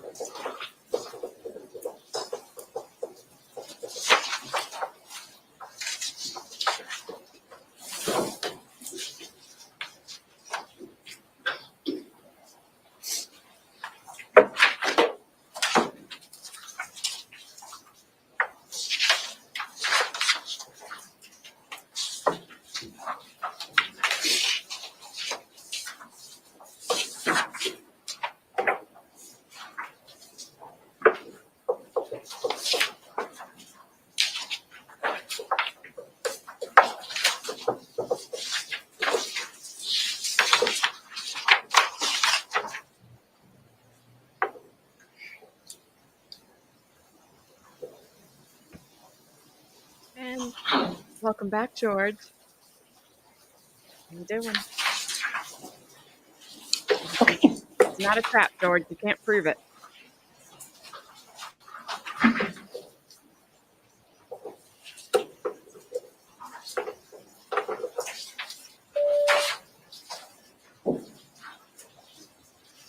Okay, so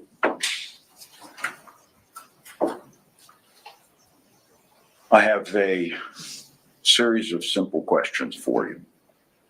Do you want to reconsider whether or not the release of Dr. Broder's report was set for 3 days following the incident? It was agreed with, Do you want to, no, I'm not going to Answer revisit it. that. you can answer and then explain if you like. I'd like you to first answer. Okay. I'm not revisiting the answer. My answer is the same. It was set for the 30th, 3 days after. Okay. And I can explain further if you want to hear more. No, No. that's fine. As long as you've reviewed that, it refreshed your recollection, I trust? It does. I don't think it's a complete conversations, but yes. Okay. Now,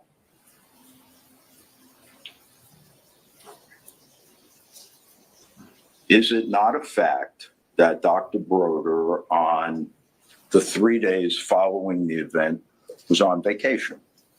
What event? The murder? Yes. The 3 days following the event that this report was to be released, is it not a fact that Dr. Broder wasn't in town? He was on vacation. I don't think that's correct. I think he was on vacation the week prior, but I don't know. I try to remember everyone's vacation, but this was a lot of years ago. Is that document in front of you contain emails between you and? Objection. Relevance. Ooh, Does that document that you were holding contain emails between you and Judge Moreland's judicial assistant? As well as other people. But that's not what I asked you.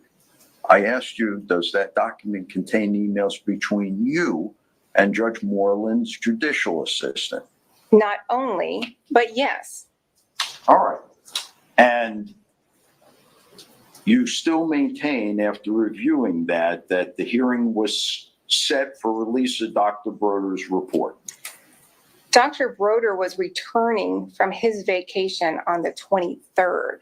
So if you look back Not through the emails. not responsive to my question, Your Honor. Judge, let her answer. She's editorializing. I asked her for a simple answer. She can feel free to explain it after if the court feels that's appropriate. I'll sustain it. Called for a yes or no.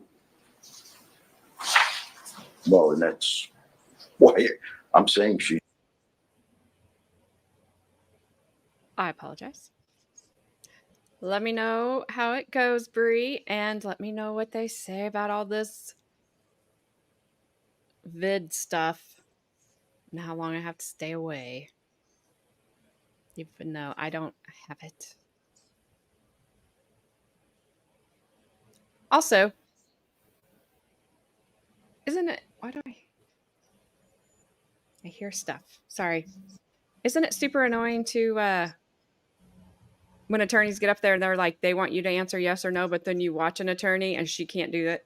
And you just want to be like, see, yes or no answer. They get crappy about it all the time. I don't need you to tell me everything else. I just want to know if that's you and the doctor in the emails. And she cannot do it. It's annoying. I do not recall. And it makes me want to really just take her eyebrows and really move them up on her forehead. Like, just make some lines in there. It's okay. It's natural. See? Look, mine move all the time. It's physically painful for her. It is. I figured it out, Chrissy. My phone had turned up. Botox. I think. Am I the only one hearing things? Don't answer that. I only hear you. I hear something. I turned my phone is down. Everything else is muted. Maybe I'm picking up somebody else's. I don't know. Maybe it's a ghost. I don't know. Boop. Yeah, it's like little whispery thingies in my ears. I'm going to hit play. This woman, though. She is a Botox. I liked Cocktail Beach. That was hilarious. She's a Botox Beach for sure. And I'm sorry, women, don't get filler in your cheeks. It doesn't go over well. The older you get, the worse it looks. Don't do it. Okay. No, it called for a yes or no, so Oh, okay. your objection, Is sustained. Got it. All right. So is the answer to my question I don't know. yes? Can you repeat the question? I knew you were going to ask me that. Well, I want to be accurate. Can I ask the court reporter, Your Honor, to read the last question back? go ahead, ma'am.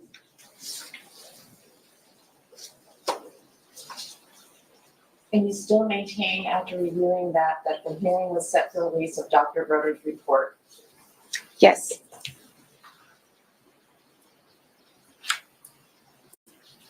Now, could we agree if Dr. Broder was out of town and not available, and the court would not entertain the hearing unless Dr. Broder was present, could we agree that that hearing 3 days later would not take place? Mr. Taylor, I don't think you read the emails correctly, because the hearing that her assistant was referring to was a hearing to take place on the 23rd when Dr. Broder was not available because he was on vacation. I'm talking about the hearing that was on the 30th when he was available. That was 3 days after your client killed my client. And it's your testimony then that the hearing would have taken place? Had he been alive, yes. On the 30th, not the Yes. 23rd, which is what I think you're All right. confusing. You referred to a letter that you sent to Ms. Benefield on March 14th, 2018. My memory is that it was the 15th of March, but if you have it, that would certainly help. And do you have the email that was sent with it? No. Okay, this is not the letter that I sent. This is a draft of a letter. Mm-hmm. The letter that I sent on the 15th was on my letterhead, so this is not the letter. Okay. The letter that you did send on the 15th, I think you told us, if I'm not mistaken, was an effort by you on Doug's behalf to advise Ms. Benefield, among other things, that he wanted to try to work things out. No, I don't think that's correct. No, that's not what I said this morning, nor was it the intention of the letter. And I don't have the actual letter I sent to verify, but there was nothing about reconciliation. The letter was about whether she would agree to him being present for the birth of his child, what was supposed to be the next month. All right. So you sent the letter to see if she was willing to have him present for the birth of the child. Yes, that's right. We're in agreement. Yes. All right. Were you aware whether or not there was any prohibition at the time that you sent that letter from Douglas Benefield coming in contact with Ashley Benefield in any capacity? I'm aware that there was an injunction that was entered by mutual agreements. It was what people refer to as a mutual restraining order out of South Carolina. Correct. And it was in effect at that time, was it not? It was. They would have had to have a written agreement modifying that. So that would have prohibited Mr. Benefield from being present with Miss Benefield, would it have not? No, I don't have the South Carolina order in front of me, but my recollection. do. Oh, that would help if I could see it then. May I, Your Honor? You may approach, yes. Here's the transcript, here's the order.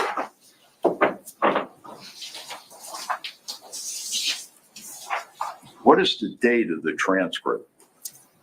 Well, the date of the hearing was November 3rd, 2017. November 3rd. And you were aware that the order was entered for a period of 6 months, correct? Didn't you hand this to me for me to look at? Sure. Okay.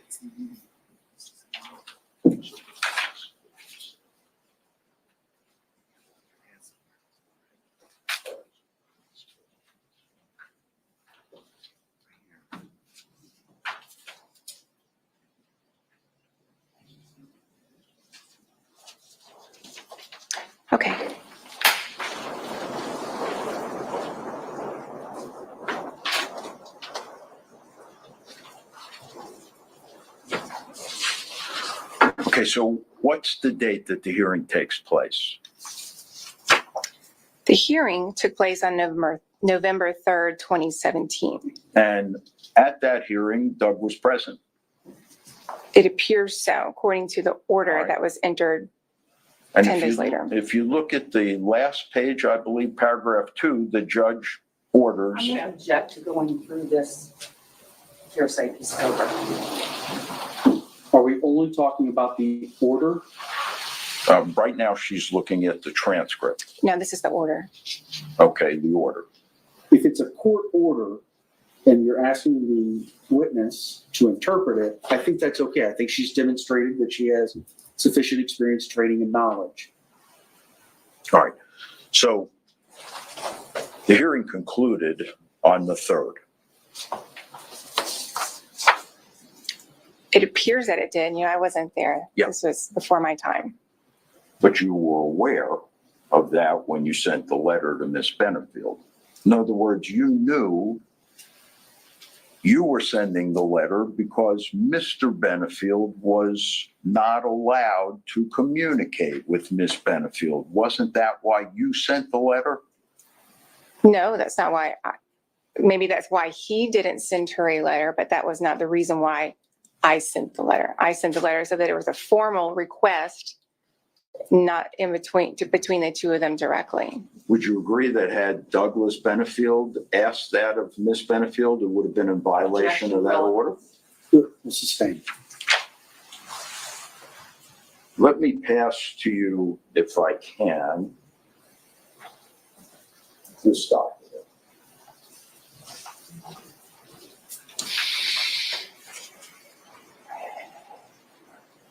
Did you see it? I did not. I don't know. I need you to show it to opposing counsel before you show it to a witness. I thought she had a copy.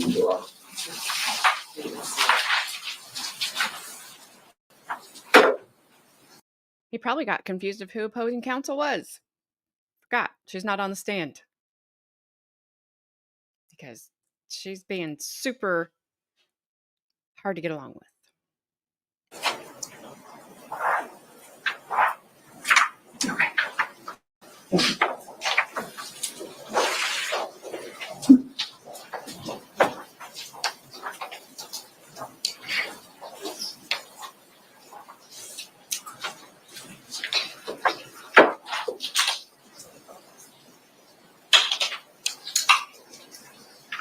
Miss Murphy, is it not a fact that you knew on September 18th of 2000 that the only matter being heard 3 days later on September 20th was the injunction, not the release of Dr. Broder's report? No, I think you're getting the dates confused again. So this was September 18th was this email talking about the judge setting a hearing on September 23rd, because in this email, she did say the only matter being heard on September 30th is the injunction. That changed after this time. And you don't have those emails, apparently. Do you? Well, no, I don't have my file with me. It's 3 boxes worth of documents. But before we even went to mediation, it was agreed and the court was advised that we were going to be addressing only the joint motion for the release of the psychological evaluation. Which was not said on that day, correct? You mean the 23rd, which is what they're talking about in this email? Yes. Right, it was not said on the 23rd. Dr. Broder was on vacation. Okay. It was going to be said on the 30th. Did you know whether or not Doug Benefield sent a package to Miss Benefield in November of 2017? I don't remember the date. I know that he did send her a package before this order was signed, but after the hearing took place in South Carolina. Okay, so after the judge ordered no contact, he sent her a package.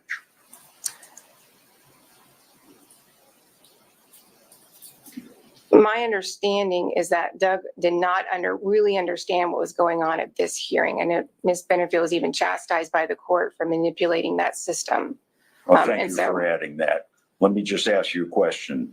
What is it about you may not contact Ms. Benefield that you think Doug didn't understand.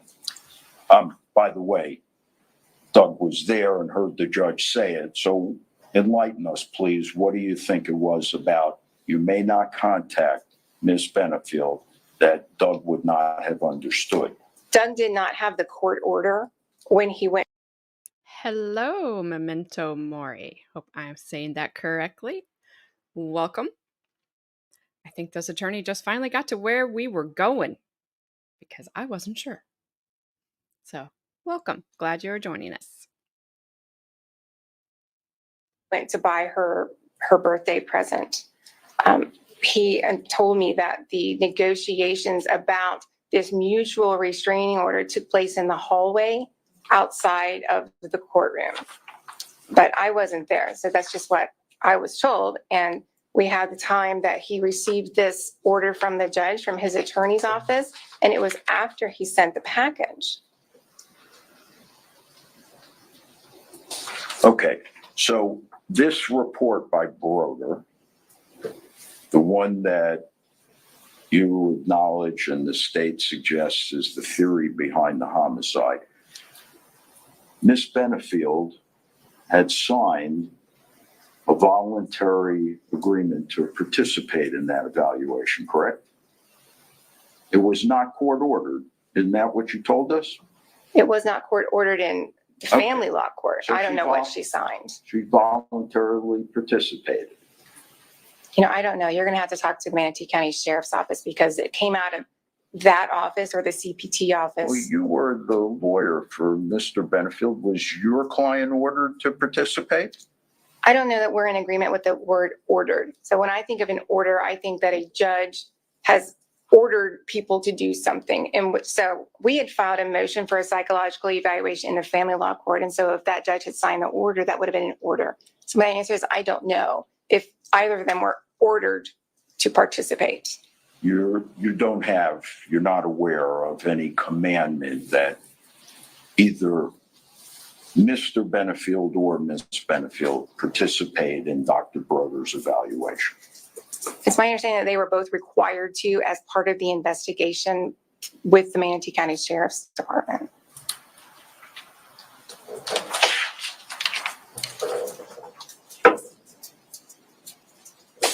Give me just a minute, Your Honor.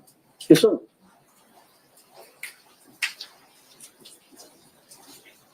It just took him a long time to get there, Chrissy. And once he finally got there, he didn't stay there very long. He certainly doesn't make it easy. Please.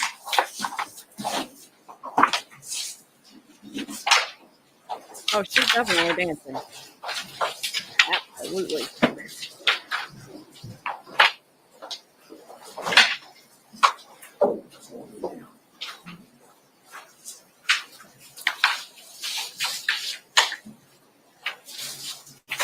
Are you asking for a moment? Yes. Please.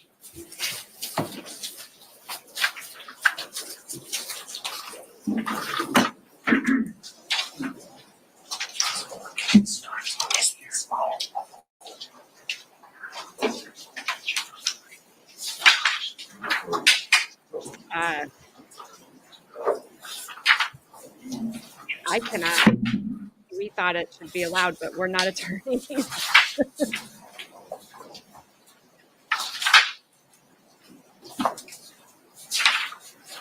If anybody else has any different take on it, let me know. I don't know. I didn't understand it.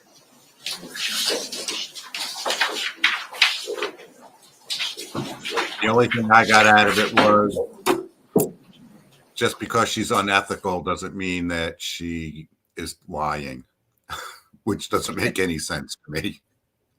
I missed the first part. Because she's unethical doesn't mean she's lying.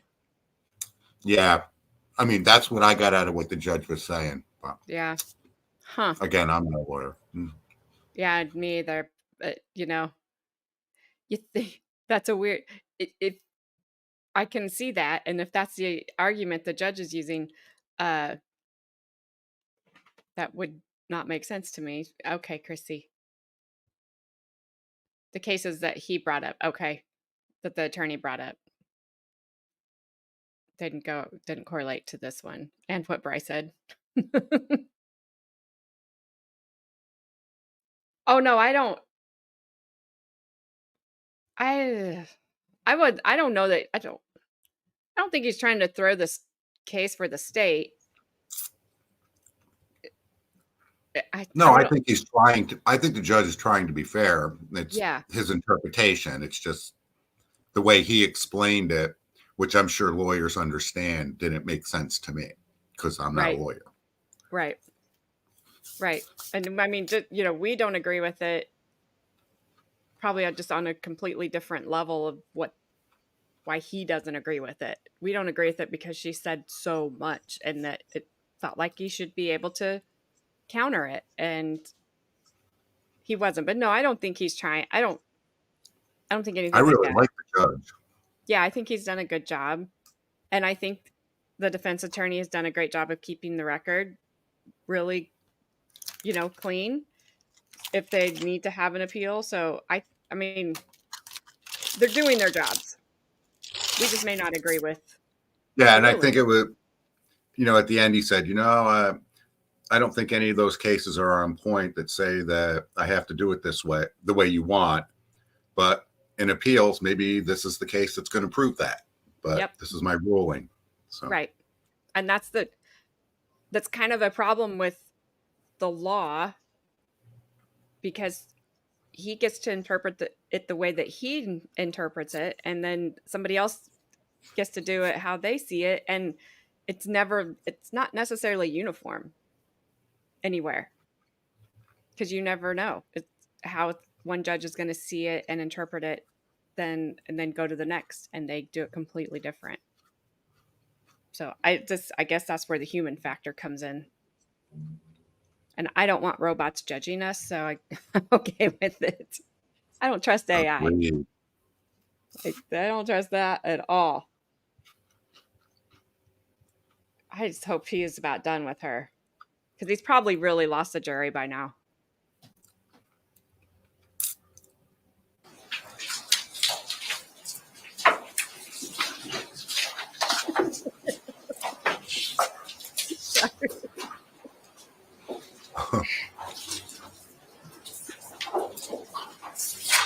All right, one last shot. she wouldn't have felt it.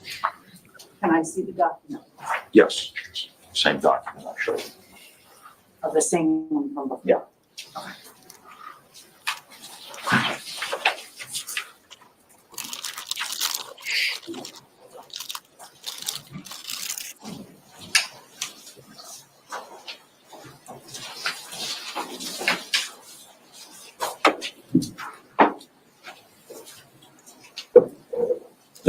Does that document have any impact on your position that the release of Dr. Broder's report was scheduled for September 30th? It was scheduled for September 30th. We knew before the weekend that the hearing on the 30th was going to address the joint motion to release the psychological evaluations. Ms. Brown and I had extensive discussions about that, because Ms. Benefield was agreeing to dismiss her petition. Ms. Murphy, I'm sorry to cut you off. Is the answer to my question no? No, you're not. That it doesn't change your position? It does not change my position. It was scheduled for the 30th. Well, when we say scheduled for the 30th, is it not a fact that the only hearing that was to take place on the 30th was everything other than Dr. Broder's report? If you Is the answer to my, let's get a simple answer. Is the answer to that yes? I don't have the docket, so I guess the answer is I don't know what the docket says. All I know is You it was did not scheduled for know. the 30th. Objection, Judge Leonard, answer the question. You trying to make sure you. All I know is that was supposed to be addressed on the 30th of September. And were you not told on the 30th September that the only issue that would be heard was the Objection, domestic? asked and answered. Was the domestic violence injunction? That's what I'm asking you. Is the answer to that yes or no? Initially, that was what we were told. That was not the case by the time we got to mediation. The situation had changed. Yeah. And do you have any documents that you brought here today to support your contention and the state's theory that the release of this report was the incentive for Miss Benefield to kill Douglas Benefield? Do you have any documents that show that that correspondence with the court's judicial assistant was wrong? And that Objection, compound question? and that the only matter being heard was Objection, not compound Let me question? finish. the domestic violence injunction. Sustained. Do you have anything that supports that the release of Dr. Broder's report was scheduled for the 30th? I don't know what documents you got from Ms. O'Donnell's office. However, I did provide Do you emails. have any documents here today? I didn't bring anything, nor was I asked to. Okay, You should so have you the knew, emails. wait, you knew you were coming to court to testify before the jury in a homicide case, Objection, badgering. Go ahead and answer the question. that the incentive for Miss Benefield to kill her husband was the release of this report on the 30th. You don't have anything to support that other than what you've told us? Sustained. That's all. Don't, sir, you have one more paper. Mr. Taylor, don't forget your paper. I'd like to approach also, Your Honor. I'm done with you. Have the witnesses issued. All right, redirect. Oh, whoops, sorry. Hang on, Brian.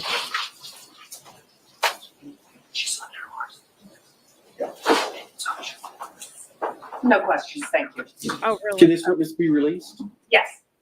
Absolutely not. She's under our subpoena. All right, ma'am, you remain under subpoena, as I said before. Same Witness rules on- jail. Absolutely not. What'd you say? Witness jail. Yes. I mean, if that's badgering the witness, give me a break. I've seen lawyers go after witnesses way harder than that. That wasn't badgering. Whatever. Yeah, I just hope that I am glad. Yes, Chrissy, I'm glad that he let him finish the questions before he sustained them and all that stuff. I just hope that in the process he didn't lose the jury because he Yeah, lost it me on some of it. took him a long time to get there. Yep, we took the long way around. Is he excusing the jury? And I was getting nervous there because he was getting all those dates in there that she was saying, you're confused about the dates. And essentially all he wanted to get her to say was, you don't have any documents about this being on the docket for the 30th.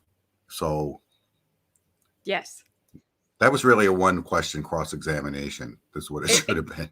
Yes, but sorry, I've got a hair flying in my face. She wasn't going to let it be that way.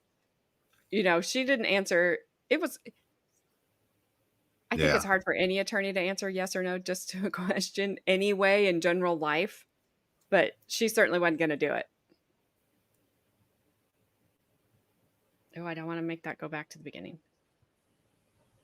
What'd you say? I feel like, though, with her, he had to take a certain route. I do agree. Yeah. And he was shut down in a sense. But I just hope that you stayed right engaged with it, Chrissy. I hope the rest of the jury did too. And because I got a little lost, I'm not going to lie. I do not have a hairball. I have a hair. Yeah. I just have a hair. All right, let's see what they're doing. I don't know if I think the jury, he sent them out because they all stood.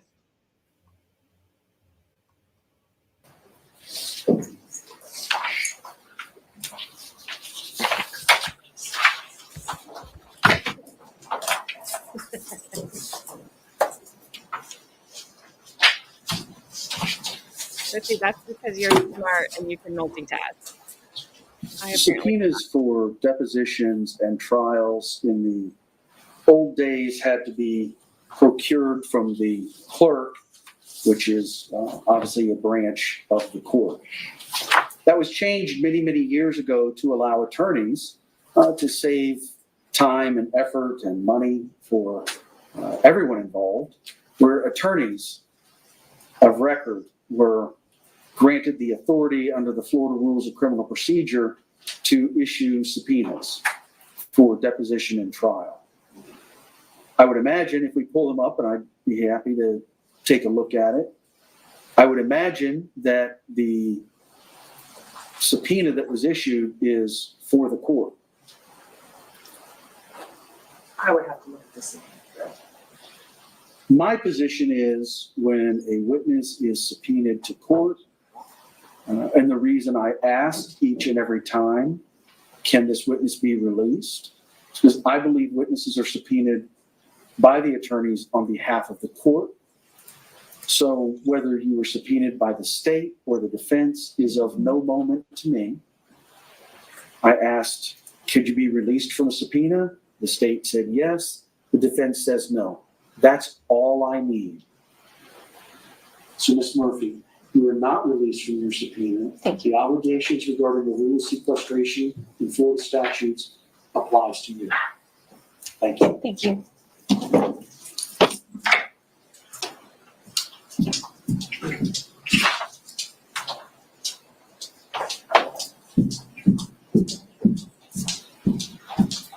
Apparently, the state didn't want her to remain under subpoena.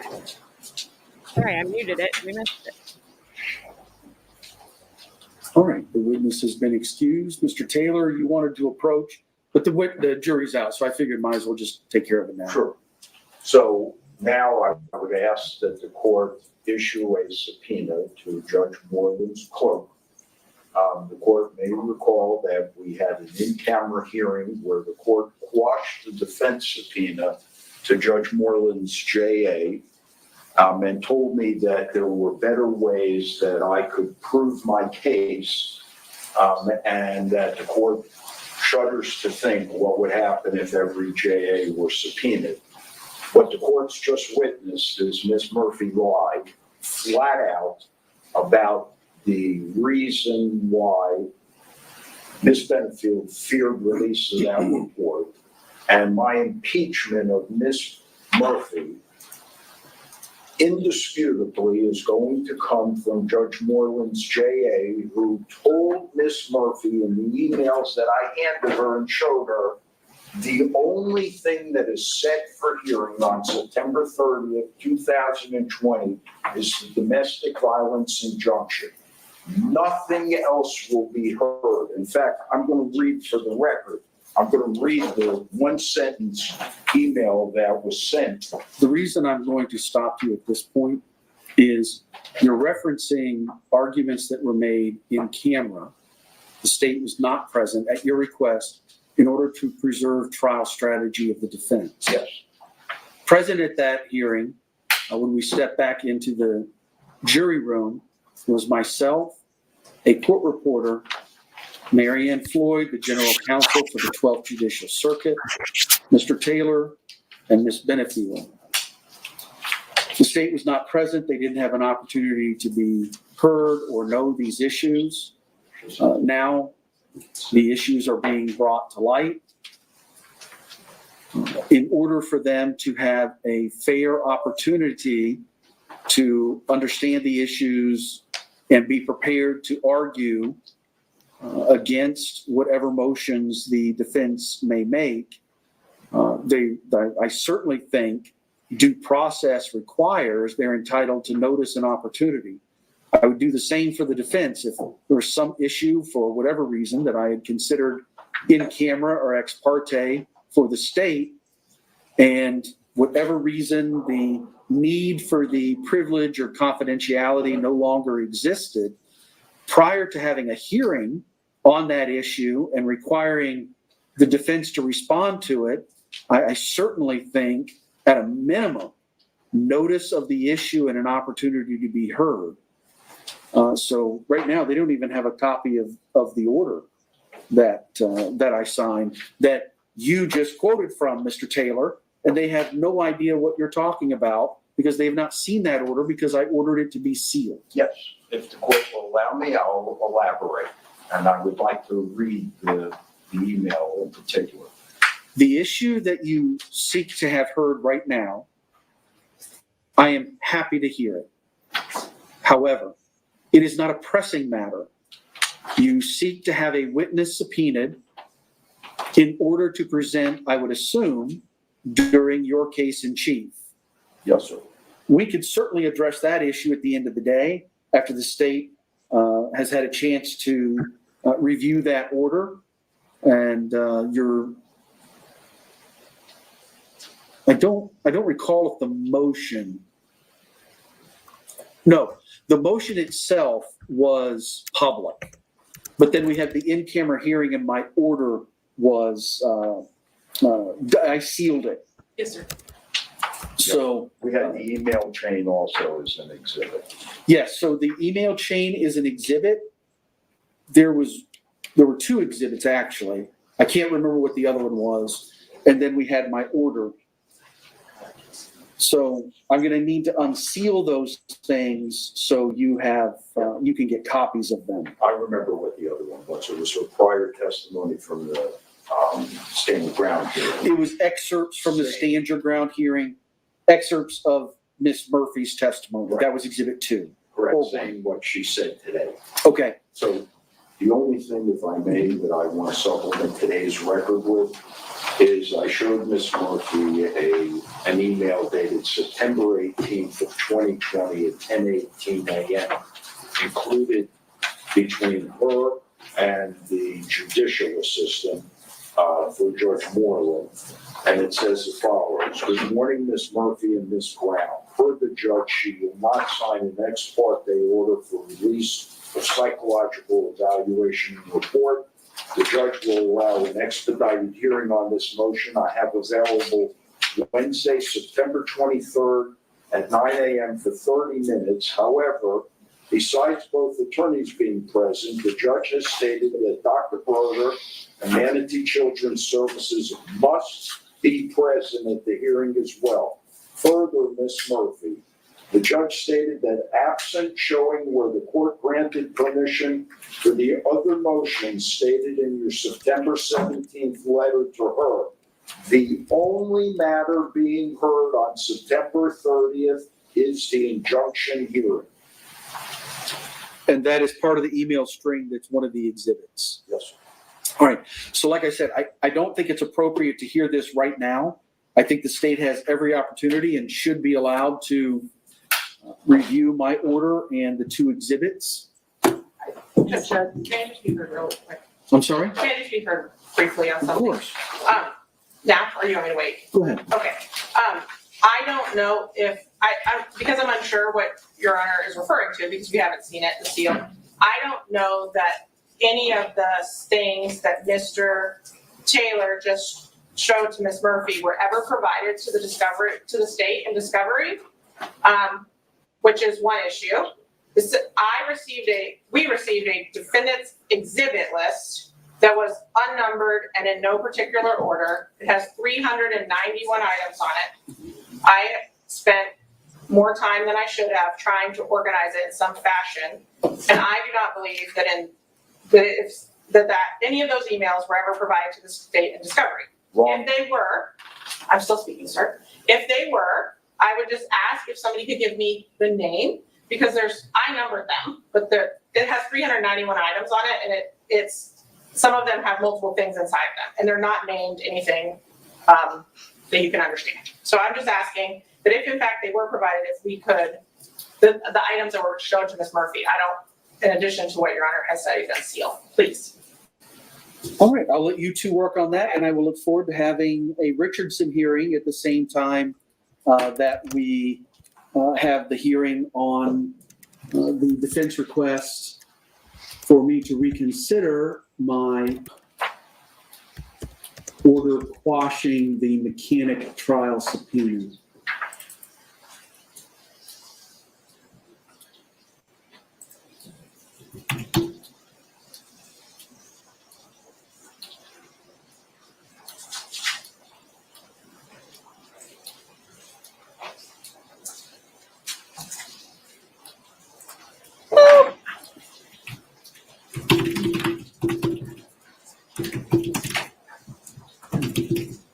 was a very aggressive typing, Judge.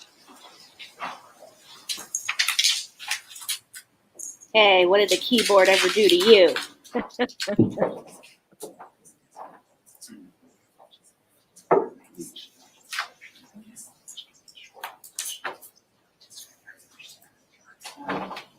Yeah, I don't know, Chrissy. This has gotten very confusing because we're talking about in-camera stuff which took place in his chambers without the other side.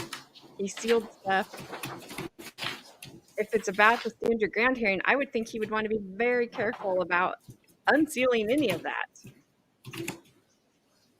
Oh no, I wasn't there. Just like the state and our Swan Street thingy. And this typing that is so aggressive. Yeah, and they should have objected to those documents when they were shown them. Yeah, I think that's what Chrissy was saying. He does. I was okay until this last witness, and then I got a little lost. So she is accused of unaliving her husband at the time. I guess he unalived that way. They were in a custody dispute, and a divorce was pending, and she is accused of unaliving him. She says it was self-defense. She had a stand your ground hearing, lost that. And then the last witness that was on the stand was her husband's attorney for the divorce, I believe. So that's why that was just so weird and crazy, because attorneys know how to play the game, and she was playing right back with him. So I don't know exactly what's going on right now. They're talking about a hearing that just the defense had with the judge. The judge signed an order. He sealed that order, and now the defense wants that unsealed, but the state hasn't seen it yet. I didn't even know that could happen before a trial. I thought if both sides had to be in there. I think in some limited circumstances, one side or the other can have an ex parte in-camera hearing on an item if it has something to do with preserving the strategy, their trial strategy. It's unusual, but Yeah. Because, now the state's going, we don't have any of this. I'm just worried he's going to unseal too much. And whatever he's trying to do, because I'm lost on what that is. I don't know what he's trying to do.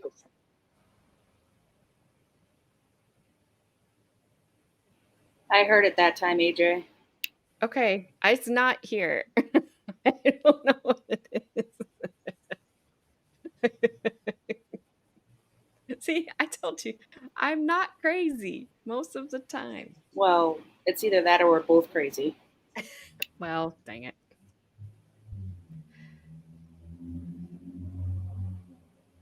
Yeah, I think it worked against them. Yeah, I think he should not have done that.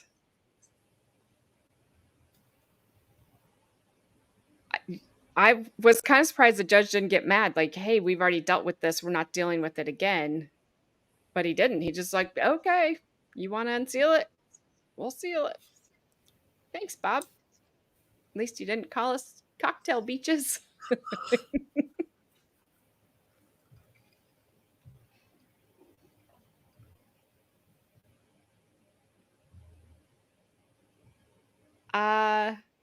I'm not sure about that one. Oh, sorry. Let me see what he's saying. The two exhibits that were admitted by the defendant during the in-camera hearing, and unsealing the notes and transcripts of the court reporter that was present for the in-camera hearing. I'll sign that right now. Should happen pretty quickly, and state, you'll be able to get copies of that, and we'll see if we can have this argument by the end of today or first thing tomorrow before we get started. On the defendant's request,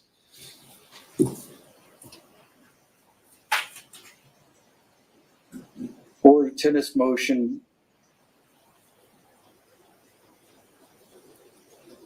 to reconsider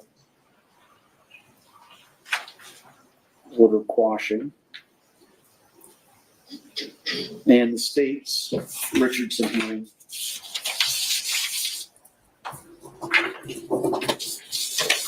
Did you? I can state the evidence. Yeah, do 5.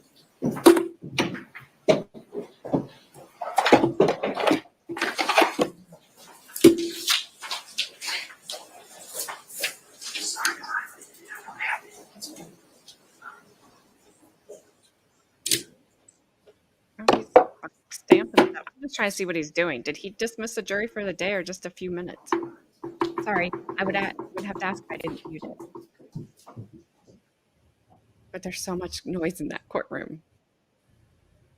I don't know the answer to your question, Memento.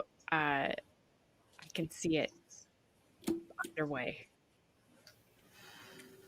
Do you know, Brian, if it stays forever? There's one for the state, one for the defense. Don't know. I can see it not mattering because they're not here. I can see it mattering because it matters. So, I mean, I don't know. This courtroom has a mic for everything in the courtroom. Has a mic for their stapler, has a mic for the person turning the pages. There's mics for their mics.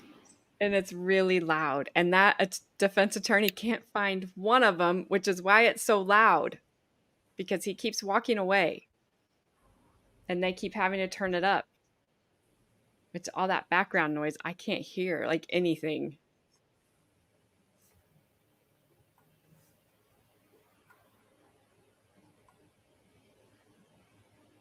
Yeah, I don't know if that lasts. I don't know what that woman's gonna, the woman attorney, whatever her name was, I don't remember.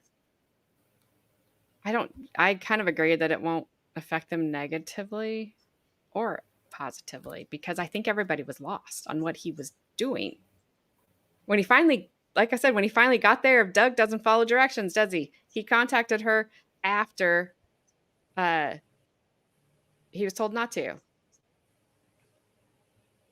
And then he got away from it.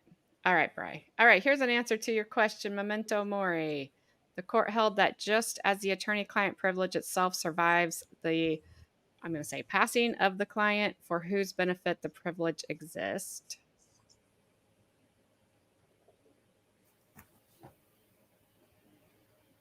The right to waive that privilege in the interest of the deceased client's estate also survives and may be exercised by the decedent's personal representative. So it can go either way, then, is what I'm taking from that. Is that how you see that, Brian? Yeah, I think the attorney-client privilege remains after being unalived, but the representative of the unalived estate can waive it. Yeah, that's how I understood that. Yeah. Thank you for looking that up. I appreciate it. Yeah, we're not attorneys, but we we sometimes can find the answers. Sometimes I look for days and never find it. All right, well, I wonder what we're going to do next, because we certainly have not gotten through 8 witnesses like they said they were going to today. Yeah, they say they're going to have 2 doctors. They've got 2 doctors supposedly this afternoon. Yeah, they said after lunch. Well, a little after lunch. So, because I think they have 2 officers to call before the 2 doctors, they said. That's true. So, yeah, we're not getting through 8 today. Well, they should have known. They had a lawyer on the stand. They should have known that what was going to happen. Yes. You can't do a lawyer in under a day. Like, she's going to answer all your questions just fine. But then when he gets up to ask you anything, she's not going to. And she didn't. And she tried to narrate. I guess she really just tried to narrate the whole time. I think she likes to be in control. That's just my personal opinion. Well, that's just a lawyer thing. Yes, it is. And there was a lot of ego going around in that room. A lot of lawyer things going on there. Yes. All right, well, let's see who's up. Chris Gillum.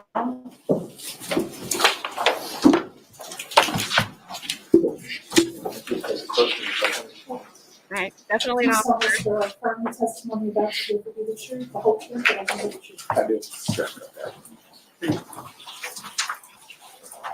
The lefty.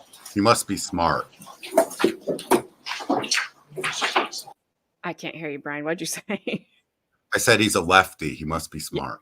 My daughter's a lefty, and she has a horrible time with training with firearms. See what he thinks 15 inches is. Sorry. It's a lie. Overextended. Where do you work? Manatee County Sheriff's Office, How long have you worked there? 22 years. And did you work somewhere else before for several years? How many years? Yes, City of Palmetto Police Department for 12 years. Okay. And what position do you currently hold at Manatee? I am currently a domestic violence investigator. And how long have you been in that unit? 12 years. How, I said in that unit, but if you could just describe, does Manatee County Sheriff's Office have a unit for domestic violence? Yes, we do. We have 4 detectives. Okay. And where and how is that unit housed? We are housed at our building is the 3500 block of 9th Street West is the actual address. And within our building, it's my unit and the Crimes Against Children detectives as well. Okay. Were you in that same position back in 2017 to 2020? Yes, I was. Okay. Back then, did your department house child protection services? Yes, at that time we did. Okay. And explain that. Were they with you in the same area, or how did that work? No, they were on the other side of the building. We had our own area and they were on the completely opposite side of the building. And were they actually employees of the sheriff's office? Yes. Did you do a lot of stuff with them together? A lot of investigations together? The domestic violence unit, we did not. Every so often, that was mostly the Crimes Against Children detectives that worked with them. And as a domestic violence detective, have you investigated violations of injunctions and that type of thing? I certainly have. Okay. Now, sometimes when someone is asking for an injunction, or when an injunction is violated, it can be charged criminally, correct? Correct. Okay. Or they can take other avenues to address the violation. But you're not involved in that other avenue if it's a different court, correct? Yes, I'm not involved in that. All right. Did you become familiar at some point with someone named Ashley Benefield? I did. And when was that? December of 2017. Okay. Generally, what were the circumstances without it getting into a lot of detail? She reported that her husband violated an injunction that was in place out of South Carolina. Okay. And that came to you? Correct. Right. And we've heard several mentionings of poisoning. Did this have to do with the same issue? It was the same case, yes, but I had nothing to do with that investigation. Okay. So the poisoning itself, you didn't have any contact with. It was just the violation of injunction. Correct. Okay. Did you speak to Ashley? I did. How many times would you say you spoke to Ashley? I think a fair number would be 30 to 40. Okay. And generally speaking, was that because you were contacting her or she was contacting you? No, she started contacting me on a regular basis beginning around February of 2018. Okay. And what was she contacting you about?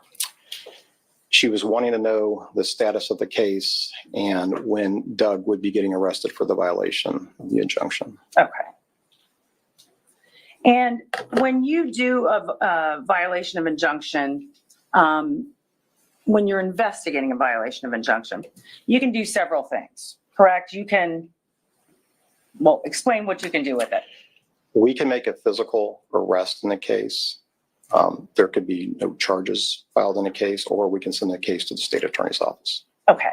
So if you send the case to the state attorney's office, what does that mean? We're just letting them make the ultimate decision if they think there's enough for charges to be filed in this case. Okay. So it sounds like there's no charges and then arrest and. Sustain. So you said Ms. Benefield was calling you asking about the arrest of Mr. Benefield. Yes. Okay. And what did you tell her? That the case was still suspended at that point, and when I had an answer for her, I would let her know. Okay. And so that was the beginning of your conversations, Yes. right? So, did she continue to call Yes, repeatedly, twice a week at least. and speak to you personally? Yes. And what was her comments? What were her concerns? It was the same thing. When was Doug going to be arrested for violating the injunction? Had you ever told her that he was going to be arrested? I did not. Okay. At some point, did you decide to forward the charges? I did. And is that to the state attorney's office like we talked about? Yes, it is. Okay. Did you inform her of that? I sure did. Okay. And what was her reaction to that? She was upset that he was not being arrested. Okay. Were you able to explain to her that the process and how this was going to go? Sustained. Were you able to explain the process to her? Yes, I was. Okay. And how did she take that? She was not happy that I was not placing Doug under arrest. Okay.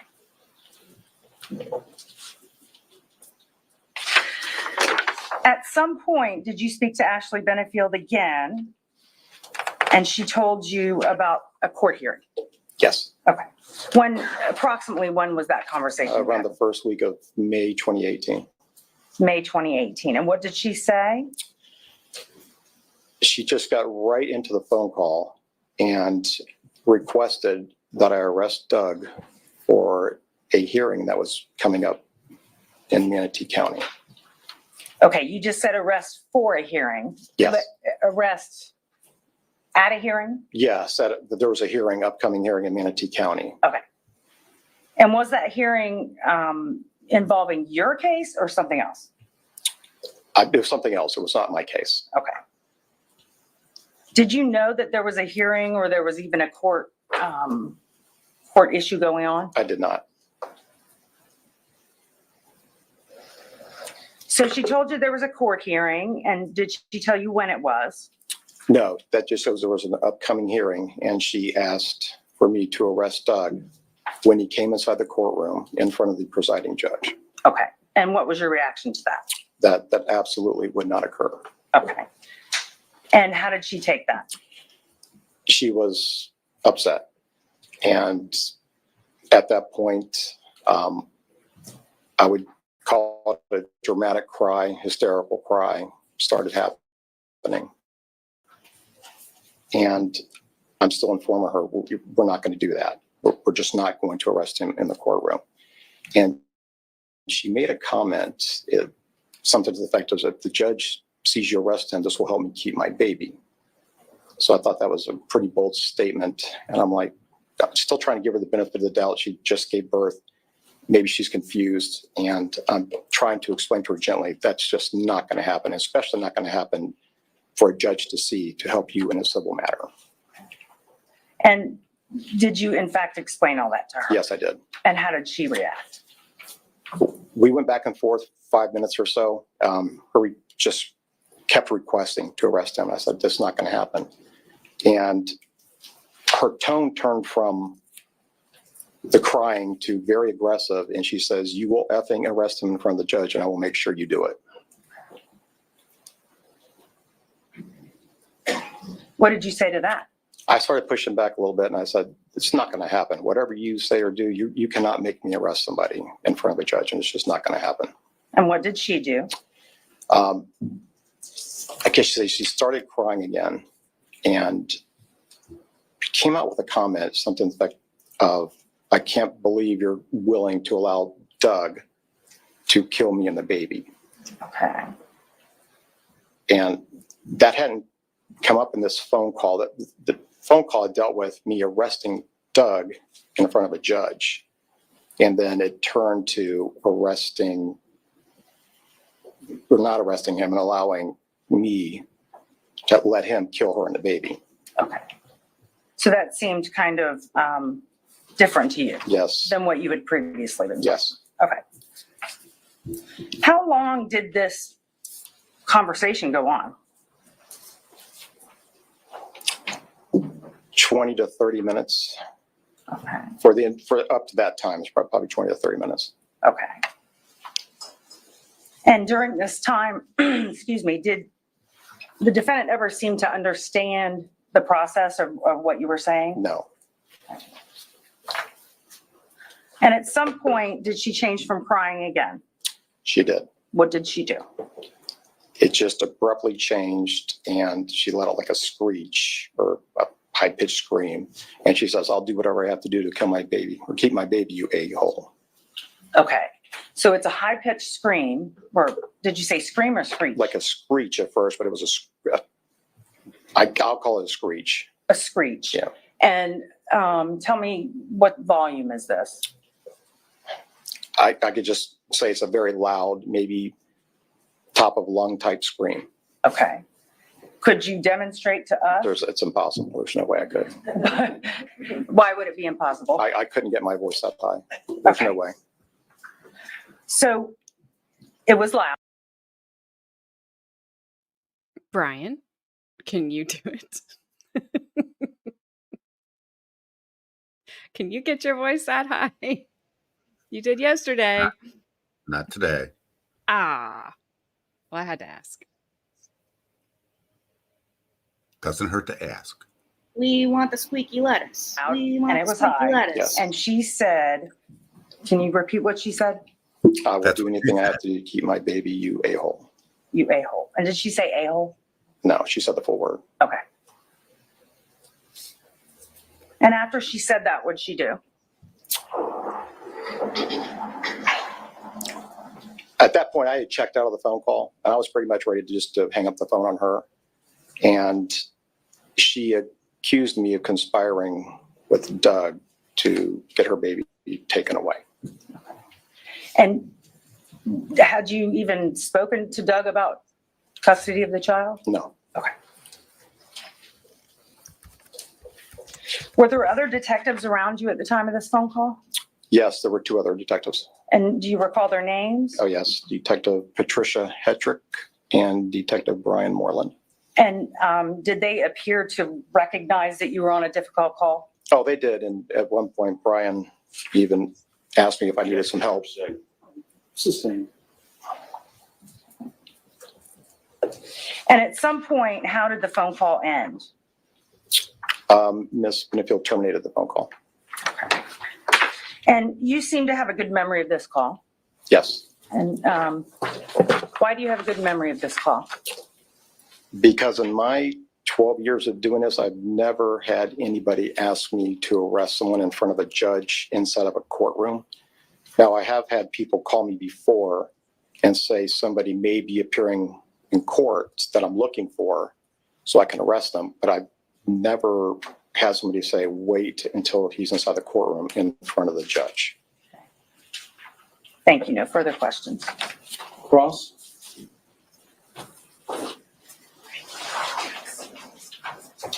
Just a moment, Your Honor.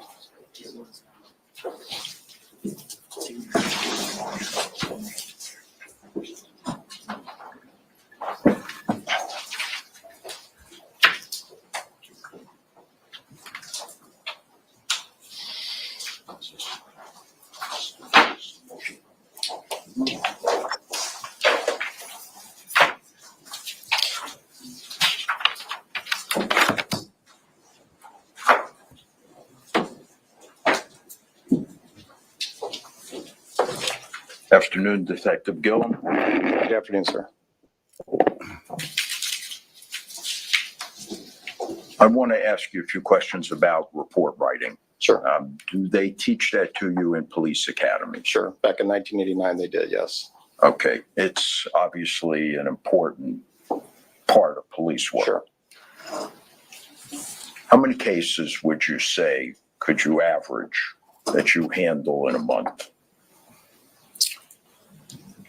20. Okay.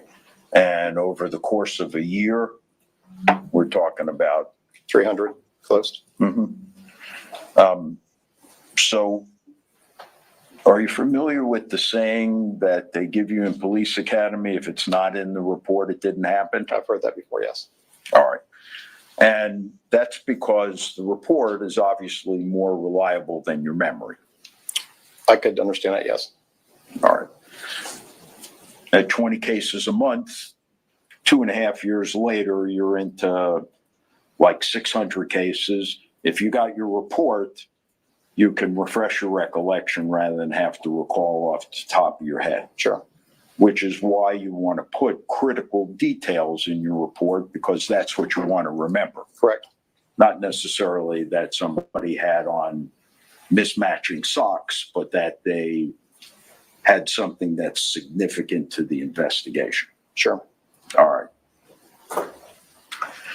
So your initial involvement, you told us in the case, is speaking with Ashley Benefield on or about May 31st of 2018 regarding the domestic violence injunction in South Carolina. That wasn't the first time I spoke with her, no. There were several incidents I spoke several times I did. Did you speak with her on or about the 31st of I was May? prior to that. Okay, about the South Carolina injunction. Yes. All right. And just to be clear, we're talking about the same thing. There was a court that had issued an injunction in South Carolina, stay away from one another. Yes, in South Carolina, that is correct, sir. Okay. Now, at some point, did you bring any of the reports that you wrote with you here today? I did. Do you recall how many you wrote? Supplemental reports, 3 or 4. Yes. All right. So initially, if I can ask you about the sequence of these events, Miss Benefield had gone down to the Manatee County Sheriff's Office to complain about a package that she received because it came while the South Carolina injunction was in effect. Yes. All right. And it would have been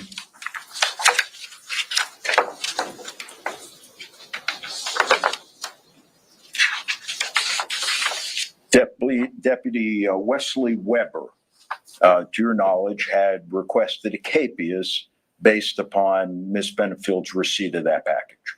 Correct. Just so the ladies and gentlemen of the jury understand, a capias is an arrest warrant. It's testifying and Sustained. it's all hearsay. What is a capias? A capias is information where a deputy believes that there's probable cause for someone's arrest. All right. And that was issued by Deputy Wesley Weber. Correct. And that would have been on December 14th of 2017. That sounds correct.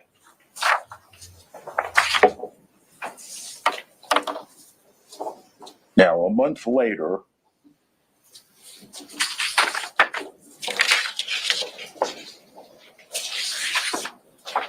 well, actually, several months later, on May 31st of 2018, Objection, Judge.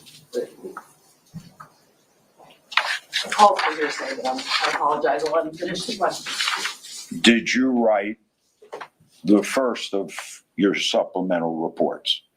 Yes. And in that report, you stated that Ms. Benefield, Objection. Hearsay. Sustained. in the report, did you indicate Objection, hearsay. Sustained.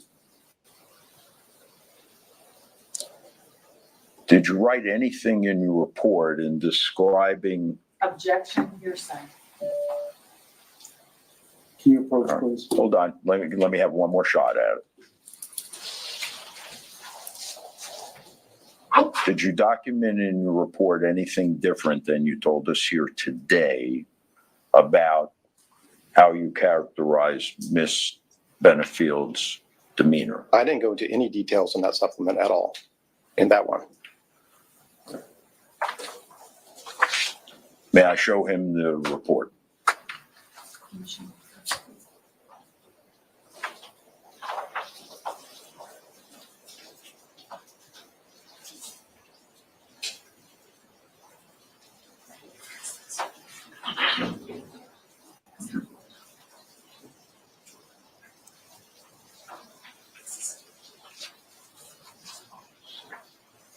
Judge, can we? Yes.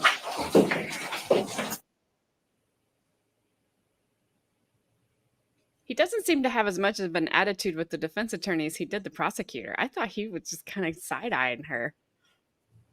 But maybe not. So she was acting like such a maniac on the phone, and he didn't write it in a report. Yeah, I didn't describe it. I didn't do anything. That's why I'm not believing him. I don't. Maniac, maniac on the floor. Who's talking? Copyright strike. Yeah, thanks, Gabby. I got another one. Wah, wah, wah. Yeah, I don't believe him. Yep. I agree, George. Because I'm not buying. And then, oh yes, there was 2 other detectives there. I remember it well. Like, why would you remember it? I don't, it's like, it's not hard for me to believe that somebody would ask somebody to arrest somebody in court. They know they're there. So why is that? He acts like that's just a weird thing.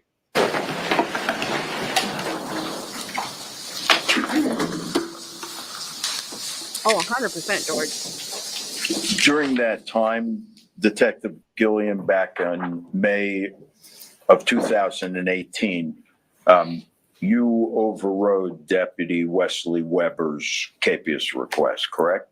I did. Okay. And you put the case on an inactive status. Yes. And I think you decided, as you told us, it would be submitted to the state attorney's office. That is correct.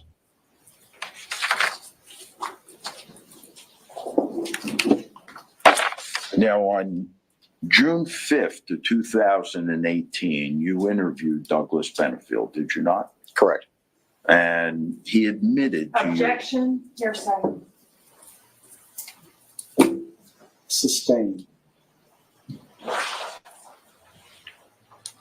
What was his position with respect when you asked him? Objection, hearsay. Finish the question. Did you send the package to Miss Benefield? Sustained. Did you make a determination from your conversation with Mr. Benefield whether or not the package had been sent to Miss Benefield? Objection, relevant. Overruled. Can you ask the question again, please? Sure. Did you make a determination as a result of your investigation whether a package had been sent to Miss Benefield? Yes. Did you make a determination as to who sent it? Yes. Who? Douglas Benefield. Did you make a determination of what the contents of the package were? It was a tea set. And was hazmat called? Objection, Judge. Hearsay. Sustained. As part, Did you say hazmat? yes, sir. As part of your investigation, did you make any determination whether or not there was a response by Objection, hearsay. any other agency to this package that was sent to Miss Benefield? Objection, hearsay.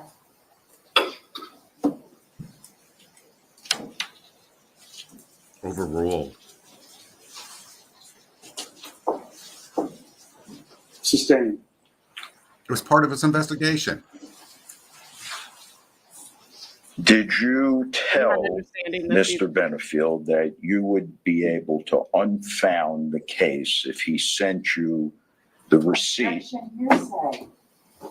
I'm asking him if he told Mr. Benefield. Can you please approach? Did you tell Mr. Benefield? Can you please approach? Can you please approach Oh, the bench? sorry. Approach. I don't get. I don't get. If it's in his report, the hearsay rule kind of always it confuses me sometimes because if it's in his report, why is it hearsay? He wrote it. Yeah, he discovered that as part of his investigation. Yes. So why And is that hearsay? that kind of stuff is yeah, people tell you shit. That's why it gets in your investigation. Yeah. So I mean, He's not- she's obviously winning. He's not saying, yeah, so and so told me this, that, and the other thing. He's saying I found out in my investigation. So Yes. And But- I don't get it.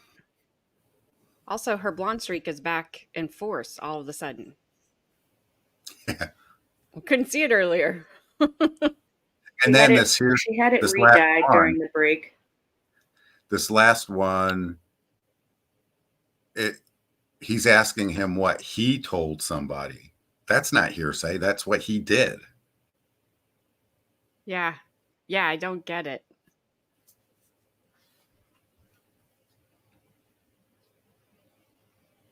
I have only been called once, and I just moved out of the county that called me, so they were like, nope.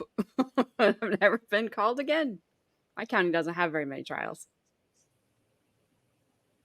All you have to do on a jury is look for lies. Any lie should render the witness null and void. Shifty witnesses, evasive witnesses, all bad. Most of the times it's cops telling porkies. Thanks, George. That's great insight, George. I agree. George is a class act. He got me. Got me in the end. Keep it classy, George. It's proof her heart has been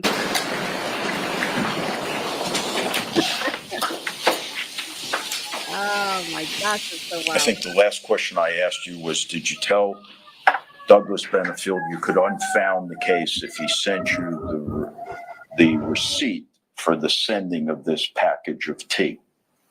No.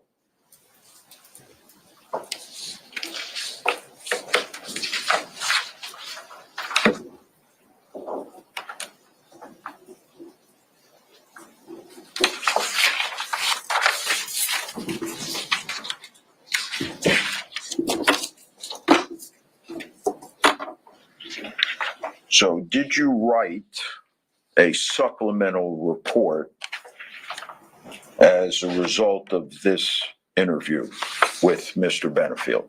Yes.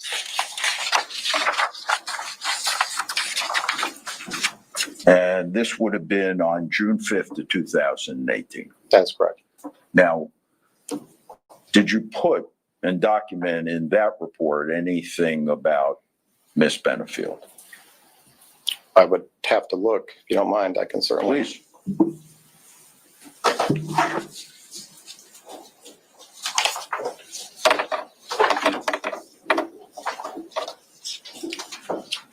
Christy, I'm just mad that now you have that song going through my head. I want to let it go. And never to return to my head. You know, most cops can hide, but they don't want to come to court, but this guy doesn't. He's like, I hate my life right now.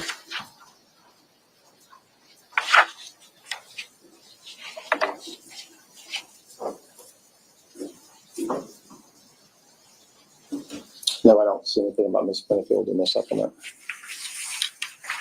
Okay, you did determine, though, that the package, once you got the receipt, you determined the date the package was sent. Yes. And that was on when? November 27th, which is when the injunction was signed off on by the judge. It was the Yeah. same day. But you also determined that the hearing on the injunction was November 3rd, 2007. That was the hearing, but the judge did not sign off on this until the 27th, which was the same day. So, Right. But at the hearing, Mr. Benefield was present when the judge announced. yes, when he announced, but it was Okay. my understanding it's not in effect until the judge granted his signature on the 27th, which is the same day that Mr. Benefield sent out that TSET. Okay. Who is the lead detective in this case? For which case? For the homicide case? I'm not sure. Is it Detective Warren? I don't know. Do you recall contacting Detective Warren on November 30th, 2020 at 7:47 a.m.? I do remember contacting him. I'm not sure if that's the date, but yes, I did. Okay. And do you now recall that Detective Warren is the lead homicide investigator? I'm not sure if he was the lead. I know that he was at that scene, but I'm not sure if he's the lead investigator. Okay, so you talked to Detective Warren on that day? Yes. All right. You then, 16 days later, Detective wrote another supplementary report, correct? I'm not sure if it was 16 days later. I would have to. Why don't you take a look and see if that report isn't 16 days following your contact with Detective Warren. And when did you say I contacted Detective Warren? You contacted Detective Warren on September 30th, 2020 at 7:47 a.m.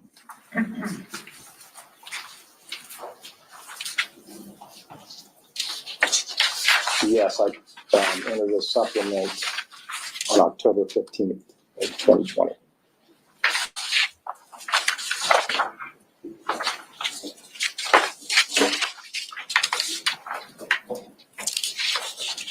Okay. Now, following your conversation with Detective Warren on that day, September 30th, 2020 at 7:47 a.m. in the morning, you write a third supplement, do you not? Correct. And it's dated October 15th, 2020. That is correct. 16 days after speaking with Detective Warren. That is correct. In that supplement, you list, do you not, the details of what you described today about how Miss Benefield behaved. That's correct. So let's make sure we understand this now. This is 2.5 years following the discussion that you related to the ladies and gentlemen of the jury of Miss Benefield's response. 2.5 years later, you remember the details of the conversation. Absolutely. And exactly what she said. Quotes, you quote her. Yes. But you never mention one word of it in your supplement that you wrote on June 5th of 2018. You are absolutely correct.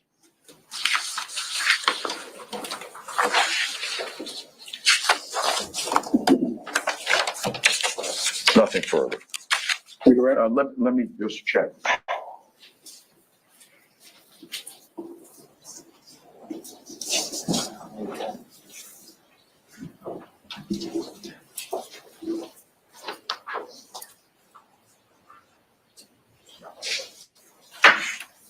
Okay, that's all. Thank you. You correct? Why didn't you add that information to your supplement back in 2018? In my initial supplement, which was May 31st, I did put in that supplement that she demanded an arrest be made in the courtroom when he appeared. At the time of my interaction with her, I didn't see anything she said at that time as a direct threat to Doug. It had no relevance to my case. I saw this as her just having this massive meltdown because she wasn't getting her way with me. So at that point, it was just not relevant for my case. There was no reason, but circumstances have changed. I thought that's information that needed to be heard. Okay. So, and what circumstances? Obviously, Mr. Benefield is deceased at this time. Okay. And her words at that time may have had an entirely different meaning. I did not take it as a threat. I took her saying that I'll do whatever I have to do to keep my baby, you a-hole, as my manipulation attempt for the court system. Not that she was going to create any harm to Mr. Benefield. Now, she never mentioned anything like that. She was never any threats. But I just took that as a manipulation attempt. When she wasn't getting her way with me, it was a meltdown. And there was just no reason for me to put that in my supplement that she was having this massive meltdown because I wasn't going to buy into it. And so after she murders Doug Benefield, you thought it was relevant, obviously. I thought that was very relevant information that needed to be heard. And did you reach out to someone about that?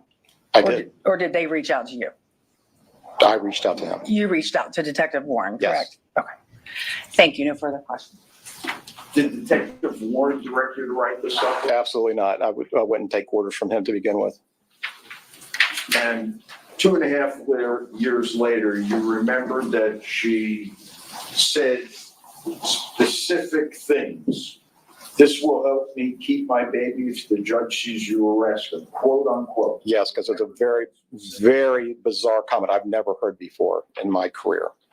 That's like 600 something cases later. That's fair. That's all. Okay, can you be released from the subpoena?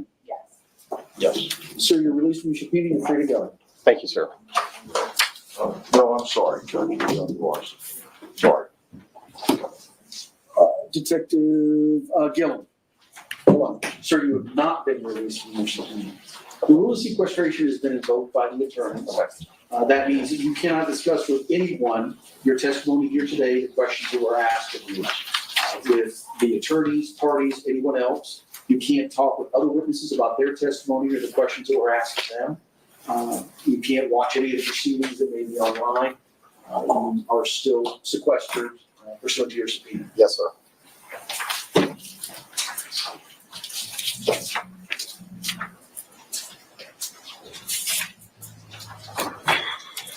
State. All right, now comes Detective Moreland. I don't know about that dude. I thought he seemed a little bit more honest with the defense, but I didn't buy what he was saying. I don't know. But I think now we're getting the detective who he wouldn't take orders from anyway. It's like, excuse him.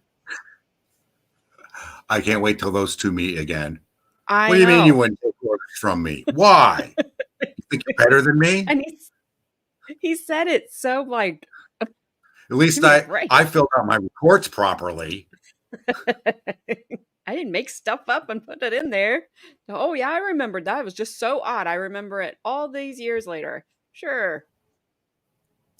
It's like I've had people say odd things to me and I don't know. I couldn't tell you when and where they said it. All right. See what 12 to 15 inches looks like for him. Ah, Gabby must be busy. She didn't say he's lying.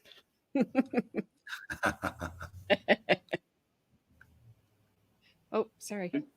Moreland. And we've had some testimony about a Judge Moreland. I just want to make it clear. Is there any relation between you and Judge Moreland? No, ma'am. Okay. We're the same person.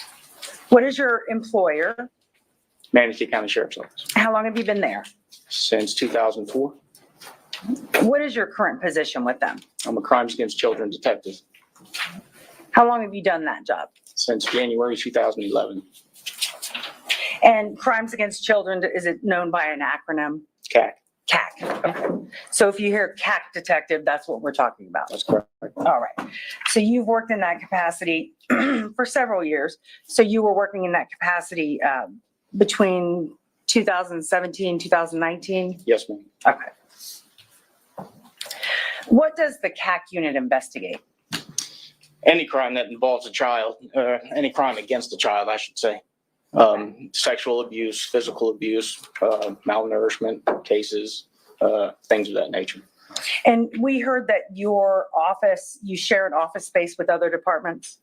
Yes. And what are those? The domestic violence unit is also in our office. Okay. And back then, 2017 through 19, there was another entity in there with you. The child protection services, were they in your? Oh, I'm sorry. Yes, DCF was in there. DCF. Okay. I apologize. The letters have changed over the years. So. Obviously, yes. All right. Did you do a lot of investigations alongside specifically DCF or Child Protection Services, what I call it? So being in a crimes against children unit, we often work very closely with other agencies, DCF especially. My job as a law enforcement agent is to investigate crimes, basically. The child protection investigators, their job is to protect the children and offer services when needed. Okay. So they have different goals. Correct. All right. When there's an allegation of child abuse, just generally, what is the protocol? To who investigates, who gets the information? Like, how does that go? Generally, a report will come through the abuse hotline. Law enforcement gets notified, and DCF or child protection investigator will get notified, assign the case, and go out. We usually do that in tandem.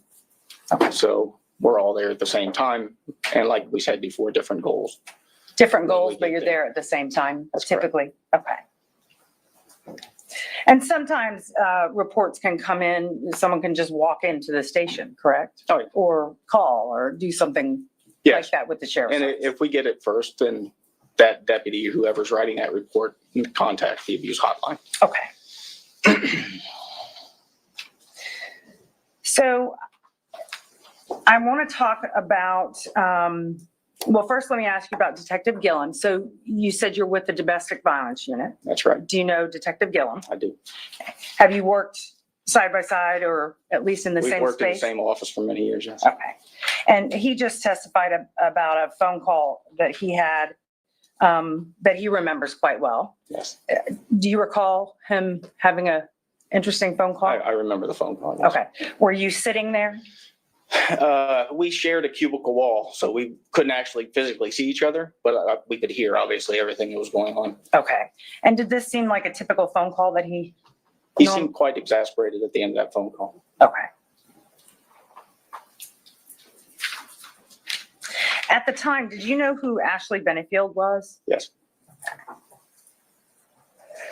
Did you later become involved with Ashley Benefield with reference to CAC? Yes. Okay. And around December 2019, were there several investigations that came in, started a series of several investigations that came into your department? Yes. Okay. So I want to ask you about the first report or the first investigation. Mm-hmm. About when was that? Can I refer to my report? Sure, go right ahead.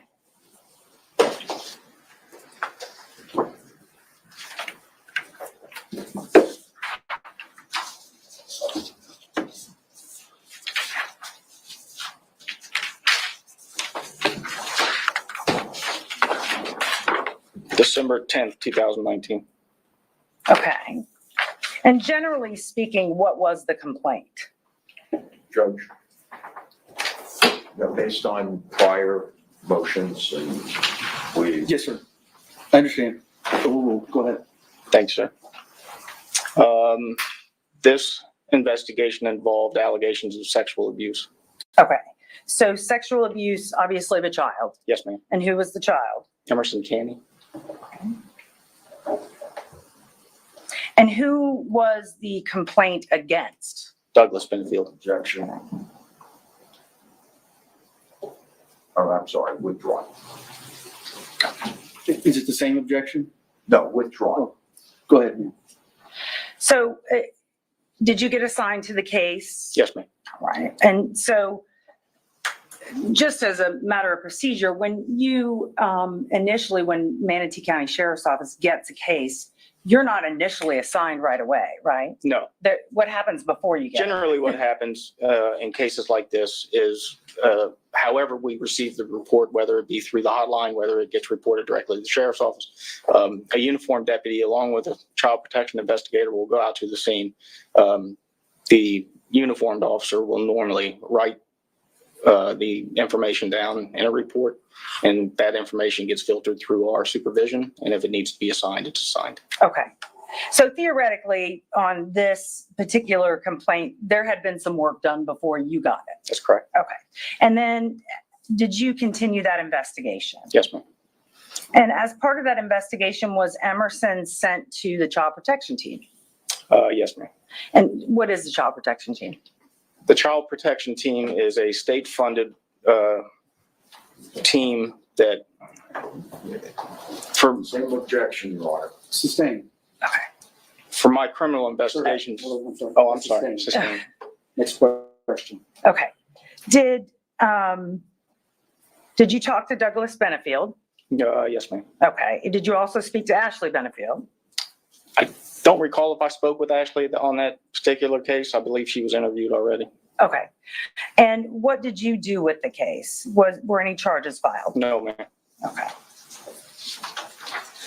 So I want to talk to you about the second report, and that was what date?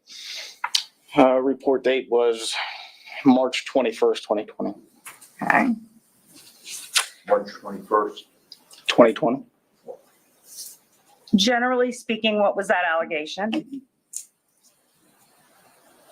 That was a physical abuse allegation. Okay. Physical abuse against, Douglas Benefield. and the victim of that would have been? Emerson. Okay, same parties. Mm-hmm. And how old was Emerson at the time, approximately? 2 years old. And again, the same question, had some things been done before you got the case? Yes, ma'am. All right. Did you continue that investigation? I did. And at some point, did a second complaint come in before you were finished? On the 23rd of, so March 23rd, 2020. Yes. Okay, so a couple days later. Mhm. And what was this complaint? It was again physical abuse.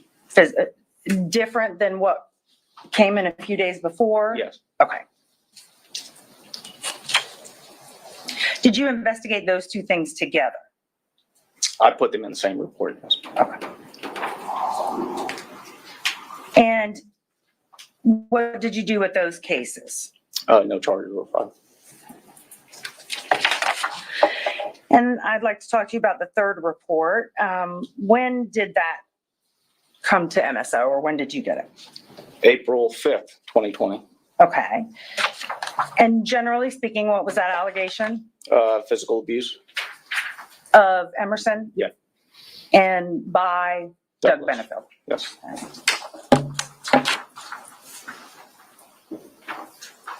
And once again, before it was over, did you get another complaint? On the 27th, another deputy responded.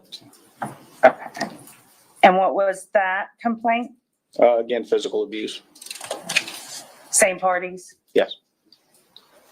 Did you again investigate those two case numbers together? Yes. And what did you do with those cases? No charges were filed.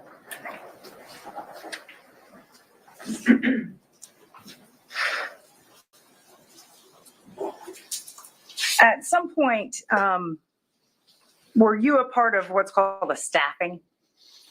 Yes. And what is a staffing? A staffing is when the entities, as I mentioned before, come together and try to find a good way, or moving forward, a good way to protect the child. Okay. And did you attend a staffing on this particular case? The Plethora case. The Benefield, Yes. Mhm. yes. And as a result of that, were Ashley and Doug assigned to go to therapy with Dr. Broder, or not therapy, an evaluation with Dr. Broder? Yes, ma'am. Okay. Thank you. No further questions. Cross? Yes.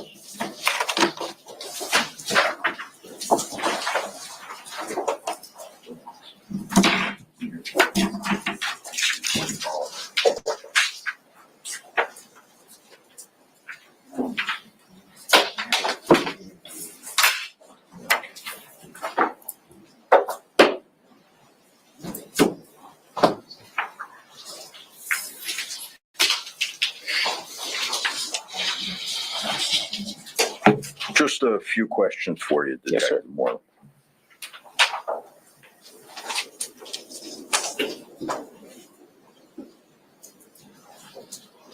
The cases that you referred to, I think you said there were 5 of them. Yes, sir. I don't want any details. Okay. Those cases have to be reported, correct? Yes, That's how they're initiated. that's correct. And would it be safe to say that in this case, the reporters, without any names, the reporters were, Objection calls for hearsay. Go ahead, finish your question. reporters were not all the same. That I wouldn't know. I'd have to go look. Do you have the reports with you? I do have.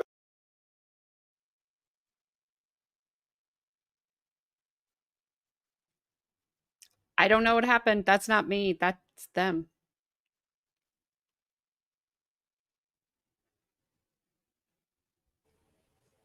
Why did that jump? Weird. Let me make sure that it jumped. There was an 'Cause Australian involved there. I didn't touch it.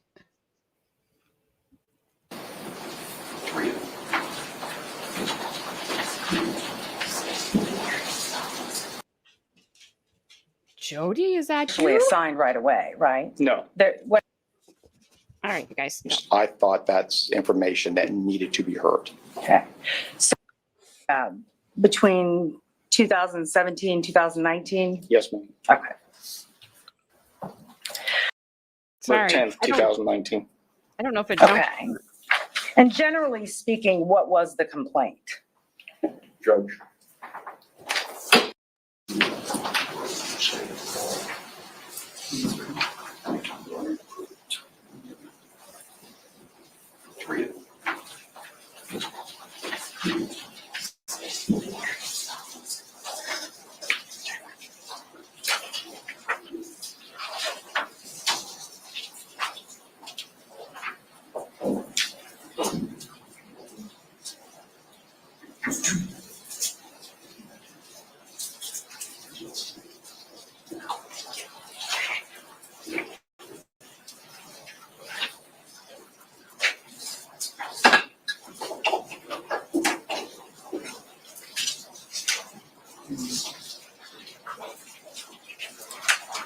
So it appears the report on 12/10/2019. I just want to, because we're in a bit of a delicate area, Detective, I just want to establish whether or not, if in reviewing your reports, you're able to tell us if the reports were initiated by different individuals. By looking at my reports, I cannot tell you that indefinitely. Did you at any time personally interview Ashley Benefield?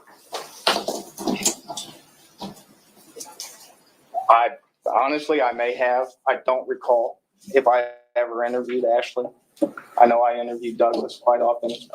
Initially, when I get these cases, the interviews with her were already completed. So. Did you at any time personally interview the child? No.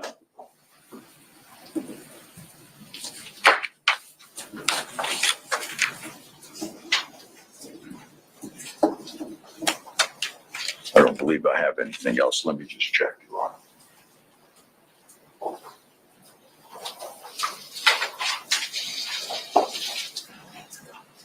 That's all, Your Honor. Thank you. Be direct. I believe you said, with respect to did you interview Ashley, that you said by the time it gets to you, a lot of times those interviews have been done. That's correct. And that would be by who? Uniform. Uniform. And then he asked, did you interview the child? Do you normally interview children? No. What is the protocol for children? Forensic interviews are done by child protection team. Okay. And so generally speaking, you wouldn't say you interviewed children? No. And was this child of an age to be interviewed anyway? No. Okay. No further questions. Sir? That's all. Can this witness be released? I'm sorry. Can this witness Yes. be released? Sorry. Mr. Taylor, can this witness be released? Yes. Sir, you're hereby releasing your subpoena. You're free to go. Thank you. Thank you. All right, members of the jury, we came back early. We went to an early lunch, so we got back a little bit early. It's now, I think, a good time to take our mid-afternoon break. It is about 2:50. So how about if we take, we'll probably end up being about 15 or 20 minutes. So you can go back in the jury room. You're free to use your phones. If you need to send or receive texts or emails or phone calls, just don't talk with anybody about the case amongst yourselves or anyone else. And of course, as we discussed, don't do any research on the people, places, things, or legal topics you've heard anything about. Stretch those legs, and we'll see you back in a little bit.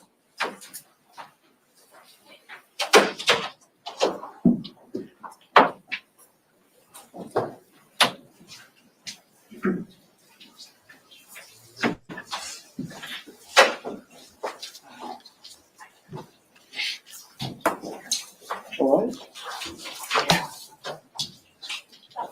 Here we go. You have a seat. State looking at the list in front of me. 1, 2, 3, 4, 5 more on the list. Yes. Yes. Yes. I have a question about that. Yes. So we've had Dr. Vega kind of on hold. And so I don't know how far we'll get with these next 3 witnesses. I could have him come here, but my question would be is if it was gonna take us past 5, if he comes, do we still do it? Because he's very busy and I hate to take up so much of his time. Or would Your Honor rather, because I know you wanted to deal with some other things, would you rather me tell him first thing in the morning? I know you don't know how long these witnesses are gonna come. Take. I can tell the court that Dr. Broder is going to be up there for a while. And so my question is, if I have him come, can we deal with him today? Or do you think once we hit 5 o'clock, if it's beforehand, you're gonna wanna go home? Which I understand either way. Yeah, I would imagine that if it starts pushing 5 o'clock, we'll probably break and start again tomorrow. Yes, sir. Okay. Okay, that's the schedule, that's all I have. Okay. I do have something else, if you don't mind, not as scheduling. So the clerk was kind enough to unseal your order, but the items that were attached are evidently in that room locked up. And so I just don't know how we could get a copy because I haven't seen them. And so I just want to address it with the court of how to get a copy. The evidence clerk is making copies. Oh, good. Perfect, thank you. Thank you, Judge. Thank you. All right, anything before the break? No. Right. Yes.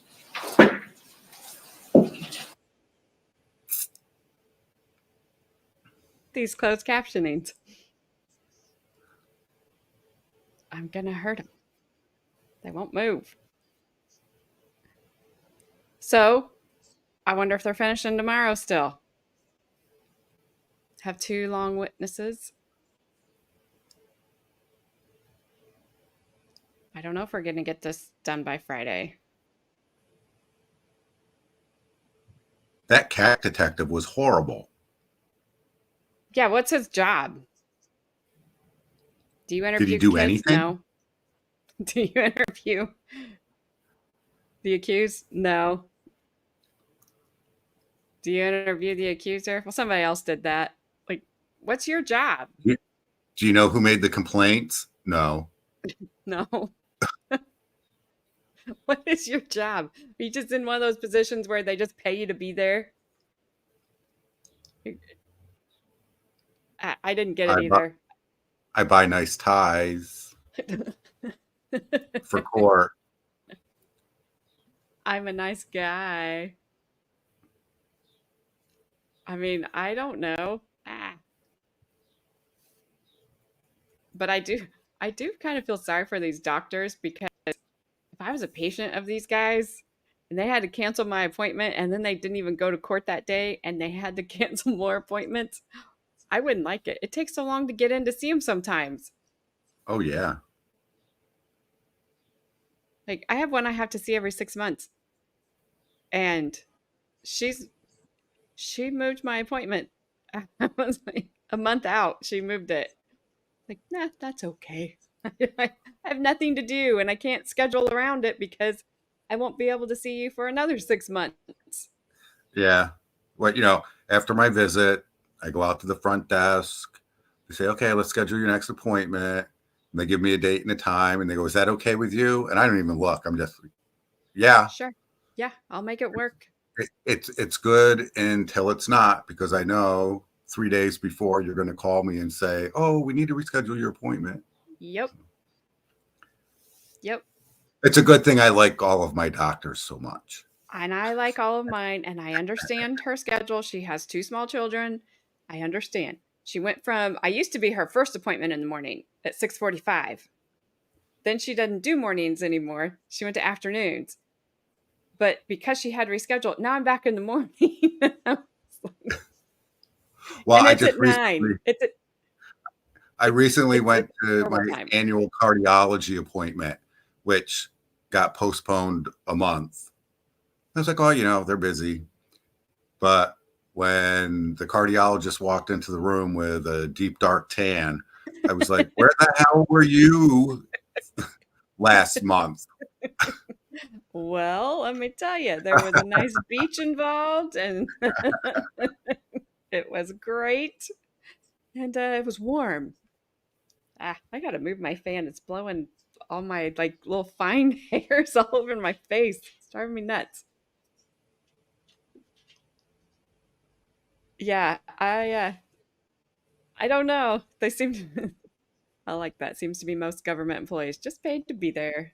Yes, I made a little spot for you. We're just gonna call it CAC, and nobody will ask what that means. And then when you say, "Oh, it's crimes against children," nobody will ask what you do because nobody wants to hear about crimes against children. Perfect. It's perfect. Oh, I Yes, got another ad. I Oh, haven't this is touched for Mazda. anything. Mazda must pay good. I've not touched that button since. I just refreshed the page. That's why I got it. Okay. I was gonna Oh, say and now I got one for BritBox. They must pay good too. because Gabby's like she got one. I'm like I didn't do anything. I haven't touched that button since before lunch. So if you're See getting what's ads, going it's over on defense rest here. Refresh. yeah, I've got it No, up. still But 219. 219. All right, you guys. She needs one more sub to get to 220. That's her goal for right now. Her goal is to get monetized. I think everybody that's watching at the moment already subbed. So. Okay. If you haven't, if you're on replay and you have not subbed to the Defense Rest, please hit that subscribe button. Doesn't cost you a thing. Not a thing. It's painless. Won't hurt you when you do it. And Jody will be so happy after she gets some rest after her marathon stream yesterday. I couldn't believe that she made it all the way through. I could not believe it. Yeah, well, that was, I got some education because I was always wondering why are all these Australians doing American court? But I guess because she said it's so hard for them and expensive. Yeah. And didn't she say they only show the Supreme Court over there? Like, I don't think they show this everyday stuff like we see. She did say that, yeah. And I think the UK is the same. Well, I guess probably obviously. I don't know that Canada shows any of this stuff. Yeah, Runkle only shows. Well, I don't watch Runkle as much, but he does all United States cases. He does show some stuff from the Parliament in Canada, but no court cases that I know of. Yeah, it's funny, and I'm not saying our justice system is perfect because it's far from it, but it's like you have all these other countries that don't show any of their trials, so you can't see what's happening over there, but everybody just rails on our system. Like, well, we can't even see what's happening in your system. Yeah, everybody hates us, but everybody wants to come here. Yes.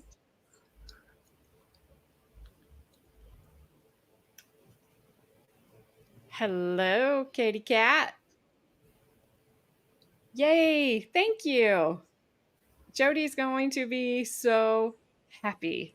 Thank you so much. Jody is at 220. Grandma's great. She was visiting earlier today. Jody is sleeping because it's very early in the morning for her. Oh, there are definitely my state is one of those states that doesn't show anything, and they could, because they passed the law where they could allow cameras in the courtroom, but they still don't. And the judge on the Delphi case was one of the judges in the pilot program to allow cameras in the courtroom and loved it, and is not allowing the cameras in the courtroom for the Delphi case. And you talk about a messed up case. That one's messed up. I don't believe they have the right guy. I think they're really just trying to get the case closed. You are too? Me too. I'm right here, and that's a great state.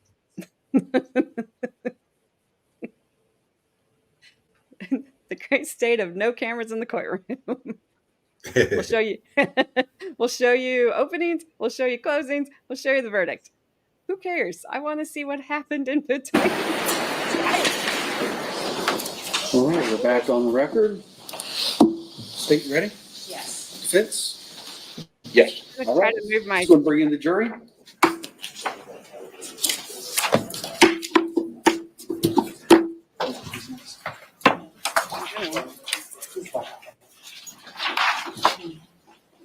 Does she think they have the right guy? I just don't think they have the right guy. A lot of people are trying to think they don't have the right guy. It's Simpson, I think.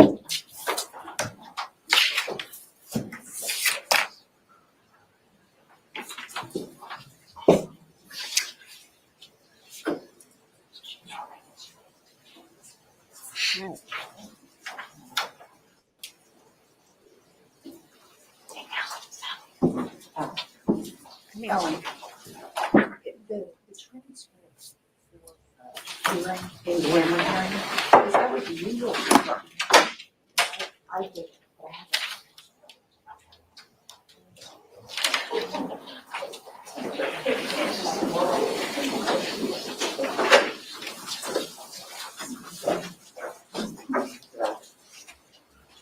Oh, 100% they watched Denver. All right, y'all can have a seat. Welcome back, everybody. Did anybody begin deliberations amongst yourselves? Talk with anybody outside the jury about anything about the case? Or do any research on people, places, things, or legal topics you bring up? Oh my gosh. Just move. No, sir. Everybody says no. Call your next witness. State House Dr. Brad Broder.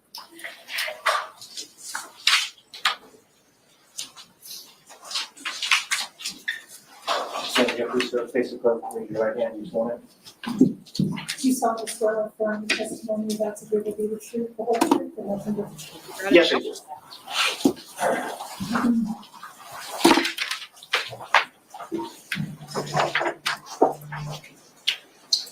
I do.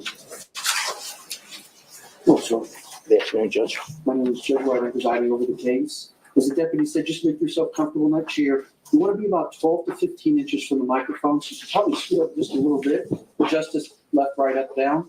And just in a loud, clear voice, it should pick up everything with you breathing and humming. Fair enough. Bless you. Good afternoon. Good afternoon. Judge, just for the record, we renew all prior objections. Yes, sir. Please state your name. Brad Stephen Broder, How do you spell your last name? Broeder. What is your profession? I'm a psychologist, clinical psychologist licensed here in the state of Florida and in New York State. And how long have you been a clinical psychologist? I got my PhD in clinical psychology back in December of 1986. And when did you move to Florida? I think you said New York? You were in New York Correct. before. I first practiced in New York and relocated here in the summer of 96. I was licensed here by February of 1997 and have been practicing here ever since. Okay. And do you have your own private practice? Exactly. I'm a solo practitioner. Okay. Do you also do some, what I would call consulting work for the child protection team or child protective services? Yes, I've been a consulting psychologist to the Sarasota County Child Protection Team since the summer of 1999, and several years later was hired as a consulting psychologist by Manatee Children's Services, which is their name for their child protection team. Pardon me. And recently have been contracted with the Fort Myers Child Protection Team. That's just as of this summer. Okay. And can you just briefly explain what are your duties with reference to being a contractor for the child protection team? What do you generally do? Well, through the Department of Health, each county in the state of Florida is supposed to have a consulting psychologist on their team. And that is for several reasons. One, it helps out with supervisory cases if on an as-needed basis, as well as once or twice a year, there's supposed to be in-service trainings where you conduct seminars, do presentations to help the staff there. But primarily it's to attend the multidisciplinary staffings, which they're asking the consultant to come in and discuss a certain case, what might be going on, if you have any kind of impressions or recommendations. Based upon those kind of meetings, then sometimes the psychologist myself would be asked to conduct an evaluation. Okay. And ultimately, were you asked to conduct an evaluation of Doug and Ashley and Emerson Benefield? I was specifically asked to conduct psychological evaluations on each of the parents, both Doug and Ashley, but not their child, Emerson. Okay. The child was pretty young, correct? 2 years, 4 months to be exact, during the time I did the evaluation in the summer of 2020. Okay. So you started the evaluation about when? You said summer, but. I believe it was June 1st to be exact when I first met Ashley, and the next day. Sorry, I lost my cursor. Did you say something, Brian? I could No. find my cursor to pause it. Okay. I thought I saw your little avatar like you were I talking. might have coughed. I should put myself Okay. on mute. Oh, you're Sorry. fine. You're fine. Day I had met Doug for the initial intake interviews. Okay. And what was the general goal of these interviews? You eventually were going to report back, I would assume, to the entity that hired you. Yes, each psychological evaluation is meant to be submitting a report with diagnostic impressions and recommendations based upon the data that's been collected. The evaluation is based upon whatever the CPT recommendation was, meaning referral for the recommended evaluation. In this case, Manatee Children's Services had specific questions about each parent. Okay. So, and your evaluation is generally focused toward the best interest of the child. Would that be a correct statement? Yes, absolutely. Okay. So you said you first began this around June 1st of 2020. That's correct. Did you ultimately complete evaluations of Doug Benefield and Ashley Benefield? Yes, I did. Okay. And as part of this evaluation process, did you review documents?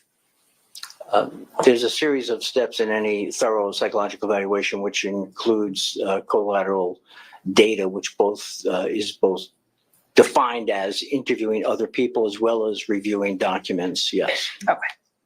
And did you do that? You reviewed documents? If I may, I just brought the reports along with me in case I had to refer to them. But yeah, there was Sure. a series of documents reviewed for each of them. Okay, and we don't need to get into specifics about what the documents were, but you did review several documents for each of them. I certainly did, yes. Okay. And what is a collateral interview? That's when I asked each person to give me a couple names of people that they think understands their situation best that I could contact and call and just do kind of a phone interview. If possible, obviously a face-to-face interview is preferable, but based upon where people are situated and located, sometimes it's just easier to have that telephone conversation. So there are certain people, like the people through Manatee Children's Services, that I was going to be speaking to. For example, Kimberly Griffin, who is the case coordinator. But in addition to that, I asked both Ashley and Doug for their own people that they'd want me to speak to.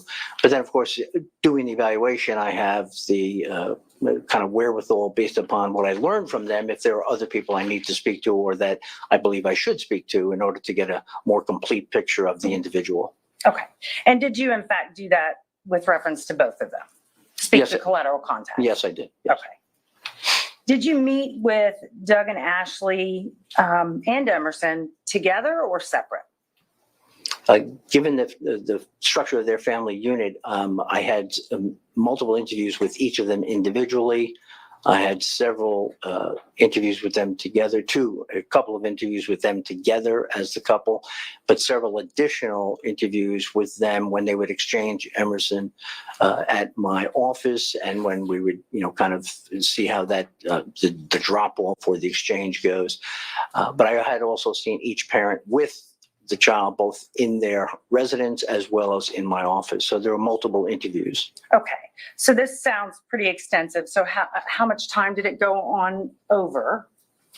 Throughout the summer of 2020, I think the report was actually completed and submitted on September 14th of 2020. So I want to speak with you about Ashley specifically. Did she ever show any hesitation about meeting you with Doug present? No. Okay. Did she act differently when she was with Doug meeting you, as opposed to when she was not with Doug meeting with you? As I had indicated or described in my report, she did demonstrate or present with a different demeanor when seen together versus when I would just see her individually. Okay. And when you saw the two of them together, did they discuss the plans for going forward? And I'm talking about moving. So did they discuss that with you? Ashley had made it very clear that she had every intention and desire to relocate back to her home state of Maryland. Doug had the impression that this was something that he too could do because he had some connections to the Defense Department and some of the work that he did. He felt he'd have more clients up there, so he was perceiving that as he shared with me, a fresh start that they could reconcile and be together in Maryland. And when Ashley and Doug met with you together, did Ashley indicate that this was the plan, that they were moving all together as a group? Ashley had no intention of moving together as a group. She had every intention of moving with her mother and Emerson and becoming situated in her grandmother had passed away and the mother had inherited the house. So they had their residence established. So she had that plan. Okay. And so I guess I wasn't being very clear.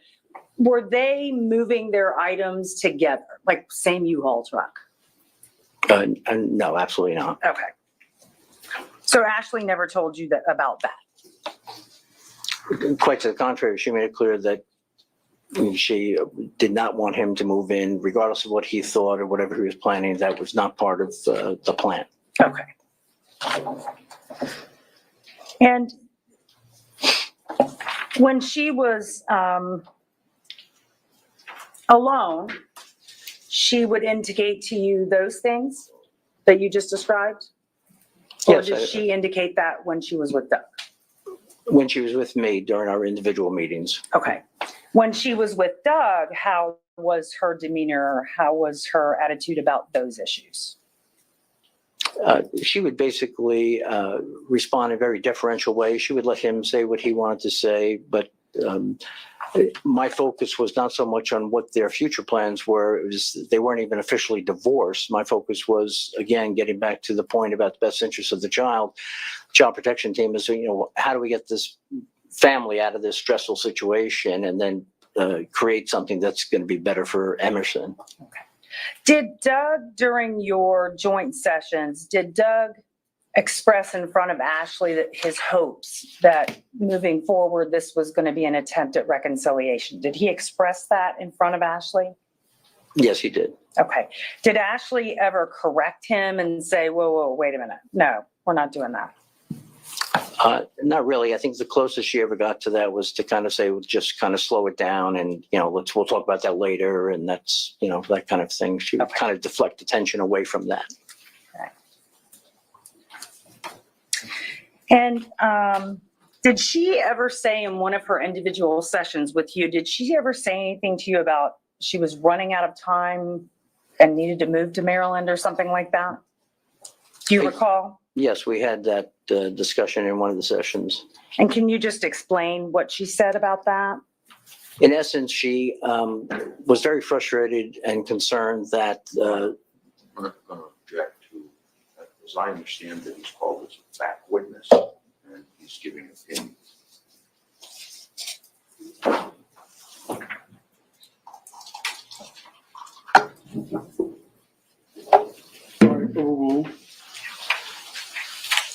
Okay, you can answer the question. What was it that she said about the issue of running out of time and wanting to move to Maryland? She was openly sharing with me her utter frustration with the sheriff's office, with CPT, with the court system, indirectly with myself, although she had also complimented me by thanking me for doing a quote unquote thorough job. But who was going to look out for Emerson, who was going to help Emerson, and she needed to do something. She needed this to be over with so she could get on with her life. She used the phrase, "My life is in a shambles." Okay. And did she make any statements to you about why she needed this to be over so quickly? Or why was it, did she feel it was taking too long? I guess should be my question. But she certainly felt it took too long and she just wanted to get on with her life. Okay. Did she admit to you that she was in fact going to marriage counseling with Doug? She had been in agreement with them starting with a second marriage counselor, Dr. Quintel, after their attempts at marriage counseling with Sharon Foster had not worked out. Okay. So she indicated that their intent to go to Dr. Quintel. But during the same time, was she still saying they would not reconcile, or she was saying they did want to reconcile? I don't think she ever used the word reconcile when with Doug. She clearly made it very clear to me that she had no intention of reconciling. Okay. And during this time, I would say the year at least before your meeting, did Ashley talk to you about doing things with Doug? And for instance, I'm talking about lunch and activities. Did she talk to you about that? Throughout the time that I worked with them, it was very clear they were very open, sharing with me the things that they would do together, such as, for example, the hit movie that particular summer was the sci-fi thriller Tenet, T-E-N-E-T, and they had agreed to go see that so the grandma could watch Emerson. They have a quote-unquote date. They enjoyed the movie so much, but also found it kind of confusing, hard to follow, that they agreed to see it a second time together and had a follow-up a date for that movie. But in addition to that, they had done other things. She would go to Doug's apartment complex where they could use the community pool and take Emerson into the pool. They shared with me that they had gone to the beach. She described in detail watching Doug. I think it was Father's Day specifically in my notes there, where she described how nice it was to see Doug playing with Emerson, playing in the sand with Emerson. And so then from there, they would go out to lunch or go out to dinner, sometimes with Emerson and the grandmother, sometimes without. So they were, throughout the time I was working with them, they were seeing each other. Okay. Did Ashley ever talk to you about the birth certificate for Emerson? Naturally, in this kind of evaluation, since it concerns a child, they talk about the child and the marriage and the relationship and see each parent with the child. So yeah, that came up. She gave birth at Tampa General Hospital and signed the birth certificate. Emerson Grace Caney. And do you know whose name Caney is? She wanted to keep her grandfather's family name, and so therefore she used that name. Okay, so the child wasn't named Benefield. Was not. And did she ever put, or did she indicate to you whether she ever put Doug on the birth certificate as the father? She did not. That became a point of contention for the two of them, things that they were discussing, changing the name from Emerson Grace Caney to Emerson Caney Benefield. That was an issue that they were discussing. And did she ever admit to you that she didn't tell Doug that she was even giving birth? She shared that she did not inform him. Okay. And you mentioned a little while ago that she was frustrated with some of the agencies. I think you said law enforcement, the courts, that kind of a thing. Did she express why she was upset with them? She felt that Doug was unfit to parent Emerson, that he was only using the child to get her back, to win her back, so to speak. Okay. And these agencies, they played into that, or they didn't play into that? What was described and came out of our discussions in the interview sessions was that she felt that no one was willing to step forward to protect Emerson, that they all got it wrong, for example. So when CPT evaluated the situation where she had bruising on the neck, she described to me that it was several days later, so the bruising didn't show up, and that went down as unsubstantiated, so it was never followed up on. And Okay. So she basically felt like they were getting it wrong. These agencies were getting it wrong. no one was protecting Emerson. She did not agree with that. During one of your last meetings with Ashley, did you have a conversation with her in your waiting room? The day after, a day or two after the report was submitted on the 14th, Ashley showed up in my waiting room, unexpected, unannounced, and she wanted a copy of the report. And I had explained to her procedurally that the work product that I produce is then the property, in this case, of Manatee Children's Services, and had submitted to them. But I let her know that, you know, she'd be able to get a copy through her attorney, but they did have to get a court order to release it. And that's usually what happens. It's kind of a formality, but it's no longer something for me to share or divulge. Okay. And did she have a reaction to that? Her reaction was that she felt, again, very frustrated, thwarted in her efforts. She wanted to get on with her life, and she felt, she needed to know what was going to be recommended so she could move on. Okay. And during that conversation with her, did she say anything that that struck you as interesting during that conversation with her? Well, she had explained previously and then repeated it then that once she was able to relocate to Maryland, she wanted to establish residence, as she had, in essence, researched it, knowing that if she had established residence for at least 6 months, she could then appeal to the authorities in Maryland to get relief and have Emerson, basically have full custody of Emerson and not that. So she had used the phrase during that conversation that she would take matters into her own hands. Okay. And did she express to you at that time about being frustrated about the timing, things weren't going fast enough? By that time, she was, again, ready to move on, and she was frustrated with the entire system. Okay. And did she make any more statements to you at that time? Not that I recall. Again, I tried to encourage her to be patient, that her attorney would definitely be able to get a copy of the report, and they could, work things out once they read the report, and they should be able to settle things. Okay. And did she ever say what she would do if it wasn't fast enough?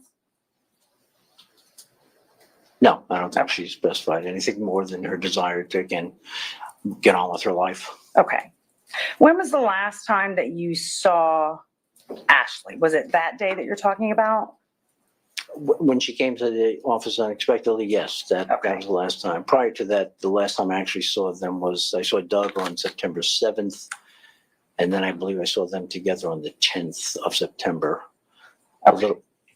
And the last time that you saw them together, how did they seem? Did they seem the same as they had the times that you had seen them before? Well, Doug too is becoming frustrated because he was viewing this as a fresh start, as I said, and Sustained.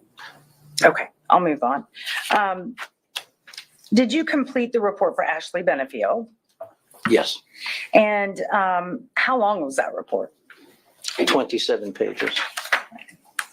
And did you do the same type of a report for Doug? Yes, And was it about the same length? I think 24 pages. Okay.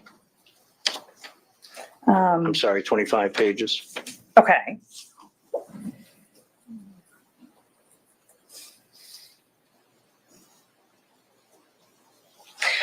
And I think you already explained this, but you turned your report over to CPT when? September 14th. September 14th. Okay. And then what happens to it after that is not in your hands. It is, sometimes I find out, sometimes I get feedback, sometimes I don't. It's the work product goes to, in this case, Manatee Children's Services. And okay.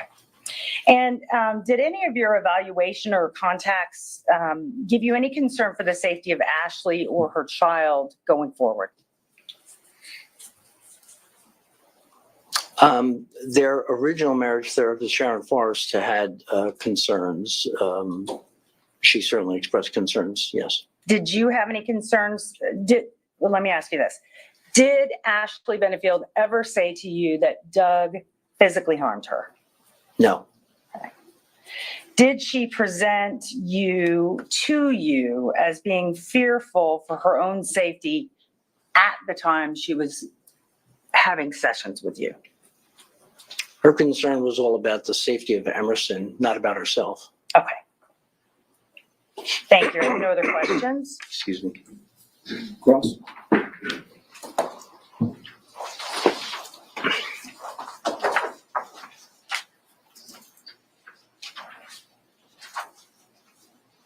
Give me just a moment, Your Honor.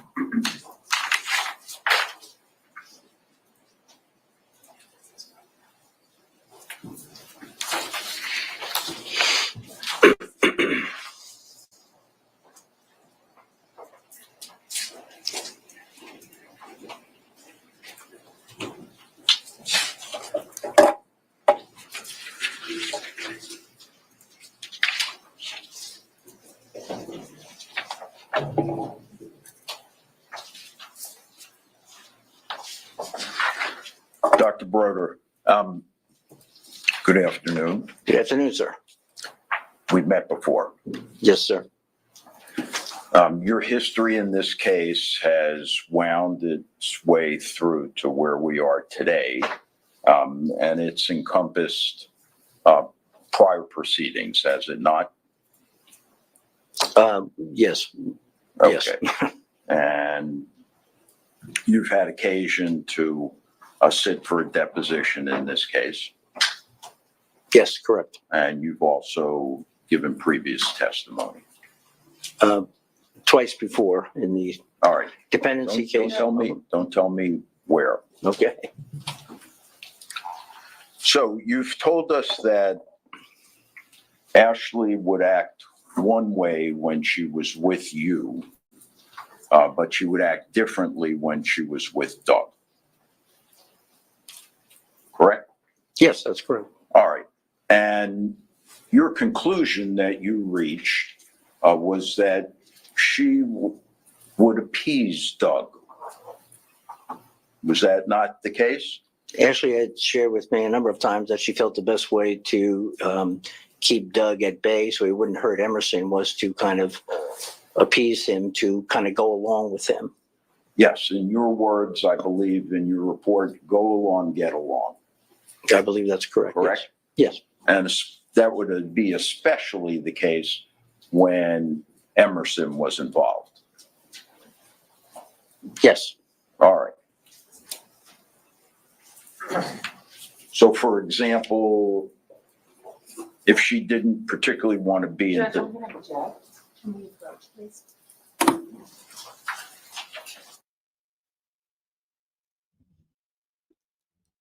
This one, it frustrates me so much when they object. It's like, just let him ask his questions like he let you ask yours. I know they're doing their job, but it's like, what do you have to hide? What do you have to hide? I think she did everything she possibly could, and you guys all dismissed her, and now you're charging her.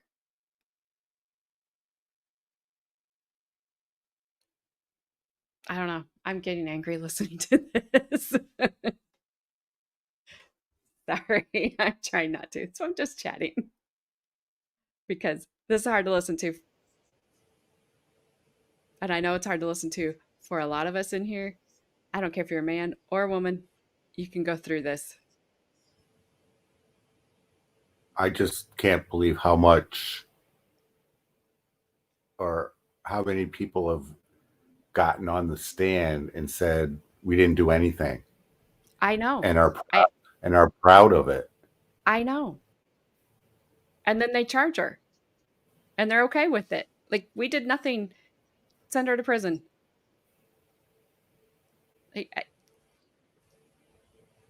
I just am. It's hard. It's getting harder and harder to listen to. And I will be disappointed if they find her guilty at this point. Something may come in and completely change my mind, and I reserve the right to do so. But this just is awful. It's awful. Like I said yesterday, unless somebody comes in and has a video of her lying in wait and ambushing him, I don't see myself changing my mind at this point. Yeah. And I think what bothers me sitting here listening to this is I know there's another half out there that is saying something completely different than the majority of people in this chat are. Yeah. And it's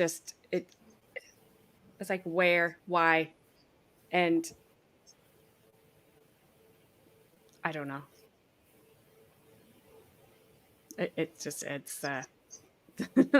Well, and again, what we were talking about yesterday and a little bit this morning is that those people probably have every right to think the way they're thinking, because people like this hide what they're doing from everyone but the person they're doing it to. Yep. And there might be a little bit still, well, maybe it wasn't quite that way, but you would never know it from the investigation that these people did, because they didn't investigate anything. Right. They just dismissed her as crazy. George, there won't be one. I believe the judge said no. He ruled against the defense bringing in a DV expert. So if I understood that right, and hopefully I didn't, but I do think that he did rule against that. That's what I remember saying. I don't think there's one coming in, which is sad. Sad. Oh yeah, I mean, Chrissy, there's so much going on. It's like it just triggers things. And yeah. Yep. Yeah. I can't. Yeah. You dismiss everything, you excuse everything. It's easier to make excuses for people because it keeps everybody happy. Like Ashley, yeah, she met him. If you listen to everything he said, she was always in public when she met him. That says a lot. The fact she did not want him at the birth of their child says a lot. Like, why would you just, if everything's great, why wouldn't she tell him that she was giving birth early at that?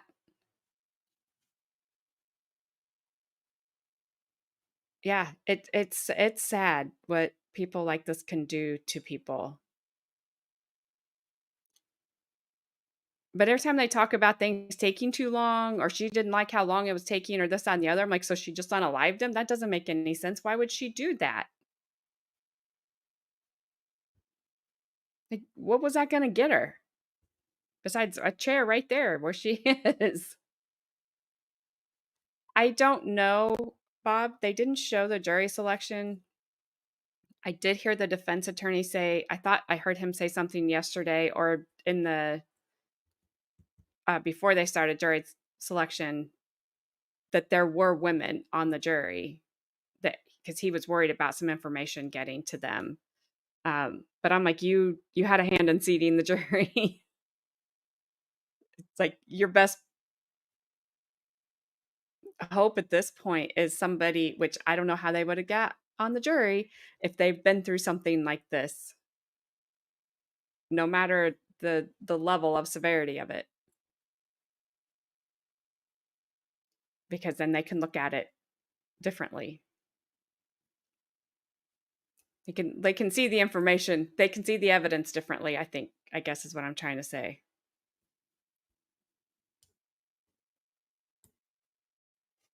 Yeah, they were alone. They were at her house, her mom's house, getting ready to pack the U-Haul to move to Maryland.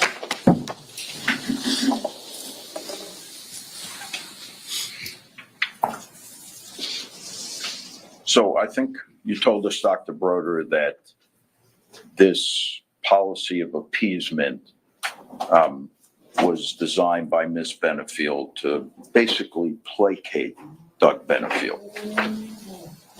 I think I would use the word strategy. That was her idea of trying to. Yes, to placate him. In other words, to not set him off. She knew that she wanted to reconcile, so she wanted to kind of, I think, feed into that so he wouldn't, given her belief that he might hurt Emerson. Okay. And you, did you decide whether or not the signs were there, but that Doug Benefield refused to recognize them? That she wanted no part of a marriage to him?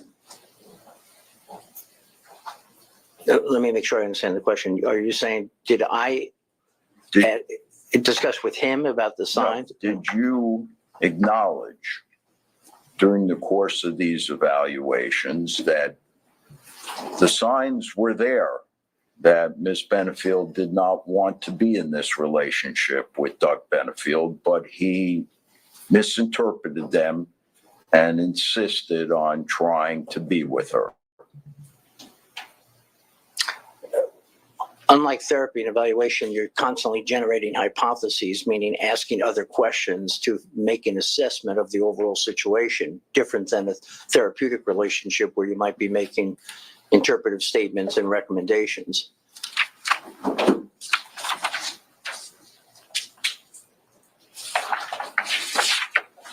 Let me ask you this. Answer.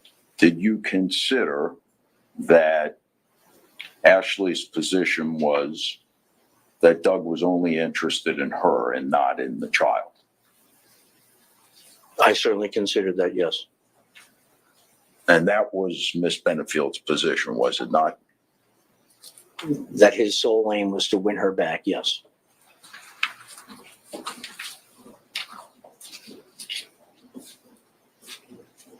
The abuse complaints, without giving me names, they were initiated by more than the same person, correct? Correct. In fact, there was. Objection herself. Finish your question. In fact, there was at least 3 different sources. I'll overrule. Go ahead. I believe there were 3, correct. And 2 of those sources were professionals. Sustained.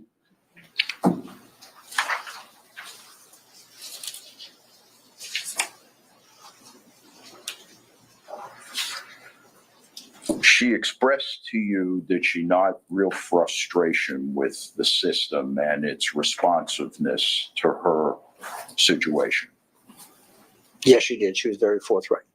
And she told you that with respect to taking matters into her own hands, it was going to be by virtue of her going to Maryland and petitioning the authorities there. My concern was that she was going to impulsively abscond with the child and go to Maryland and, yes, establish residence separate and apart from Doug. Okay, that she would have access to the authorities there, that they might be more responsive. That was her hope, her goal, yes. All right.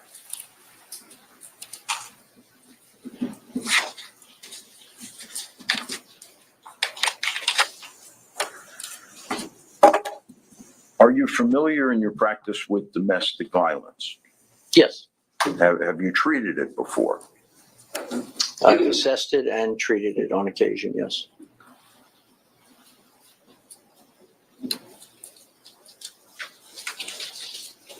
Did Douglas Benefield, from what you learned as a result of your involvement in this case, exhibit Objection. Couldn't finish your question. symptoms consistent with the domestic violence abuser? Sustained. Give me a minute, Your Honor. He's still getting it out there, though. He's still getting the question out, even if he knows it's going to be sustained. That's got to leave the jury wondering.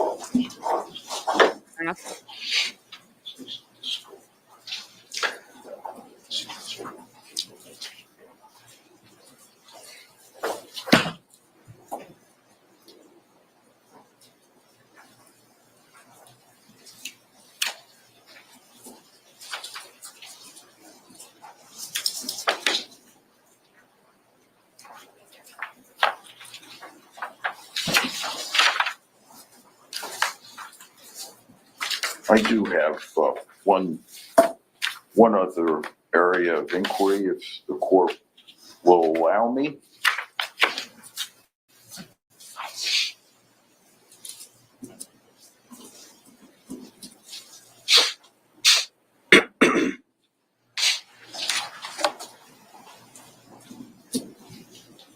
Did you find anything aggressive about Ashley Benefield?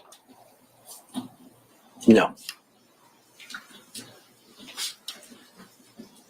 Did you find that Ashley Benefield had any impulse or was prone to angry outbursts?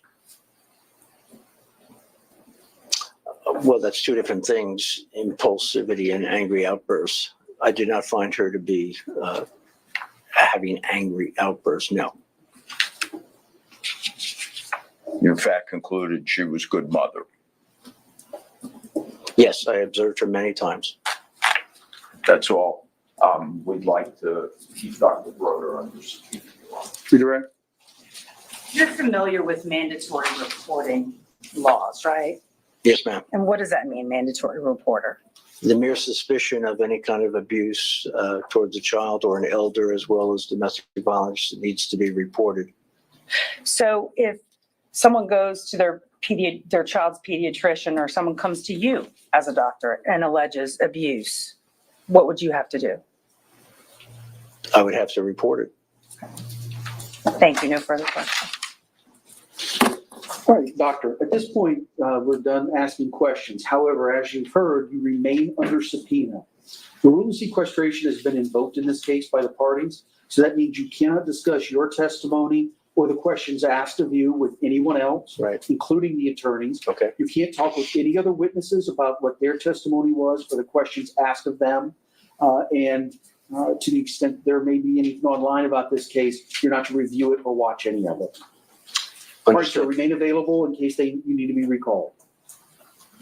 Just point of clarification, remain here today or be ready for tomorrow or what? No, so you're released for now. Just if one of the parties reaches back out to you during this trial period, you will need to report back. Understood. Very good. Thank you.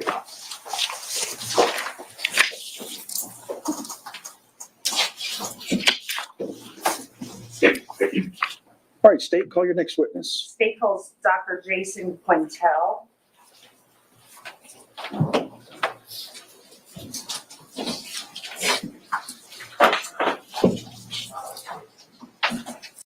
I don't think that helped the state. I think their objections hurt them every time that the defense gets up to ask a question and they object over and over and over again. Now he's just getting the questions out. So I don't think it hurt her. I think it hurts them. I think that one about did he exhibit symptoms of a domestic violence abuser? Objection. Yeah. I mean, they're not supposed to speculate, but if the answer was no, you bet they weren't going to object. Yep. Exactly. And then she comes back and it's like, but you have to report domestic violence, right? Like, whoa, wait, we weren't talking about that. Ramen noodles. Now we're talking about them. Dang it, Gabby. Yeah, I thought it looked good. I thought it was good for her. We'll see. See what this dude has to say. My name is Judge White. I'm presiding over this case. As the deputy may have said, just make yourself comfortable in that chair. Okay. You're going to end up wanting to be about 12 to 15 inches from the microphone. It adjusts up, down, left, right as you need. Okay. If you just speak in a loud, clear voice right into that microphone, it'll pick up everything. Okay, great. Thank you. Good afternoon. Hi. Sorry, I spilled water.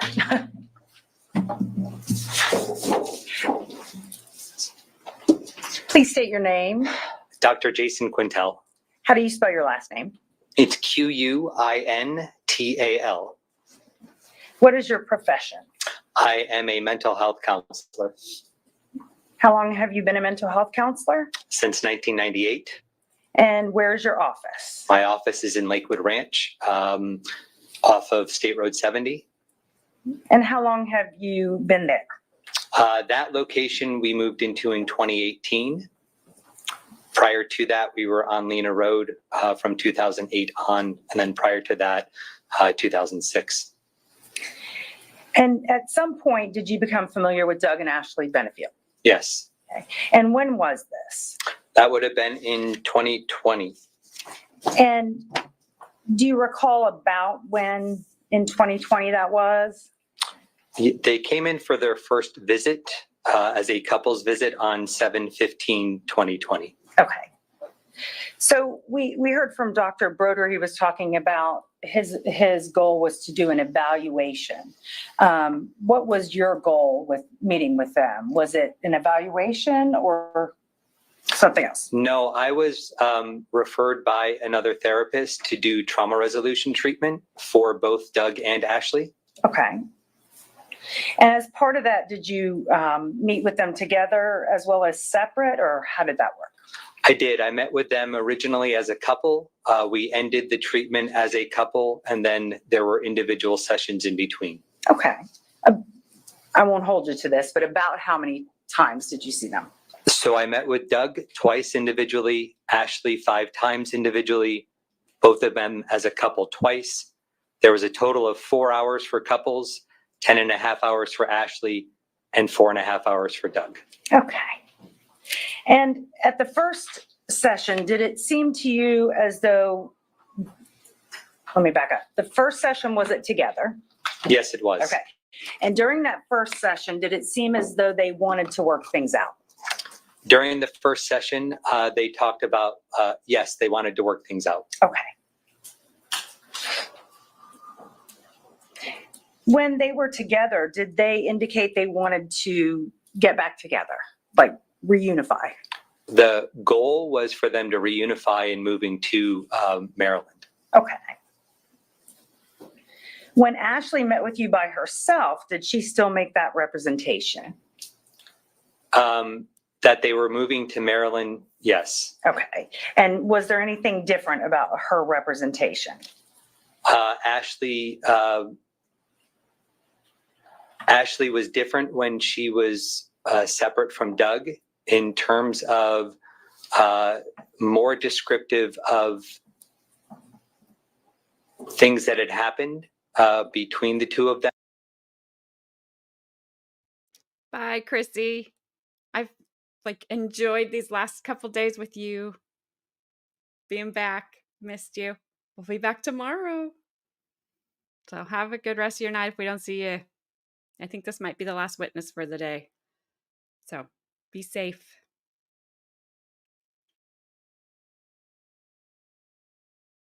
Them that troubled her.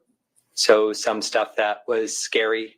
And we won't get into specifics, but. Ask the question, he's entitled to complete his answer. Ooh. So did she indicate she still wanted to reconcile with him when she was with you alone? Ooh. Did she say she wanted to reconcile with him when she was alone with you? So I don't recall whether she said she wanted to reconcile with him or not. I think that there were challenges in their marriage and she was questioning whether she wanted to be with him or not. Okay. Did Ashley tell you that she and Doug were also seeing Dr. Broder? They both mentioned that Dr. Broder was doing an evaluation and I didn't know what it was regarding. Okay. And did Ashley say to you at any time that she was frustrated with the system? I think Ashley was discouraged. There had been many things brought up, accusations, CPS, judge that didn't go her way. So I think there was definitely some discouragement with that. Okay. And I'm sorry to cut you off. No, you're fine. Did she express any frustration at the time it was taking for Dr. Broder's report? Yeah, she thought that that was taking a very long time. Okay. And did she express to you that she was worried about what his report would say or worried about when the report was released? She was worried about what it would say. She said if it were to be disparaging of Doug, she was concerned that he would be upset and take some form of retribution with that. Okay. Did the last time that you saw them was when? The last visit was on 9/25/20. Do you remember what day of the week that was? You might not, but. Maybe Thursday, Friday. Okay. I can look if you need that. No, that's okay. Okay.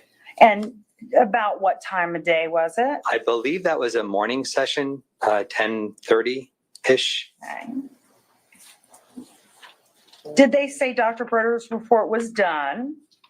I don't recall them saying that the report was done. I know that they had been waiting on it and it was supposed to determine specific things for how they move forward. Okay. And did they indicate when they were going to court next? I do not know that. I don't recall anything mentioned about when court was. Did they indicate to you when they expected they were going to have access to that report? Excuse me. No, I don't. There was not a when the report was going to be released. It was going to happen at some point. Okay.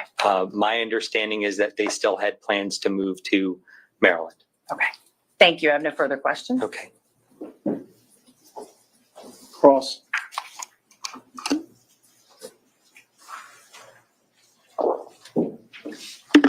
Afternoon, Dr. Quintel. Hi. How are you? I'm doing fine. How are you? Good. So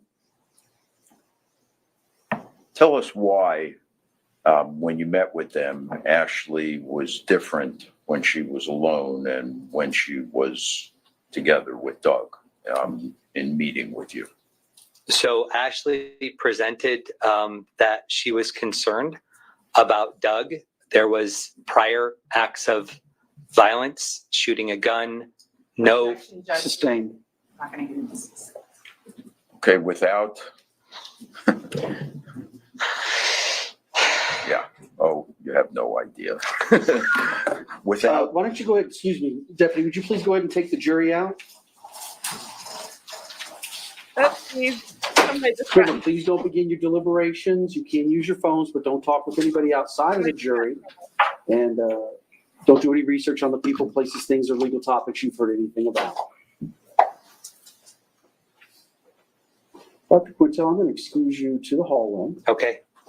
Take my stuff with me. Yes, sir. The rule of sequestration has been invoked. I don't even know what that means. That's on my. Okay, sorry. What that means, you can all have a seat. What that means, sir, is that you're not to discuss your testimony or the questions that have been asked of you here in the courtroom. It also means that you can't discuss other witnesses' testimony, and that's with anybody or the questions they were asked. That's with the attorneys, other parties, witnesses. It doesn't matter. You can't discuss anything that's gone on inside the courtroom when you've been in here. Also, that I understand this may be online, and you are not to watch anything online until you're released from your subpoena or the jury has been released from its duties. Okay. All right, so sounds great. Thank you. Thank you. He's a happy fella. Happy. Wow. But something happened. Thank you.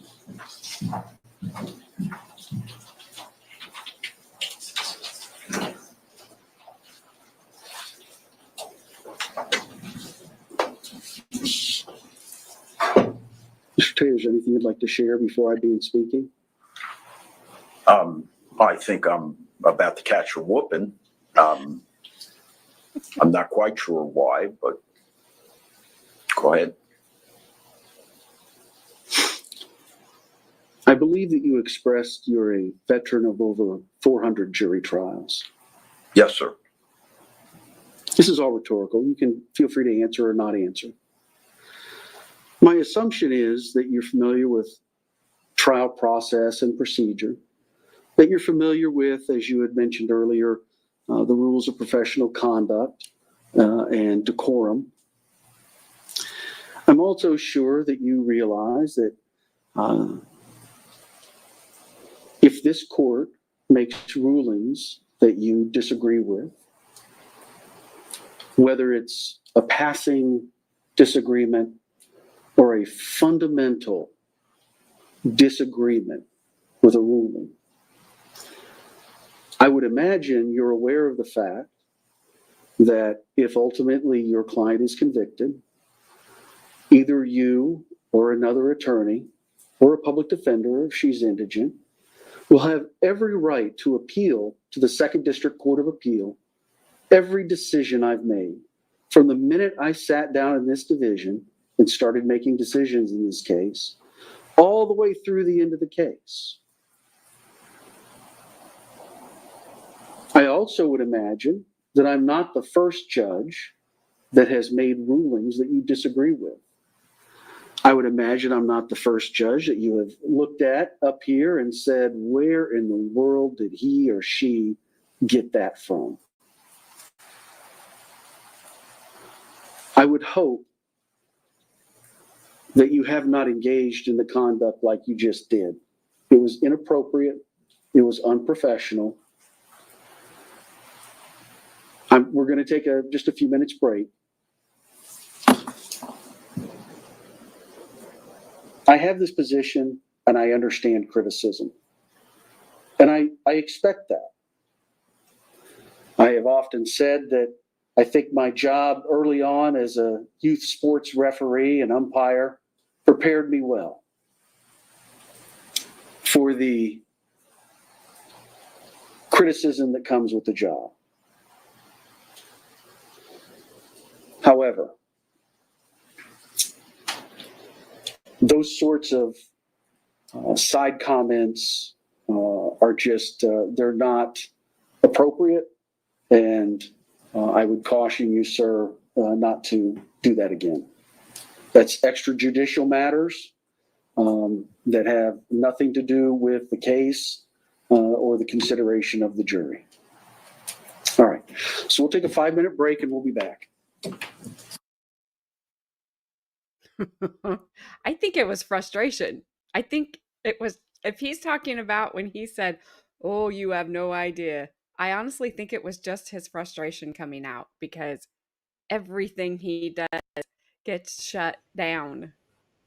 And an attorney might sit here and say, "This is why," but I don't have that. So I'm just looking at him as a human. I agree, but he shouldn't have said that. But it does seem like the prosecution is able to get in the things that aren't supposed to be getting in. And as soon as the defense approaches it, objection, objection, not allowed. Yep.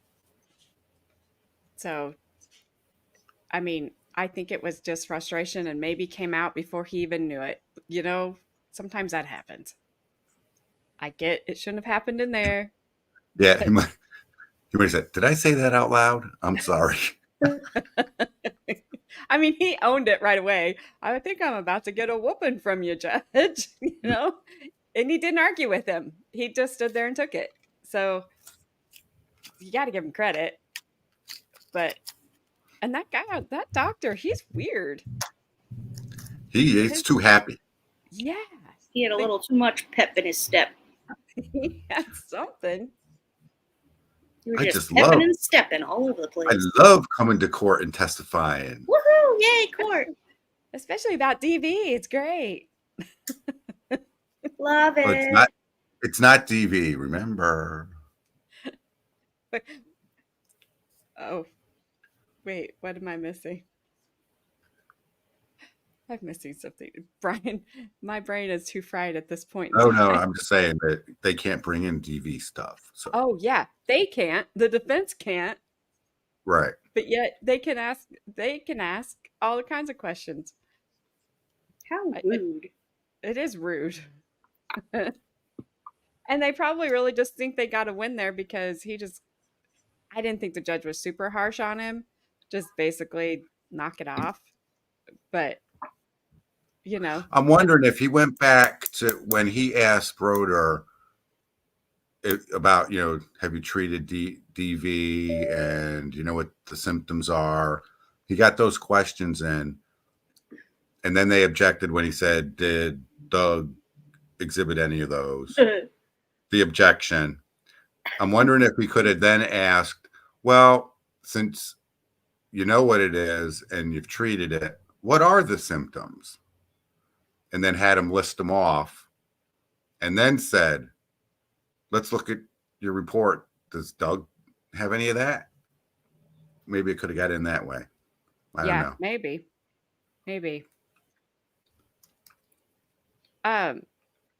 Well, he would say that anyway, Adair, because that's where they are in the trial. He would just say if she's found guilty, or convicted. I didn't find that weird, but it was, I thought he just was ready to bounce. Because it seemed like the defense attorney and the doctor kind of took a deep breath together and just, whoops, I didn't mean to do that.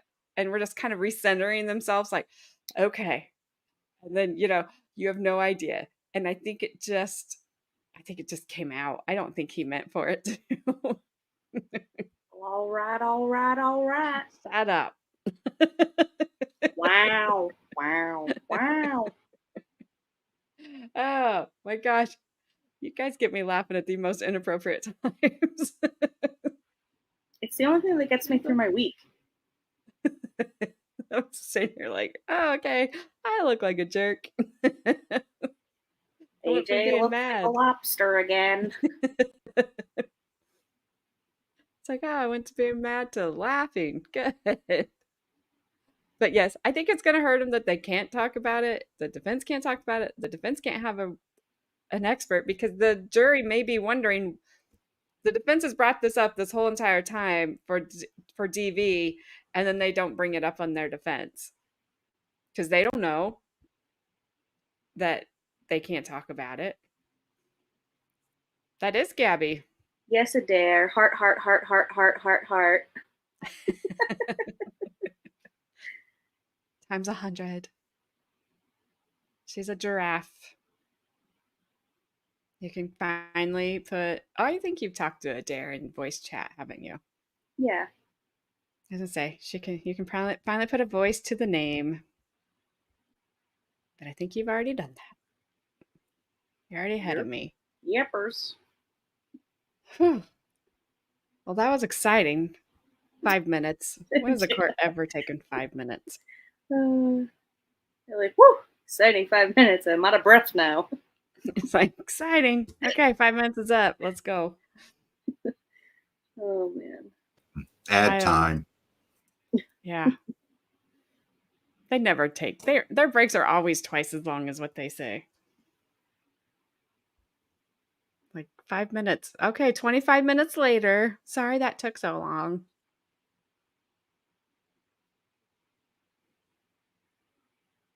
But I thought, is this the doctor he said was going to take a long time, or was it the doctor before this one? He said one of the doctors was going to take a long time, and that first one didn't.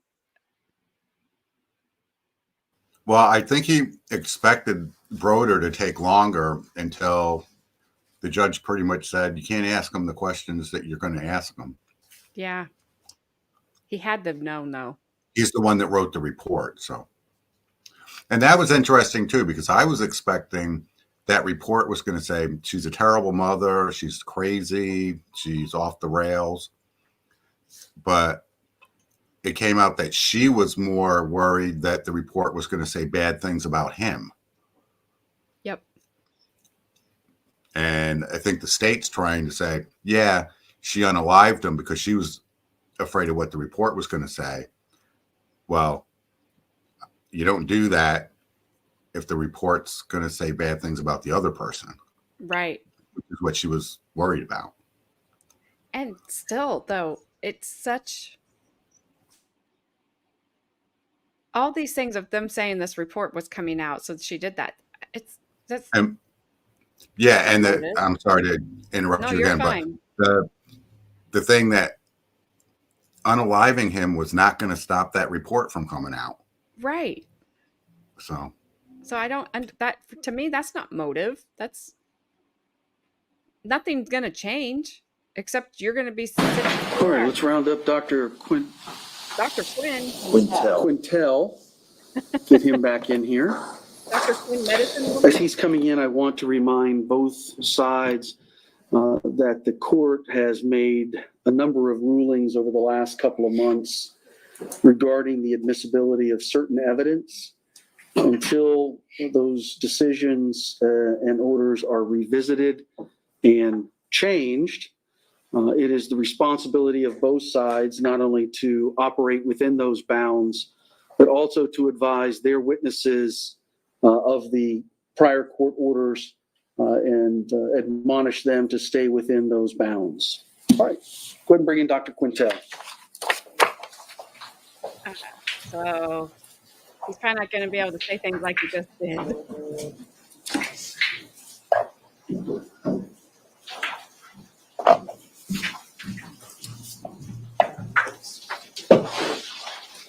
should have said that before that lawyer testified. While you were outside, did anybody attempt to discuss the... What'd you say, Brian? I said he should have said that before that lawyer testified. Yeah. Interact with him. All right. Did that person ask you questions? He said that he knew I couldn't talk, but here's a card. I said, I don't want that. Okay. All right. Anybody want to follow up questions about that? All right. Everybody says no. Let's bring in the jury.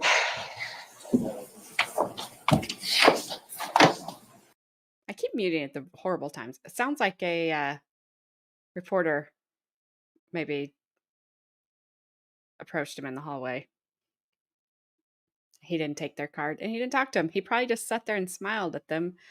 That kind of creepy smile he's got going on. If I walked in there and that was my therapist or my doctor, whatever, I'd be like, oh, I'm good.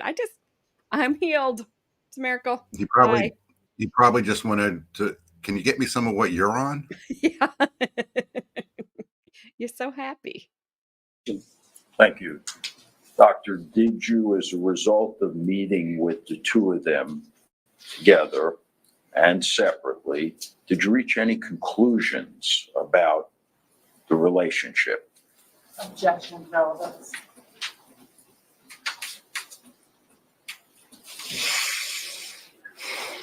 All right, you can approach. Why can't he answer that? This whole That's a, thing is about the relationship. yes. Like, why can't he answer that? That is crazy. Unless he's just trying to see what trail he's going to go down. I'm sure he knows stay in his boundaries now, but that doesn't make any sense to me. If I could revoke it, I would. Because, oh my gosh.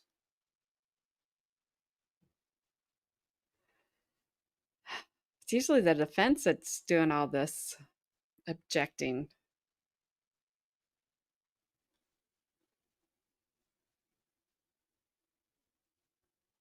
It's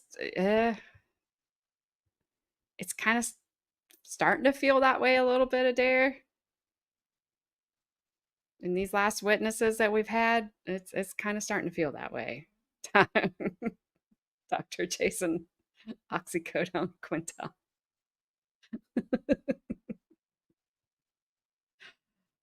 Oh, he's got something we don't have.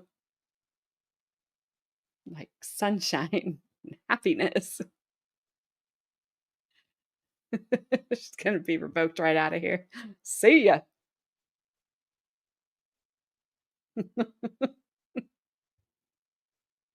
High on life. That's right. Like Gabby said.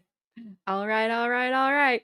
That would be too high of an octave for Matthew McConaughey.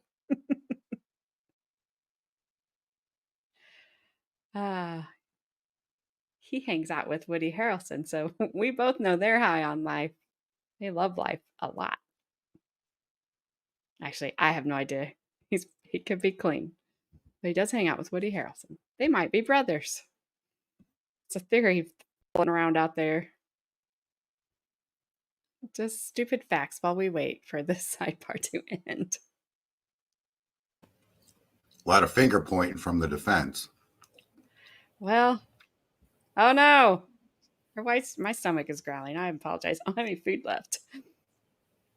Her white stripe gets bigger and bigger. I swear she's going to look like a skunk by the end of this trial. And y'all know how I feel about skunks.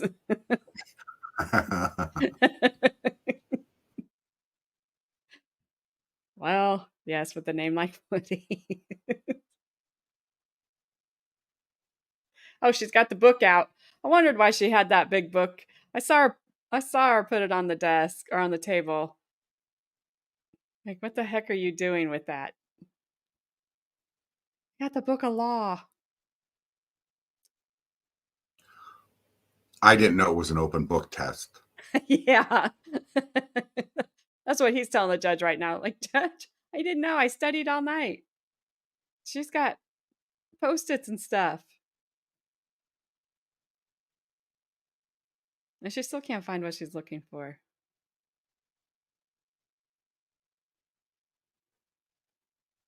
I have not ever seen an attorney take a book. The state is saying she unalived him because of their relationship, and he can't say what his expert opinion is of their relationship. Yep. This is just bizarre.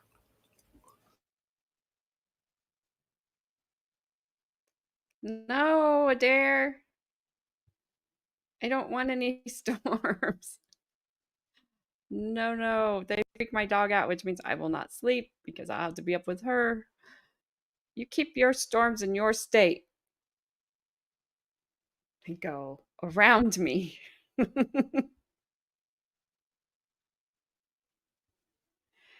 I don't want any storms. Can I whine anymore? Yes. She's looking for cookie recipes.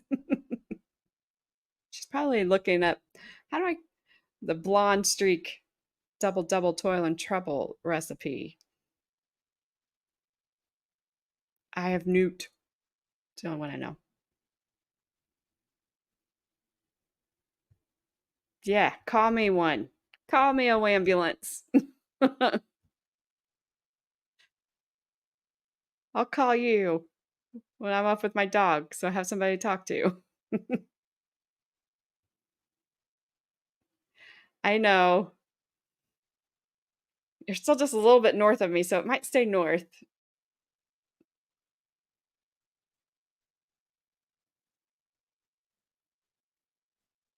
I think both of them. I think the last two doctors counseled both of them.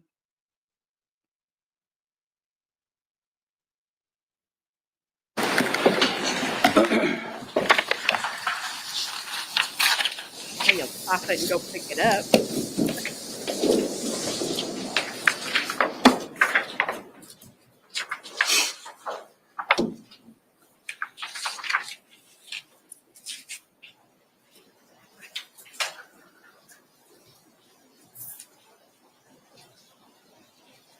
Please don't smile, doctor. Please don't smile. Did you make any inquiry, doctor, about why Doug Benefield would want to stay in this relationship? Judge, you can say. Oh,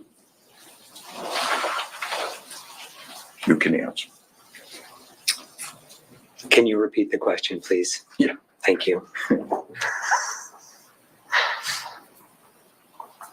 Was there any observation by you in response to why Doug Benefield would want to remain in this relationship with Ashley Benefield? I questioned why both would want to stay in the relationship, but specifically to answer the question with Doug, I did bring that up in a session, that it seems like Ashley is saying very disparaging comments, and I'm not sure why and what you see in that ongoingly moving forward. I did bring that up to him. In fact, you were perplexed by it, were you not? I was confused, sure. It did, yeah. Would it be a fair conclusion to say that he was hell-bent on staying with her? I would say that he really wanted the relationship to work from everything that he told me. Okay. We're going to have to recall you, so I'm done. redirect? No. All right, sir. So at this point, you are going to remain under subpoena. Okay. You're free to go now, but one or both the parties may actually call you back later. So all those instructions I gave you earlier still apply. Don't discuss your testimony with anyone, even the attorneys, any other witnesses. You can't watch anything that might be online or read any news. No interest in anything of that. Anyway. You're free to go now. Thank you, sir. Have a good rest of your afternoon. You too, sir. Thank you. Oh my goodness. Is he gonna like skip out of there?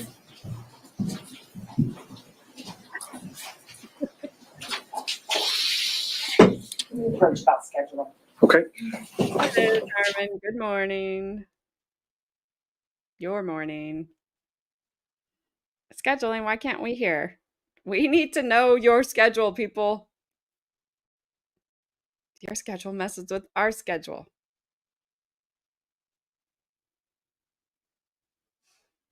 Ashley, blink the schedule to us. We know you're taking down code.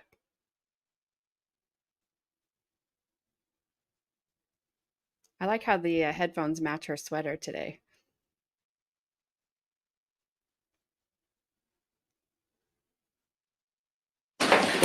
All right, members of the jury, the next witness may take quite a while. So instead of keeping you so late tonight, the attorneys and I have agreed it's probably better to just come back tomorrow morning and start fresh.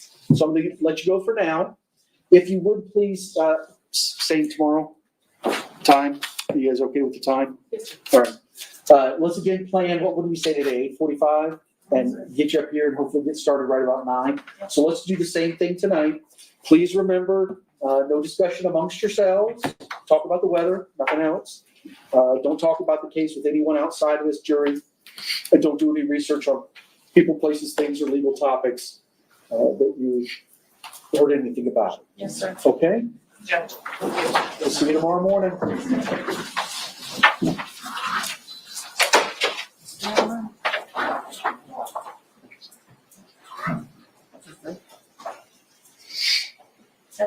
You too. Take care. All right. Thank you all. We'll see you tomorrow morning. All right, that's it. I thought they had a motion to argue. Do they? I thought he said we'll see y'all tomorrow morning. He did, but I thought Got the original order that you it was did, something and then that the he clerk said he was provided going to pick up at the end of the the day. transcript and the emails. I think you said something, when you said transcript, was that the transcript you referred to? Because the court order hasn't transcribed what happened. Correct. I sealed, if you look at my order, I sealed her raw data, her notes, and any transcripts. Okay, so I was gonna ask her to do it, but I wanted to clarify before I did something wrong. I have not requested it. I don't even know if one has been done, but it has been unsealed if there's one. Thank you, sir. Does your order, Your Honor, allow the clerk to give them a copy? Yes. Everything's been unsealed.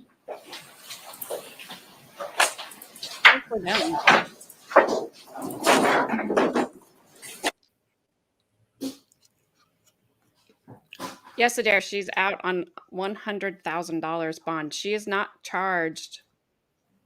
She's not charged with first degree unaliving. She's charged with second degree unaliving, which means they don't think it was premeditated. So yes, she is out on bond. If it was first degree, I don't believe she'd be out. I believe she'd be stuck like Chuck.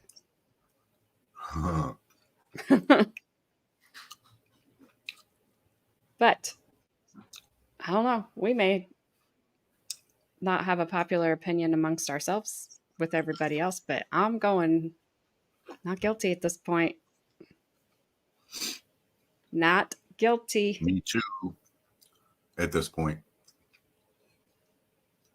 Soggy So I bottom guess bun. what they were talking about, all that ex parte stuff.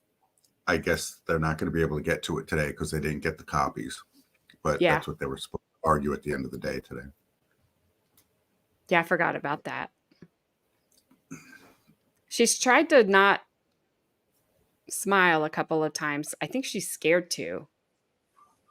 When somebody has smiled at her, I think, or I've seen her kind of act like she wants to smile, but then she doesn't, because everything she does is going to be judged. So I don't know how that'll work out for her. But Gabby, yes, thank you everyone for watching the sandwich live and joining the chat.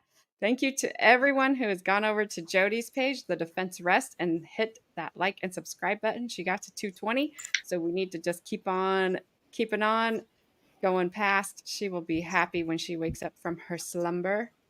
Yeah, I'm not guilty. You're not guilty? Page for now. Yeah.